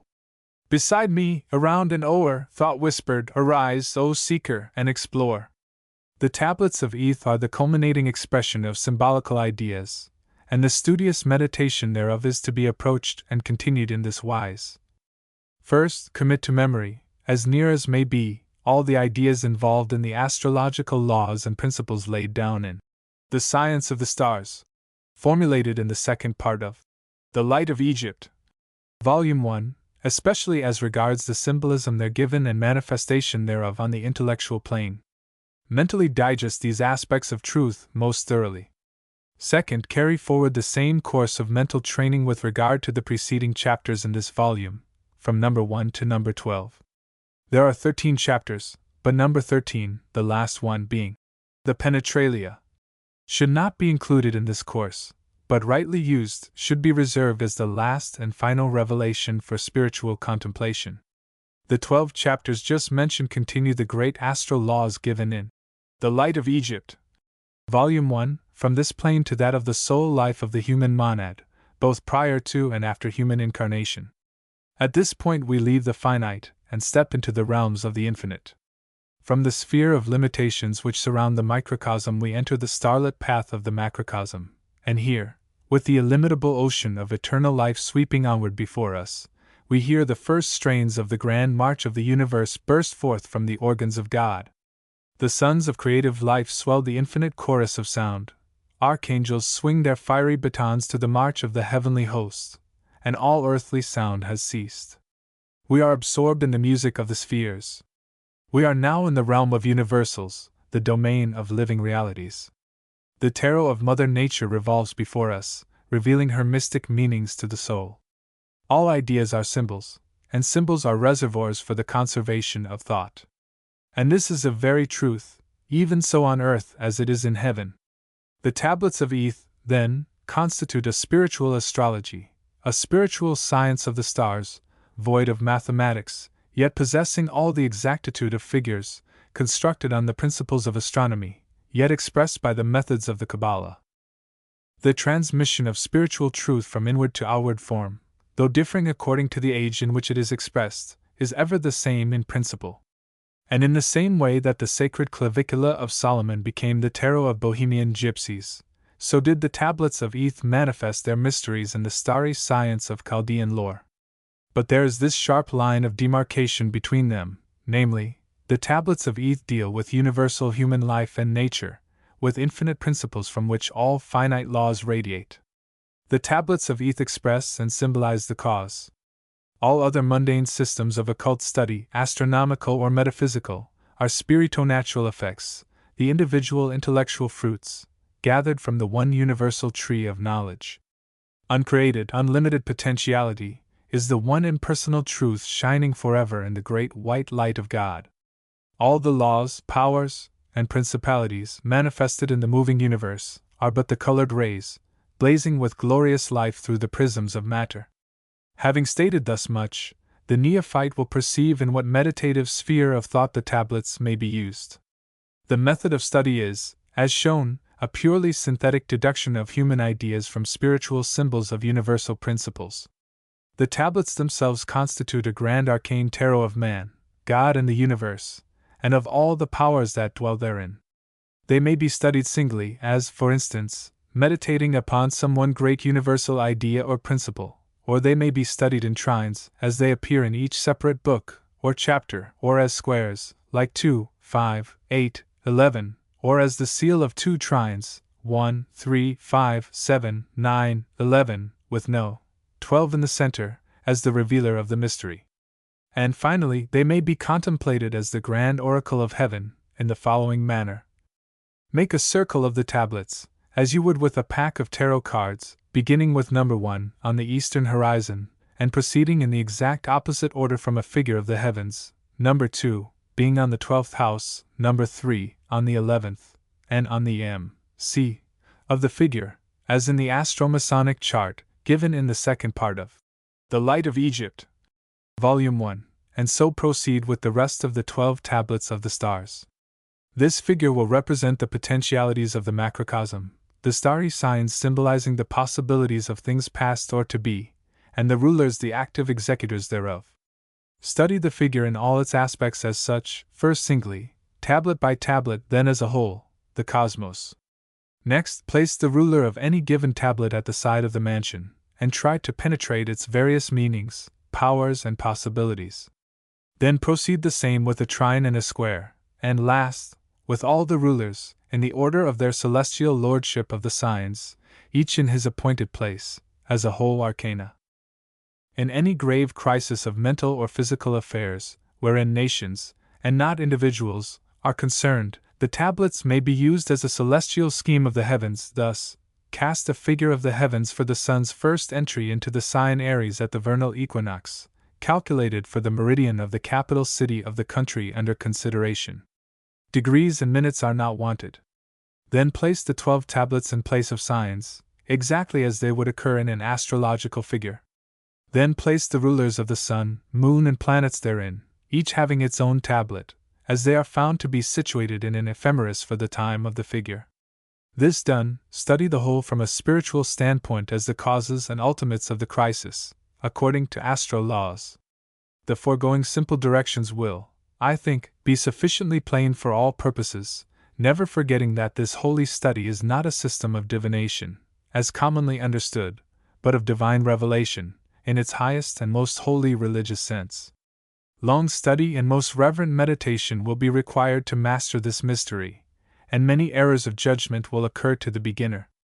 The interpretative reflections are added for the purpose of guiding and guarding the spiritually untrained seer from possible error in fundamental conceptions only. They must not by any means be taken as a complete revelation of the tablets, but only as a series of skeleton keys by means of which all things may be revealed to the earnest seeker thereof. To have added more than is given would only be to defeat the object of this work. Each seeker for the truth must excavate the mines of knowledge, and dig further into this universal well of truth for himself. Remember that all interpretation will be personal to each student. Of no one can it be affirmed, "Thou hast said," and so endeth the matter. Not so. To each, according to his talent, shall the mysteries of the kingdom be revealed, to every one according to his humility, spiritual light, and merit. But from the arrogant, the selfish, and spiritually proud, shall all things be taken away, and truth shroud herself in the veil of delusion. In simplicity of mind, then, and purity of soul, approach the Holy of Holies. "Suffer little children to come unto me," saith a messenger of the Most High, "for of such is the kingdom of heaven." Verily, therefore, I say unto you, that not until you can look upon all the works of nature, beauty in her nakedness or vice and crime in their repulsiveness, with pure thought and holy feeling, can you inherit eternal life. Herein doth the introduction to the book which is called The Tablets of Eth, Part 1 of the 12 Mansions. Here beginneth Chapter 1 of the book which is called The Tablets of Eth, wherein is transcribed the first quadrant of the 12 Mansions. I sent my soul through the invisible, some lesson of that afterlife to spell, and by my soul returned to me and answered, I myself am heaven and hell. The moving finger writes, and having writ, moves on, nor all your piety nor wit shall lure it back to cancel half a line, nor all your tears wash out a word of it. Tablet the First. Aries. Symbol. A deep blue sky, ablaze as if something were about to rise. I reflection tablet the first. The blush of dawn of a new life, all nature quivering with the sense of coming, conscious life. Isis, vibrant with love of the coming child, her bosom flushed in expectation of the little son soon to breathe on her yearning breast. In this we trace the great lesson of preparation, of sending the light before the form, of the prophecy before the fulfillment. Dawn must precede sunrise. What you expect will be your destiny. It is the longing of centuries that incarnates a God, a real sun god, whose vibrant love life can thrill other lives into prayer, aspiration, the struggle for eternal life. The dawn represents the expectant maternity of nature, God. O child of Adam! See that thou expecteth much, and that thy aspirations are reflected in thy outward life. Tablet the Second. Taurus. Symbol. A red sun on the horizon of an inky sea. To Reflection Tablet the Second. Nature has shown forth her glory, as brought forth by young Horace, but her creative force is still unreflected. The sea is black and inky. The Son of God is born, but the sea of human life still remains unconscious, in primeval darkness. The angles of the sun and the sea are not yet in right relation to each other. A few, standing on the watchtowers of life, seeing the red glow of the risen sun, call, "Look!" But the unfortunate ones in the outer darkness cry, as they beat their breasts, "No! There is no light! You do but dream!" And yet the Son of Life has risen, the divine light glows. O child of Adam! Remember that. In him was life, and life was the light of man, and the light shineth in the darkness, and the darkness comprehended it not. Tablet the Third. Gemini. Symbol. 2 stars are rising at angles to each other and to the polar star, while 8 stars shine faintly in the black space of background. 3 Reflection Tablet the Third. The divine symbol of soulmatehood is here signified in the 2 stars rising in the foreground, not only the soul affinities of humanity, but the eternal father-mother forces manifested in the Bayesian spirit of universal life and nature, the 2 great creative powers, life and light, whose harmony creates love, attraction and repulsion, and the straight lines of law and justice, which blend in the spiral of mercy. The 2 stars are rising at an oblique angle to the pole star, the center around which material things revolve. So, too, life and love are balanced by the star of wisdom. Love in the spirit is adaptation to the environment in matter and providence in universal life. The 8 stars reveal the mystery of the tablet, universal death, present with life, the final end of all discord glimmers faintly afar off, and man questions the love of God, seeing that all things pass away, not realizing that death is the germinal promise of life, of transformation, of the realization of unrealized hopes, of the union of loving hearts in their starry pilgrimage back to the Father's home. O child of Adam! Listen unto the words of the teacher. I and the Father are one. Suffer little children to come unto me, for of such too the kingdom of heaven. Part 1. Here beginneth chapter 2 of the book which is called The Tablets of Eth, wherein is transcribed the second quadrant of the 12 mansions. How they struggle in the immense universe. How they whirl and seek. Innumerable souls, that all spring forth from the vast world soul. They drop from planet to planet, and in the abyss they weep for their forgotten land. These are thy tears, O Dionysus, O Spirit vast, Divine One, Liberator. Draw back thy daughters to the breast of light. Ah, love! Could you and I with him conspire to grasp this sorry scheme of things entire, would we not shatter it to bits? And then remold it nearer to the heart's desire. Tablet the Fourth Cancer. Symbol. A woman's face unconscious, in trance, surrounded by clouds. For Reflection Tablet the Fourth. The dreaming woman, whose brooding thoughts shape the coming man.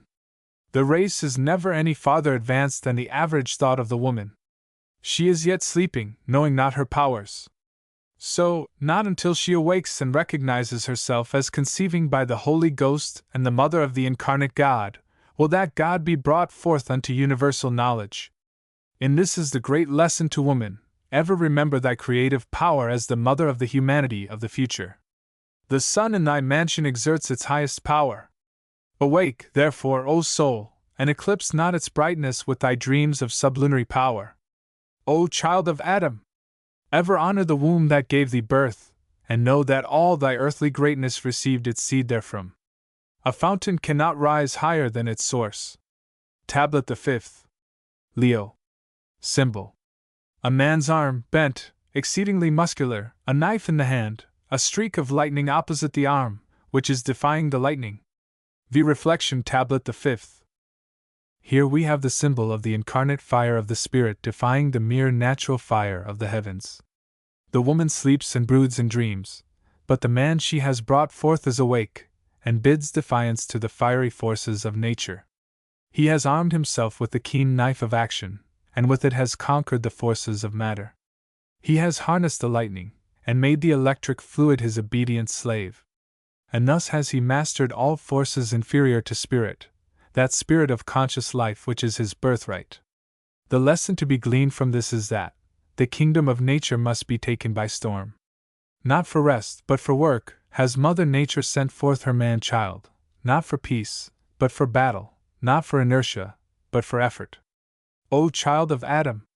Arm yourself with the sword, mayhap the sword of affliction, and gallantly raising the strong right and aloft, hurl defiance at the chaos of nature, sure that the fire from the sun of the Spirit is burning in every vein of that arm.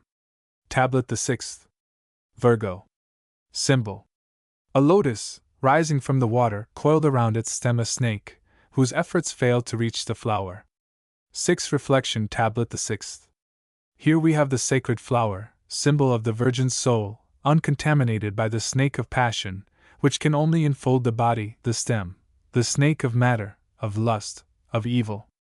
But the flower of the Spirit, the soul, lifts its pure white petals upward as an incense cup to the sun of the Spirit. In this symbol read the great lesson of the experience of evil. If the flower of the soul blossoms, the mud of the soil and the snake of the passions are but the surroundings of its roots and stem. Both are necessary for the perfection of the flower. The roots sink deep into Mother Earth, and draw nourishment and life, lifting matter upward, while the snake of passion becomes, under another aspect, the serpent of wisdom.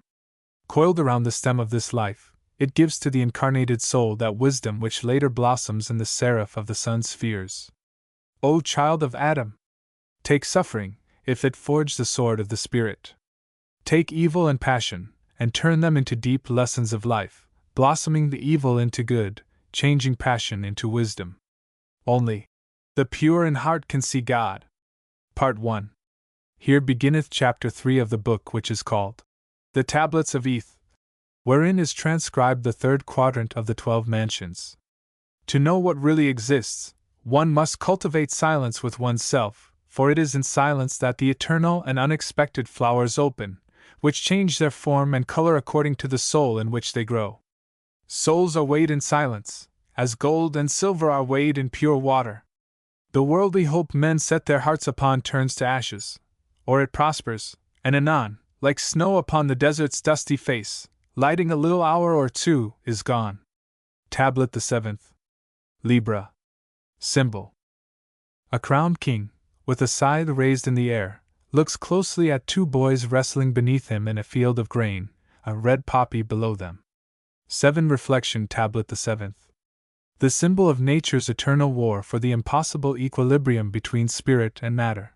The symbol, also, of time, which is but the illusion in which eternity clothes itself, forever putting on and forever putting off new garments of matter. The crowned king is the victorious soul, waiting, with the scythe of time, to reap the harvest of the world, while incarnated man, as represented in the wrestling youths, is struggling for that which he did not produce, and which only death can reap. The poppy reveals the secret of the illusions of nature's master showman. All earthly things are unreal to the spirit, which is the only real thing. Man's effort to hoard and save the things of this world is injustice to others. The struggle is eternal, and no matter how careful or cunning man is to monopolize either power, truth, or wealth, swift-footed time will readjust all things without error. O child of Adam! Lay not up for yourselves treasures upon earth, where moth and rust doth corrupt, and where thieves break through and steal. Tablet the 8th. Scorpio. Symbol. A wide and plain, on it a skeleton, a dull, gray sky, in which an eagle soars, full-fed, it seems, from the flesh of the skeleton. 8 Reflection. Tablet the 8th. A significant symbol to the seer, showing forth the 2 ultimates of life and death, of earthly things and sex. Scorpio is both the eagle of the spirit, soaring aloft, well fed with all that is worth carrying away from the earth, and also the scorpion, whose natural home is the desert. In sex, either way, life is given. Shall it be to your spirit making fat and full your immortal self, or will the other interpretation be yours? And will you leave yourself dead and annihilated, a skeleton, to the ego, the divine spirit? For sex is indeed the foundation of all. Raised to the region of Libra, it is power and magnetism. To the bosom it is love, to the brain it is enthusiasm. It is the Promethean fire of life, the creative force, giving vigor to whatever region to which it is raised, or lowered, to be spent with no returns, it debases and renders life a desert of dry bones. O child of Adam! Reflect on the fall of man from spirit to matter, and combine the wisdom of the serpent with the purity of the dove, and, lest ye partake of the tree of life, ye shall surely die. Tablet the 9th. Sagittarius. Symbol. A child in a shell, holding in its hand a feathered lance, is drawn by 5 stars, grouped in an underarc. 9 Reflection. Tablet the 9th. The symbol of the conscious soul. The shell is the body, drawn by the 5 senses, stars, which form an underarc, to represent the world of material things and our relation thereto. The child, armed with the feathered lance, is the soul. Riding thus, fully armed, in the shell of the body, it realizes the duality of truth, that all things are changeable, and that each thing is true upon the plane of its manifestation, while an illusion to that which is interior to its life, while the soul is in its dream state. Sagittarius represents conservatism and the permanence of crystallized institutions. But when the spirit awakes and bursts the shell of matter, the senses, instead of being the guardians and jailers of its environment, become its servants, and the means by which, united as the one ego, sense perception, it races o'er the fields of Eth, a being of life and beauty, shining in the empyrean of God. O child of Adam! Ever remember that temperament and environment constitute the north and south poles of human possibility, and that ability, combined with opportunity, is the measure of responsibility. Part 1. Here beginneth Chapter 4 of the book, which is called The Tablets of Eth, wherein is transcribed the 4th quadrant of the 12 mansions. A hair, perhaps, divides the false and true. Yes, and a single olive were the clue, could you but find it, to the treasure house, and peradventure to the master too. Beware, O my son, of self-incense. It is the most dangerous on account of its agreeable intoxication. Learn, O my beloved, that the light of Allah's truth will often penetrate an empty head more easily than one too crammed with learning. Tablet the 10th. Capricorn. A deep, black ground, o'er which shimmers a phosphorescent light. At each side an aurora borealis rises, mountain-like, above all, a tiny star. Reflection. Tablet the 10th. Here is revealed the symbol of the messenger of the Most High. The star hovers over the phosphorescent light cast on the darkness, as the spirit hovers over the blackness of matter. The aurora borealis stands as the emblem for the magnetic attraction of earth on spirit, the Christ soon to be born in the manger of the goat, the descent of the Holy Ghost into material form, so that heavenly truth may illumine the drear speculum of earthly thought with the divine iridescence of celestial light. It is the lowest arc of the cycle that reveals the new birth of death unto life, the divine egg of Brahma, containing the promise of the new law. Peace on earth, goodwill towards men. O child of Adam! Be thou the star, and not a dweller of the outer darkness, and let your light so shine before men that they may see your good works. Tablet the 11th. Aquarius. Symbol. A stormy sea is seen, above it the 8 stars shine, brilliant and clear. 11 Reflection. Tablet the 11th. This tablet symbolizes the complete materialization of man, perfect on the earth and the Lord thereof, in so far as material forces are concerned. The storm is the tempest of life, the whirl of the elements of matter in their battle with the spirit. The 8 stars, brilliant now, for they are the same stars that were dimly seen in Gemini, show that the conquest of matter is complete, the great fall of spirit finished, the end of involution. And this would bring stagnation and death, if peace now ensued. The lesson taught is that, not in peace and rest can the soul grow, but amidst the earthquakes that shake thrones, the floods that overwhelm countries, the fires that reduce to ashes, has the strong man-soul grown to its present state and power. So fear not the storm, but the calm, not the unrest, but the quiet, fear not the battle, but the ignoble peace of the coward. O child of Adam! The astral soul must learn to do and dare. Not over the brave man's grave shall it be written, "Rest in peace," but, "I will arise and go to my Father." Tablet the 12th. Pisces. Symbol. A comet, beyond it infinite things, only dreamed of as yet, a world floating in an ocean and in night, beneath our 2 hands clasped palm to palm. 12 Tablet the 12th. A revelation of the to-be. The comet is the 12th avatar, the herald, coming forth from the starry abyss of the infinite, staying with us a little while, and then flashing on his shining way to other worlds than ours, bearing the divine word from sun to planet, as the fiery messenger of God. And here the soul may well ask, who? Where? Whence and whither?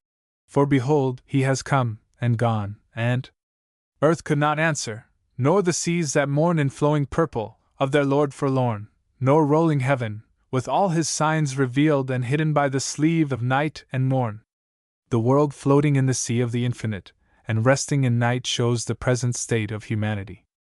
But the blush of dawn is ready to gladden the soul, and the expectant seer, from his lonely vigil on the hilltop, awaits the sunlight which will soon flood the world anew. The two clasped hands point to many problems, chiefly soul matehood, the message of the starry messenger, universal brotherhood, and the father-motherhood of God. O child of Adam! Watch and pray, that a voice of the silence may speak unto you. Herein doth the 4 quadrants of the tablets of the 12 mansions, wherein are revealed the signs and symbols thereof, as faithfully transcribed from the sacred roll in the astral records and called the Tablets of Eth, April 1893. Part 2 of the book which is called The Tablets of Eth of the 10 Planetary Rulers, Part 2. Here beginneth Chapter 1 of the second part of the book which is called The Tablets of Eth, wherein is transcribed the first trinity of the planetary rulers. The human heart is the true temple of God. Enter ye into your temples and illumine them with good thoughts.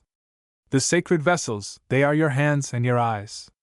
Do I say that which is agreeable to God, doing good to your neighbors? But first embellish wherein dwells He, who gave you life. How small soever your lamp be, never give away the oil which feeds it, but only the light and flame, which crown it. Tablet the 1st. The sun. Symbol. A flaming splendor, a center of light, radiating in all directions. I reflection Tablet the 1st. The symbol of all created life, spiritual and material, of all goodness, human or divine, the center of all thought, from brutal instinct to deific wisdom, of all creations, from starry systems to man, and from man back again to invisible gas, of all action, from the imperceptible vibrations of nerve energy to the awful destruction of worlds. All creative potency lies within a sun's sphere. Light is life. The planets are but the offspring of light and life. So in this symbol, we read the source of the human ego, of our own life. We are, as it were, the planets of the spiritual Sunday. Our souls are the attributes of the sun, of the spiritual ego. Only from the ego can we receive life eternal and make immortality a fact. Obeying this spiritual life force, the human monad is but an attribute, a reflection, of the divine ego, and if it fails to awake to a consciousness of this union, it withers and dies like a flower plucked from the parent tree of life. O child of Adam, in reverence and awe do thou meditate upon this tablet, for it is a thing of beauty, a being of light, life and love, manifesting its creative mission. It is the vicegerent of God, flaming forth his splendors in the sky. Tablet the 2nd. Mercury. Symbol. An elephant, kneeling between 2 square columns, on one an eagle, on the other a vulture. At the side a boy, with bow and arrows, standing in doubt which to shoot. Below these a human face, composed of various flowers, whose roots are snakes, a poppy, forming an eye, which winks. To reflection Tablet the 2nd. A vision revealing the earthly drama of the microcosm. The elephant represents the highest expression of intelligence, minus the spirit, kneeling between the square columns of matter, i.e., guarded by them. The external mind is sleeping, or, at most, dreaming of the things of the spirit. Above sleeping mind sit the 2 birds, who represent spirit and matter, each waiting for the slowly preparing feast. The boy, the soul with its weapons, has a choice. Shall it be the sensuality of the flesh that he shall destroy, or the possibilities of the spiritual life on earth? The problem awaits solution. The eagle sits ready to bear aloft the spirit of the sleeper. The vulture hopes for sleep to end in death, that he may live upon the carrion thereof. The flowers of the external mind have for their roots the snakes, and in a larger sense, the flowers of immortality have the serpent of wisdom for their roots. And the poppy winks. It knows its own power of illusion, and the double significance of the snake, the necessity of evil and the evolution of good. It is the tablet of wisdom. O child of Adam! Be ye therefore wise as serpents and harmless as doves. Tablet the third. Venus. Symbol. An altar, on it 2 cups, one full, the other spilled, near them 2 bleeding hearts, in one a snake, in the other a dagger. Above, clouds, from which comes a woman's face, a wreath in the hand coming out of the cloud, in the wreath an angel, going upwards, with wings outspread. 3 Reflection. Tablet the third.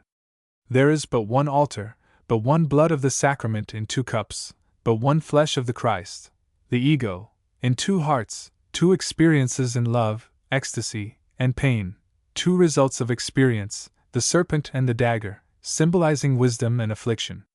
Above the altar the divine woman holds the wreath encircling the angel.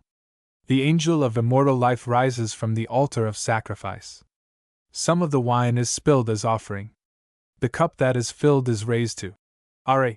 To serve at the altar of love is the sole mission of all, even as Christ served his disciples. Each soul must find its own service, and then the pilgrims of the sun return to the mansions of the blessed. The great Mother God, Venus, Urania, quivers and thrills as she holds forth her offspring, the angel, the young Eros of life eternal. O child of Adam, this is the tablet of love. Meditate thereon, as the last of the triune God. In this tablet lies the secret of suffering and pleasure. He who vibrates in pain will quiver in ecstasy. Only those who have agonized in hell can thrill in heaven. Part 2. Here beginneth chapter 2 of the second part of the book, which is called The Tablets of Eth, wherein is transcribed the second trinity of the planetary rulers. Thou art called forth to this fair sacrifice for a draught of milk. With the Maruts come hither, O Agni! They who know the great sky, the vis devis without guile, with those Maruts come hither, O Agni! They who are brilliant, of awful shape, powerful, and devourers of foes, with the Maruts come hither, O Agni!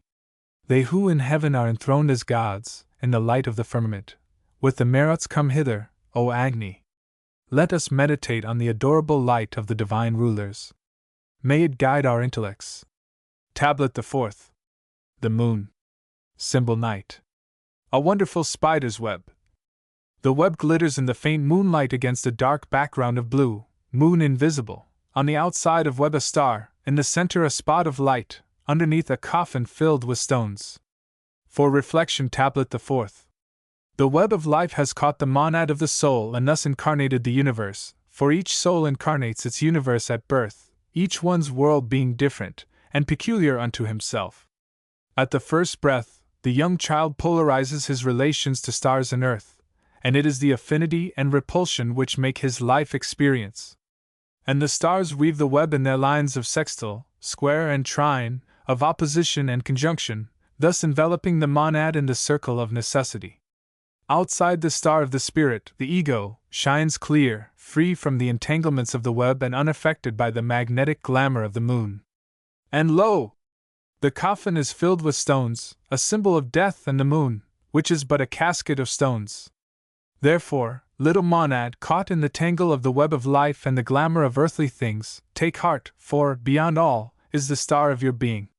Call down the law of that star into yourself, and the web is broken and waves its tattered shreds in the breeze. The moonlight, the reflected light, pales as the star sun of your being rises, and the moonlight of earth gives place to the sun spheres of Are. O child of Adam! The beginning of sorrow is the dawn of spiritual life. The wise man rules the stars, the fools of earth obey. Tablet the fifth. Mars. Symbol. An immense helmet on pedestal, across which a streak of lightning flashes. Beside it a naked child painting pictures on the helmet, beneath, a broken sword. The reflection. Tablet the fifth. Can greater irony be shown than in this astral symbol? Mars is externally represented as a fierce warrior, awful to behold, the reality, a little child, painting toy pictures on the helmet, too big for his curly head. The lesson in this is indeed, that the pen is mightier than the sword, that the big and blustering helmet will become a plaything for the child. Soon, that the sword of bloodshed, rape, and ruin will be broken and war relegated to the past, looked at, but, as pictures, painted with hideous reality by the childhood of the race. The symbol also reveals the great executive forces of humanity, the child. The soul can paint, execute its ideas, its hopes and its fears in any color, the lurid red of blood, the black of ignorance and crime, or in the living light of beauty. All the same, it is the childhood of man painting its ideals in the material world. O child of Adam, curb the anger of Mars, that thy painting may set the dove at liberty. Let the magic of thy soul transform the savage of the desert into the angel of mercy. Tablet the 6th. Jupiter. Symbol. A cave in the mountain side. A face like the Sphinx comes out of the cave. There is a blackness behind it. It looks with upturned head to a light that is way beyond. It is a face that means something awful, a godlike defiance to the things that are. 6th Reflection. Tablet the 6th. Again we are impressed with the contrast of internal and external things. Jupiter, the symbol of authority, conservatism, church, and state, and the stability of human institutions, and the things that are, as the things that are the best. But oh, how widely different the internal, the real Jupiter, that governing power of the spirit that hurls defiance at unjust authority, the cruelty and tyranny of the world. The soul sees the light beyond, and, emerging from the dark chasm of matter, knows the battle that must be fought against wrong. It is the awful, yea, terrible, symbol of defiance to gods and men who oppose its upward march to the shining goal of light. Make way, then. Make way! For earth has given birth to her giant son, the spirit. For listen closely, my friend, to the axiom of immortality. What is soul? Not the spirit, mind you, not the deathless ego, of which you at present, perchance, know absolutely nothing.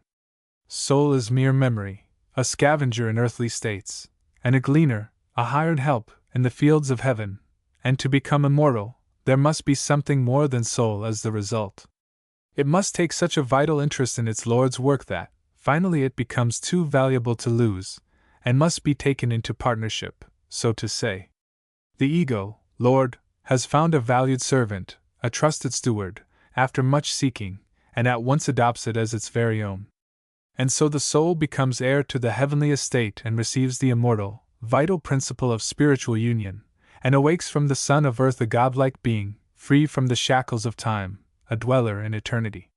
The soul must awake and realize the deific atom around which it revolves before it is too late. Unless this is so, the seed of immortal life, sown in matter by the ego, has not germinated, and it returns unfruitful and dies. It is an abortion. Many seeds never germinate. Many good orthodox, but animal-like lives, live, move, and die, yes, die in very truth. Would to God I could make all mankind realize this awful, inconceivable privilege of life, that, Jupiter-like, they would turn and face the light. O child of Adam! It is easier for a camel to go through the eye of a needle than for a rich man to enter into the kingdom of God. Part 2. Here beginneth chapter 3 of the second part of the book, which is called The Tablets of Eth, wherein the third, and last, trinity of the planetary rulers is faithfully transcribed. Thou hast entered the immeasurable regions. I am the dweller of the threshold. What wouldst thou with me? ******, dost thou fear me? Am I not thy beloved? Is it not for me that thou hast rendered up the delights of thy race?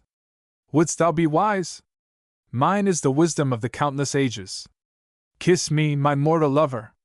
Thus man pursues his weary calling, and wrings the hard life from the sky, while happiness unseen is falling down from God's bosom silently.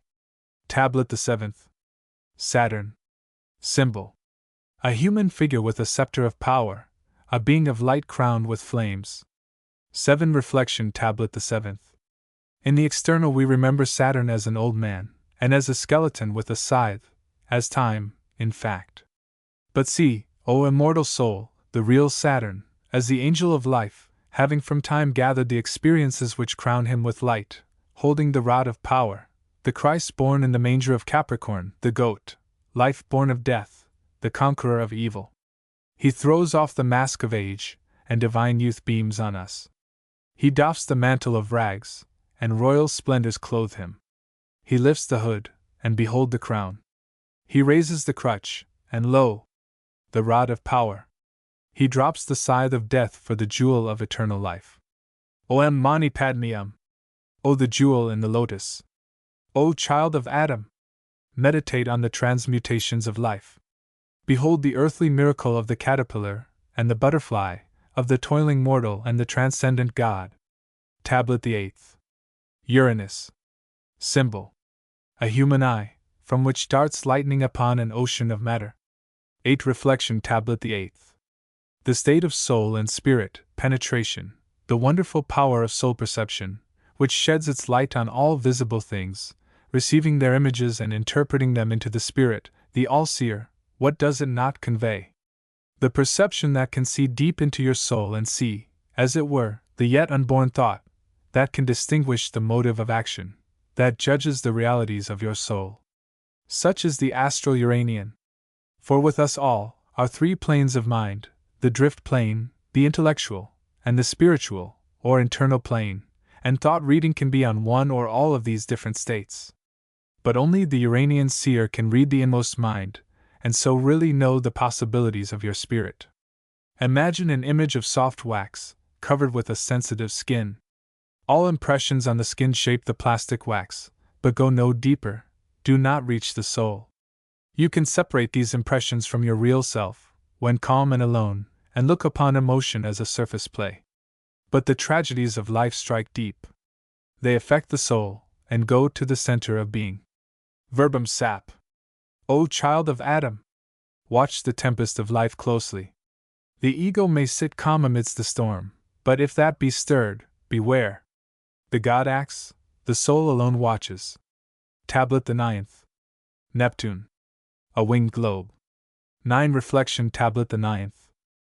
An unknown quantity, a hope of progression, ideal love, and all true mental and spiritual ideals, aspiration to become that which we feel to be noble and true, the symbol of the monad, the soul which, receiving its life from the sun, the ego, is constantly revealing new forces and potencies of that God life. Each soul's ego is its maker and God. The ego is like the deific potency of the universe, unlimited in potential power, but limited by its monad as to what will be evolved from its awful depth of being. Deity progresses through its expressions of the cosmos. The ego, your God, finds progressive expression through you, through your soul. That soul is not immortal that becomes separated from its ego, its God. So, soul, spread your spiritual wings and soar upward. O child of Adam! Know these 3 things. Eternity is the creator of the universal life. Universal life creates the world, and the world is the creator of time. And of these, the universe is life, and the world is mind, and time is the soul. The sum total of all is experience. And this is individual, conscious life. Jacta est Elia. The die is cast, the wings are spread. Tablet the 10th. The cipher the unknown. Symbol. A shining nebulae, within it a dot, aimlessly wandering around an unknown center. X Reflection. Tablet the 10th. The unknown in very truth. It is everything, it is also nothing. Inconceivable visions arise within the mental universe, but nothing assumes definite form. It is all that is past. It is likewise everything that the future has in store. Amen. O child of Adam! Canst thou bring forth Mazzaroth in his season?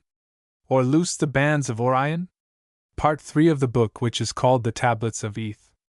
Of the 10 great Kabbalistical powers or angels of the universe. Part 3 Vision. Each angel standing in front of the symbol is dimly outlined and transparent. Through the angel's form is seen its symbol. First, a luminous something, which gives the impression of sleep. Second, something moving, like an ocean. Third, a storm and lightning. Fourth, a mist. Fifth, an animal moving, resembling a turtle. Sixth, a blue light, in the center a star with 3 points. Seventh, an expanse of water, a blue sky, a shining disk rising on the horizon. Eighth, a lurid sky, like a red dawn, in the water floats an egg. Ninth, 5 stars on a convex arc, like a rainbow, the shell of the egg is broken and forms continents. 10th, a man lying fast asleep under a magnificent palm tree, with his face turned toward the horizon of the sea. Explanation. Only the pure in heart can see God, and to those pure souls I commend the following brief explanation of the vision of the angels of life, which I have here recorded for the benefit of all whom it may now and hereafter concern. In the original vision of the tablets of Eth, a great circle was seen, in the center ahead, a faint shimmer above the head, as if the light were about to dawn, a dull, lurid glow beneath, as if of chaos or hell, the hair around the head like floating clouds, the beard like strange cloud streaks. Each sign of the zodiac surrounding the center head had within it a faintly seen face. Beginning with the first, it became more and more distinct and perfect with each sign until it evolved into godlike beauty in Pisces. The symbolic planets were around the zodiac, and beyond these, making a third grand circle, were the 10 evolutionary angels. The vision is that of the evolution of all life, spiritual and material. We gaze at the cosmic sex mystery, and the discerning mind, the loving spirit, can read the correspondence of the great sacred conjugal act of both man and God, of its heights, of its depths, and of all that lies between. To aid in meditation on the bead at the center, herein is written a vision, an experience of the soul in the sleep of Siloam. The Hermetic brethren encircled my astral body, which was deeply entranced. From whence, the great question, quivered through my inmost being. To answer that awful problem of the soul, the released spirit went on its fearsome journey, back through star systems, back beyond all stars, back to the blackness of nothing, that awful nothing, whose outside ring vibrated with fearful flames, the fiery cherubim, winged, taking all possible shapes, and unformed living shapes. A human flamed and changed and vanished.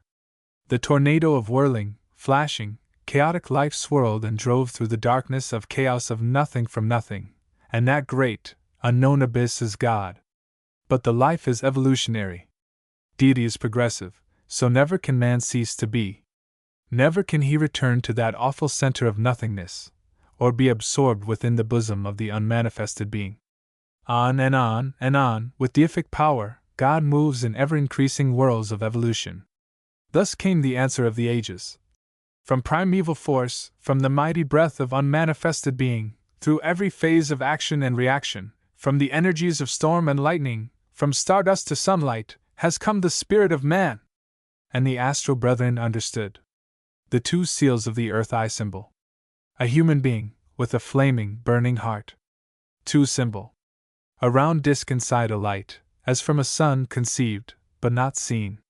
So here in death the book which is called The Tablets of Eth, transcribed from the astral originals in the year of Doom Xchi. Omnia vincit veritas. Thy kingdom come. Zanoni, April, 1893. Chapter 12, Penetralia, the Secret of the Soul. We have now arrived at our final study, which we have approached step by step amid the labyrinth of the mysteries concealed beneath the veil of Isis. We stand at last upon the very threshold of the sacred adytum, the Holy of Holies, from whence proceeds our final revelation of that inmost conception of man's identity with his Creator, the penetralia of his being, the last secret of the incarnated soul. The written word almost fails us, does fail in fact, when we come to the difficult task of externalizing ideas, the sublimity of which is so infinitely beyond the crystallized images of matter that they can only be realized in their true glory, when the purified soul can view them from the ineffable heights of eternal spirit.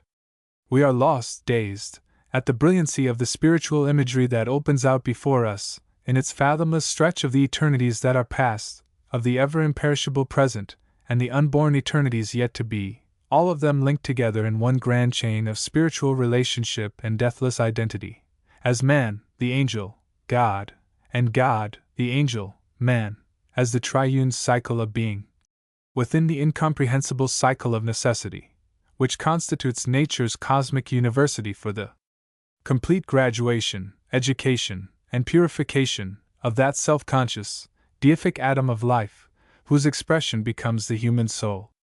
Ah, my brothers, could you, but for one single instant, realize who you are, where you are journeying, and what your final destiny, every earthly moment at your disposal would be rightly used, and every hour considered too short for your efforts to aid your fellow man.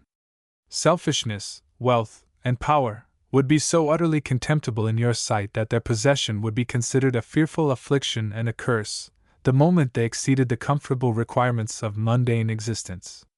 Leave self and the world behind you for the present, and for the moment, leave your life, with its manifold vanities, in the outer court, and together let us cross the threshold and enter the door of the temple. There, at last we have entered the sacred sanctuary, my brother, and we stand face to face with the imperishable truth of our being, the truth which makes us free, the truth which must ultimately prevail, by virtue of its own inherent divinity, and we realize man as he really is, not as he outwardly seems to be. We view him as a molecule, composed of a congregation of separate atoms, all of them held in their places by the centripetal force of the central human atom of life. And yet, small as he is, small as his kingdom is, compared with the mighty creation of which he is a part, he possesses all the inherent qualities of the whole. This, then, is our first conception: man is a microcosmic molecule, an atom of divine life. The scene changes within the chamber, and upon the shimmering, luminous veil, yet before us, we view the large and mighty planet called the Earth. Not as a revolving satellite of the Sun, but as she really is, a vital organ of the macrocosm, the stellar womb of the solar system, the matrix which produces the material organic form of humanity. When the earth was without form and void, as we are informed in the mystical language of Genesis, the human soul had not yet reached the state, or grade, in the celestial university that desired the earth and its temporary illusions. Hence this state was void, an unborn idea, the to be, and darkness, symbolical of complete lack of life and intelligence, was upon the face of the deep, silent space. Again the scene changes, and one by one the numberless planets, planetoids, moons, meteors, comets, and other attendant bodies pass before the eye of the soul as we gaze upon the curtain of this sacred penetralia, each orb belonging to some portion of the astral man, each great planet constituting some vital function of the macrocosmic organism, and conferring those qualities upon each and every single atom pertaining to that degree of life, so that the solar system becomes individualized as a grand cosmic organism, its attendant satellites constituting its vital organs, and the shining zodiac its outward form. So also, each planet is a living, cosmic individual, intensely alive, living, moving, breathing, and bringing forth its offspring of like substance, matter, in obedience to the potential demand of incarnating spirit. The sun is alive, glowing with life, and constitutes the heart and arterial center of all the circulating fluids of the stellar anatomy. Scientists may continue to predict, as they have been predicting, the day when solar radiation will cease, but their predictions will prove as worthless as the sighing of the summer wind, so far as reality is concerned. It is an incomprehensible mystery to science, says Sir Robert Ball in his Story of the Heavens, how the sun has been able to maintain its heat with such regularity in the past, for there has been no appreciable change in the Earth's temperature for thousands of years. What it is today it was 10,000 years ago, Sir Robert Ball, and will be in 10,000 years to come. You may wonder, and the Royal College may wonder, but in the meantime the mighty, pulsating sun continues beating out its rhythmic vibrations of spiritual and dynamic life, continues, and will continue, to send the exhilarating current throughout every atom, to the remotest part of his solar dominions, and the same current returns to him again, undiminished, for the purification which his glowing, transmuting photosphere alone can give, to be sent forward again, upon its mission of light, life, and love, around the vital, organic worlds of the astral organism. There is nothing lost, no radiation of energy dispersed upon the unformed, lifeless ether. From the radiating solar focus of divinity it comes, and to him, undiminished it returns, and so on forever and ever, until the last deific atom has won its laggard way back to the shining throne of God. The sun breathes. The pulsating process of dynamic respiration, eternally repeated during the grand period of a solar lifetime, renews its vital energies, and supplies itself, with the full abundance of the ever-living spirit, transmitted from the shoreless ether in which it lives. It needs no other food, except the magnetic nutriment it receives from each vital organ, or planet, in return for the electrical life current it transmits to them. Just as the human lungs inflate themselves with the vital atmosphere, which is only the ether, dynamically diluted by the earth to harmonize with our conditions, to oxygenate the blood and add fresh fuel to the physical furnace, or supply finer essences to the nervous centers. Just as the human heart, with its continual, rhythmic pulsations, propels forth the circulating fluid to every part of the human frame, so does the central heart and lungs of the grander man of the skies, the sun, send forth its vitalizing energy to every part of the universe. Such are the crowding thoughts, born of interior knowledge, that flood the mind as we view these sacred revelations within the sacred chamber of the soul. As yet, we are gazing upon the undulating flow of the astral light. We yearn within our utmost being to become the center of the penetralia and gaze upon the glorious radiance of the Adonai, from whose ineffable presence we are only screened by the last shining veil of semi-transparent matter that waves and trembles with every spiritual aspiration. The soul sends forth its pleading cry for light. Who and what is God? Faintly, as the distant vesper sounds upon the cooling eve, comes the answer. Who and what art thou? What canst thou see? What delectable blessing does nature vouchsafe to the pure in heart? We tremble with the awful, yet thrilling, revelation. We know dimly, yet fail to realize in our outward consciousness the full import thereof. We realize wherein the mistaken selfhood hath become the only begotten of the Father, but the revelation is too much, and too little. We know that, faint as the voice seemed to the yet unprepared soul, an echo only, it was the voice of the Adonai behind the veil. And now we crave the knowledge of the where and whither. Again, we see the earth as the vital function of the interplanetary being. It is composed of substance termed matter, which substance is the aggregation of countless atoms, which science has not, and never can, resolve into their individual selves. These atoms are rings of the atomless ether, which, thus differentiated from the formless ether, become centers of force, the center of such force being a vacuum within the atomic ring, a center so small that a microscope with lens 1,000 times as powerful as the most perfect modern instrument would fail to reveal it. These atoms form systems, under the control of another apparent vacuum, or rather, this vacuum seems to be the focus, or center, about which they revolve.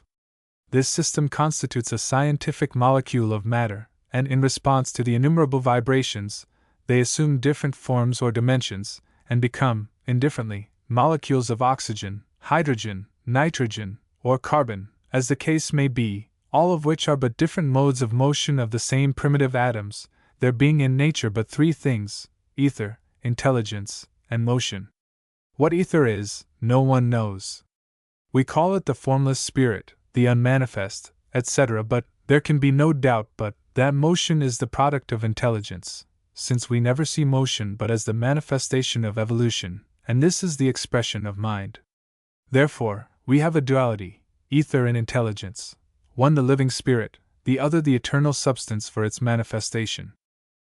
Every molecule of matter is the outward form, the center of which is the incarnating spirit, in some degree of progress. Man's physical organism is a system of life and development for countless billions of them. So the earth, in its functional expression as the womb of nature for the outward expression of man, is only so in a material sense. He is prior to the planet. He, man, is only the offspring of the planet by virtue of his material body being a part of the substance of the earth. This life is a stage, only, of his material journey, and just as man's body is continually throwing off useless dead matter and replacing the same with new life, so, too, the countless organic forms of earth are hourly returning to the ground from which they sprang, and new forms, rising from the same dust, are taking their places. Here, then, is the sum total. First is revealed to us the grand astral man, the zodiac being the outward idea or form, the sun and his system the vital functions thereof. The earth, apart from its functional expression or place, is also an individual. Man, apart from forming a molecule of the planetary womb, by comparison, is also an individual. And lastly, every molecule of man's organism is also, in reality, an individual, and small only by comparison with the human frame. And as there are the high solar archangels of the sun, and a chief amongst these seated upon his throne of fire, so there is an archangelic chief of the earth, surrounded by descending degrees of wisdom and power to man, who also, in his turn, stands as the deific center and chief of his being, his soul being the sphere of consciousness, which, when united to the feminine soul, constitutes the angel of life, eternal. Down still we go, and find that this divine scale of life and being is, from the lowly molecule, system upon system climbing, sphere upon sphere, upward and onward, forever, evermore, and all eternity cannot bring nearer the end of man's glorious immortality. In the full revelation of this divine scheme of creation, so full of light, life, love, joy, and harmony, a scheme void of death and annihilation, the mind once more reflects upon the physical illusions of slowly advancing scientific thought. Camille Flammarion, the great psychomaterialist of France, has painted, in his various novels, a lurid, almost horrible, picture of what the mighty universe must become from the logical deductions of his own school of thought, a school which would be best named as transcendental materialism. According to this conception, millions of worlds are rushing through space, inert, frozen, and dead. Suns have cooled down and ceased to give forth the life-sustaining element of light, but have still retained their mighty attraction upon their attendant planets, according to the laws of gravity, by virtue of their material mass, and thus hold their planetary offspring in the eternal, cold, icy grasp of death. Our sun, too, is cooling fast. The earth has already lost a great portion of her own internal heat. She has passed her prime of life, and death, cold, icy death, has already begun to encroach upon her extremities. The South Pole, the feet, is now practically lifeless in one perpetual covering of ice. So, too, her head, her locks are the white of perpetual snow. No longer has she the blush and beauty of youth, no longer adorned with the healthy covering of verdure which youthfulness gives, and as our geologists prove was once the case. So that, although the time may still be long, according to our reckoning of years, it is only a brief moment in eternity when this fair earth, and also the beauteous splendor of the silent stars, will be locked forever in darkness, and the final sleep of doom. If this be so, we ask of the inmost soul, if life be but the fitful awakenings of the indestructible spirit, ebbing and flowing in response to the rise and fall of nature's cosmic barometer, and the transmutations of matter, if life is, in reality, but a brief and passing moment, eternally repeated, from the flush of youth. The gilded salon to the bier and the shroud, then why, oh why should the spirit of mortal be proud? Why aspire to penetrate the inward realities of life and enter the Holy of Holies, to seek and find out God? As the rushing torrent of this thought swept o'er the mental chambers of the soul and saturated the spirit with its icy sting, as it lay still chained within the prison house of matter, the higher self rose, sublime in its grandeur, and consciousness of divine relationship, and in the last earthly appeal for light, for divine truth, as to man and his immortality, it turned in reverence and awe before the still, shimmering veil of the sacred penetralia. The trial had come, the crucial test, whether of life or death, the final revelation to man. In purity of heart and humility of soul we await in agonizing suspense. There is a thrilling sensation, as though of 10,000 electric currents consuming the frame, and a swaying to and fro, as if drifting upon an ocean of fire, then a dead silence, so profound that whole eternities seem to pass, without either beginning or end. And the sight of the inward spirit is opened slowly. Who? Where? What? For the shadows have fled, the luminous curtain fades, is gone, and flashing before the inward sight stands the ineffable Adonai. It is I, you. There is no God but this, and in one moment the interior consciousness becomes at one with self, God, and from that inconceivable height of profound vision we again look upon nature. Behold sun, moon, and planets in all the original magnificence of their nebulous luminosity. From nebulous rings we proceed, stage after stage, each producing its own degrees of life. On we pass the ages, the geological cycles of inconceivable duration in time, but only a mere instant in eternity, and on, as the changes roll, until we see Earth as she is now, still on, at the ever-urging desire of the triumphant soul, and a remarkable change is apparent. From forces, at present latent, there comes a change, and instead of so-called physical, electrical races have superseded the present humanity. Crystallization has ceased, and all things become lighter in density and more ethereal in nature, and the orbit of the earth grows less. Nearer and nearer shines the mighty sun.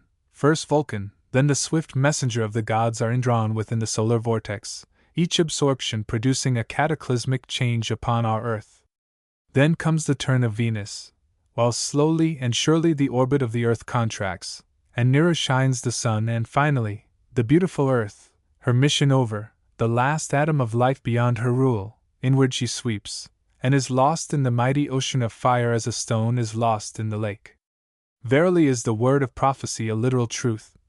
The earth shall be destroyed with fire, and so on with the rest, each planet in its proper turn fulfilling the functions at present performed by the earth, each becoming the grand theater of material and ethereal life, and the cometary bodies, today chasing unknown orbits in the realms of ether, gradually fall into line when their erratic cycle is ended, taking the places of the present outermost planets.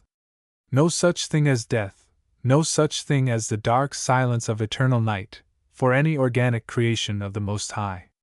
From the sun they come, and unto the sun each must ultimately return, even as the body of man, coming from the dust of earth, must also return thereto, to be taken up in new forms and furnish substance for other degrees of life. And thus will it be, until the sun, in its mighty solar heavens of purified spiritual life, will form the last, the final battleground of matter, receiving its new life from a greater center than itself. A glorious solar world, well typified in the last battle of the gods, and the new earth, a world whereon the angels tread in superlatively beautiful forms, clothed with the ideals and emanations of their own divine purity, souls clothed in air, treading the ethereal realms of light, as the children of God, and the inheritors of the kingdom of heaven. Must the searching eye of the soul seek further? Must the insatiable thirst of the spirit launch out upon the trackless infinities of the yet-to-be? Must it still penetrate further in the profound beyond, where time ceases to be, where the past, present, and the future are forever unknown, but exist only as the deific consciousness of the eternal now? No. The soul at last rests satisfied.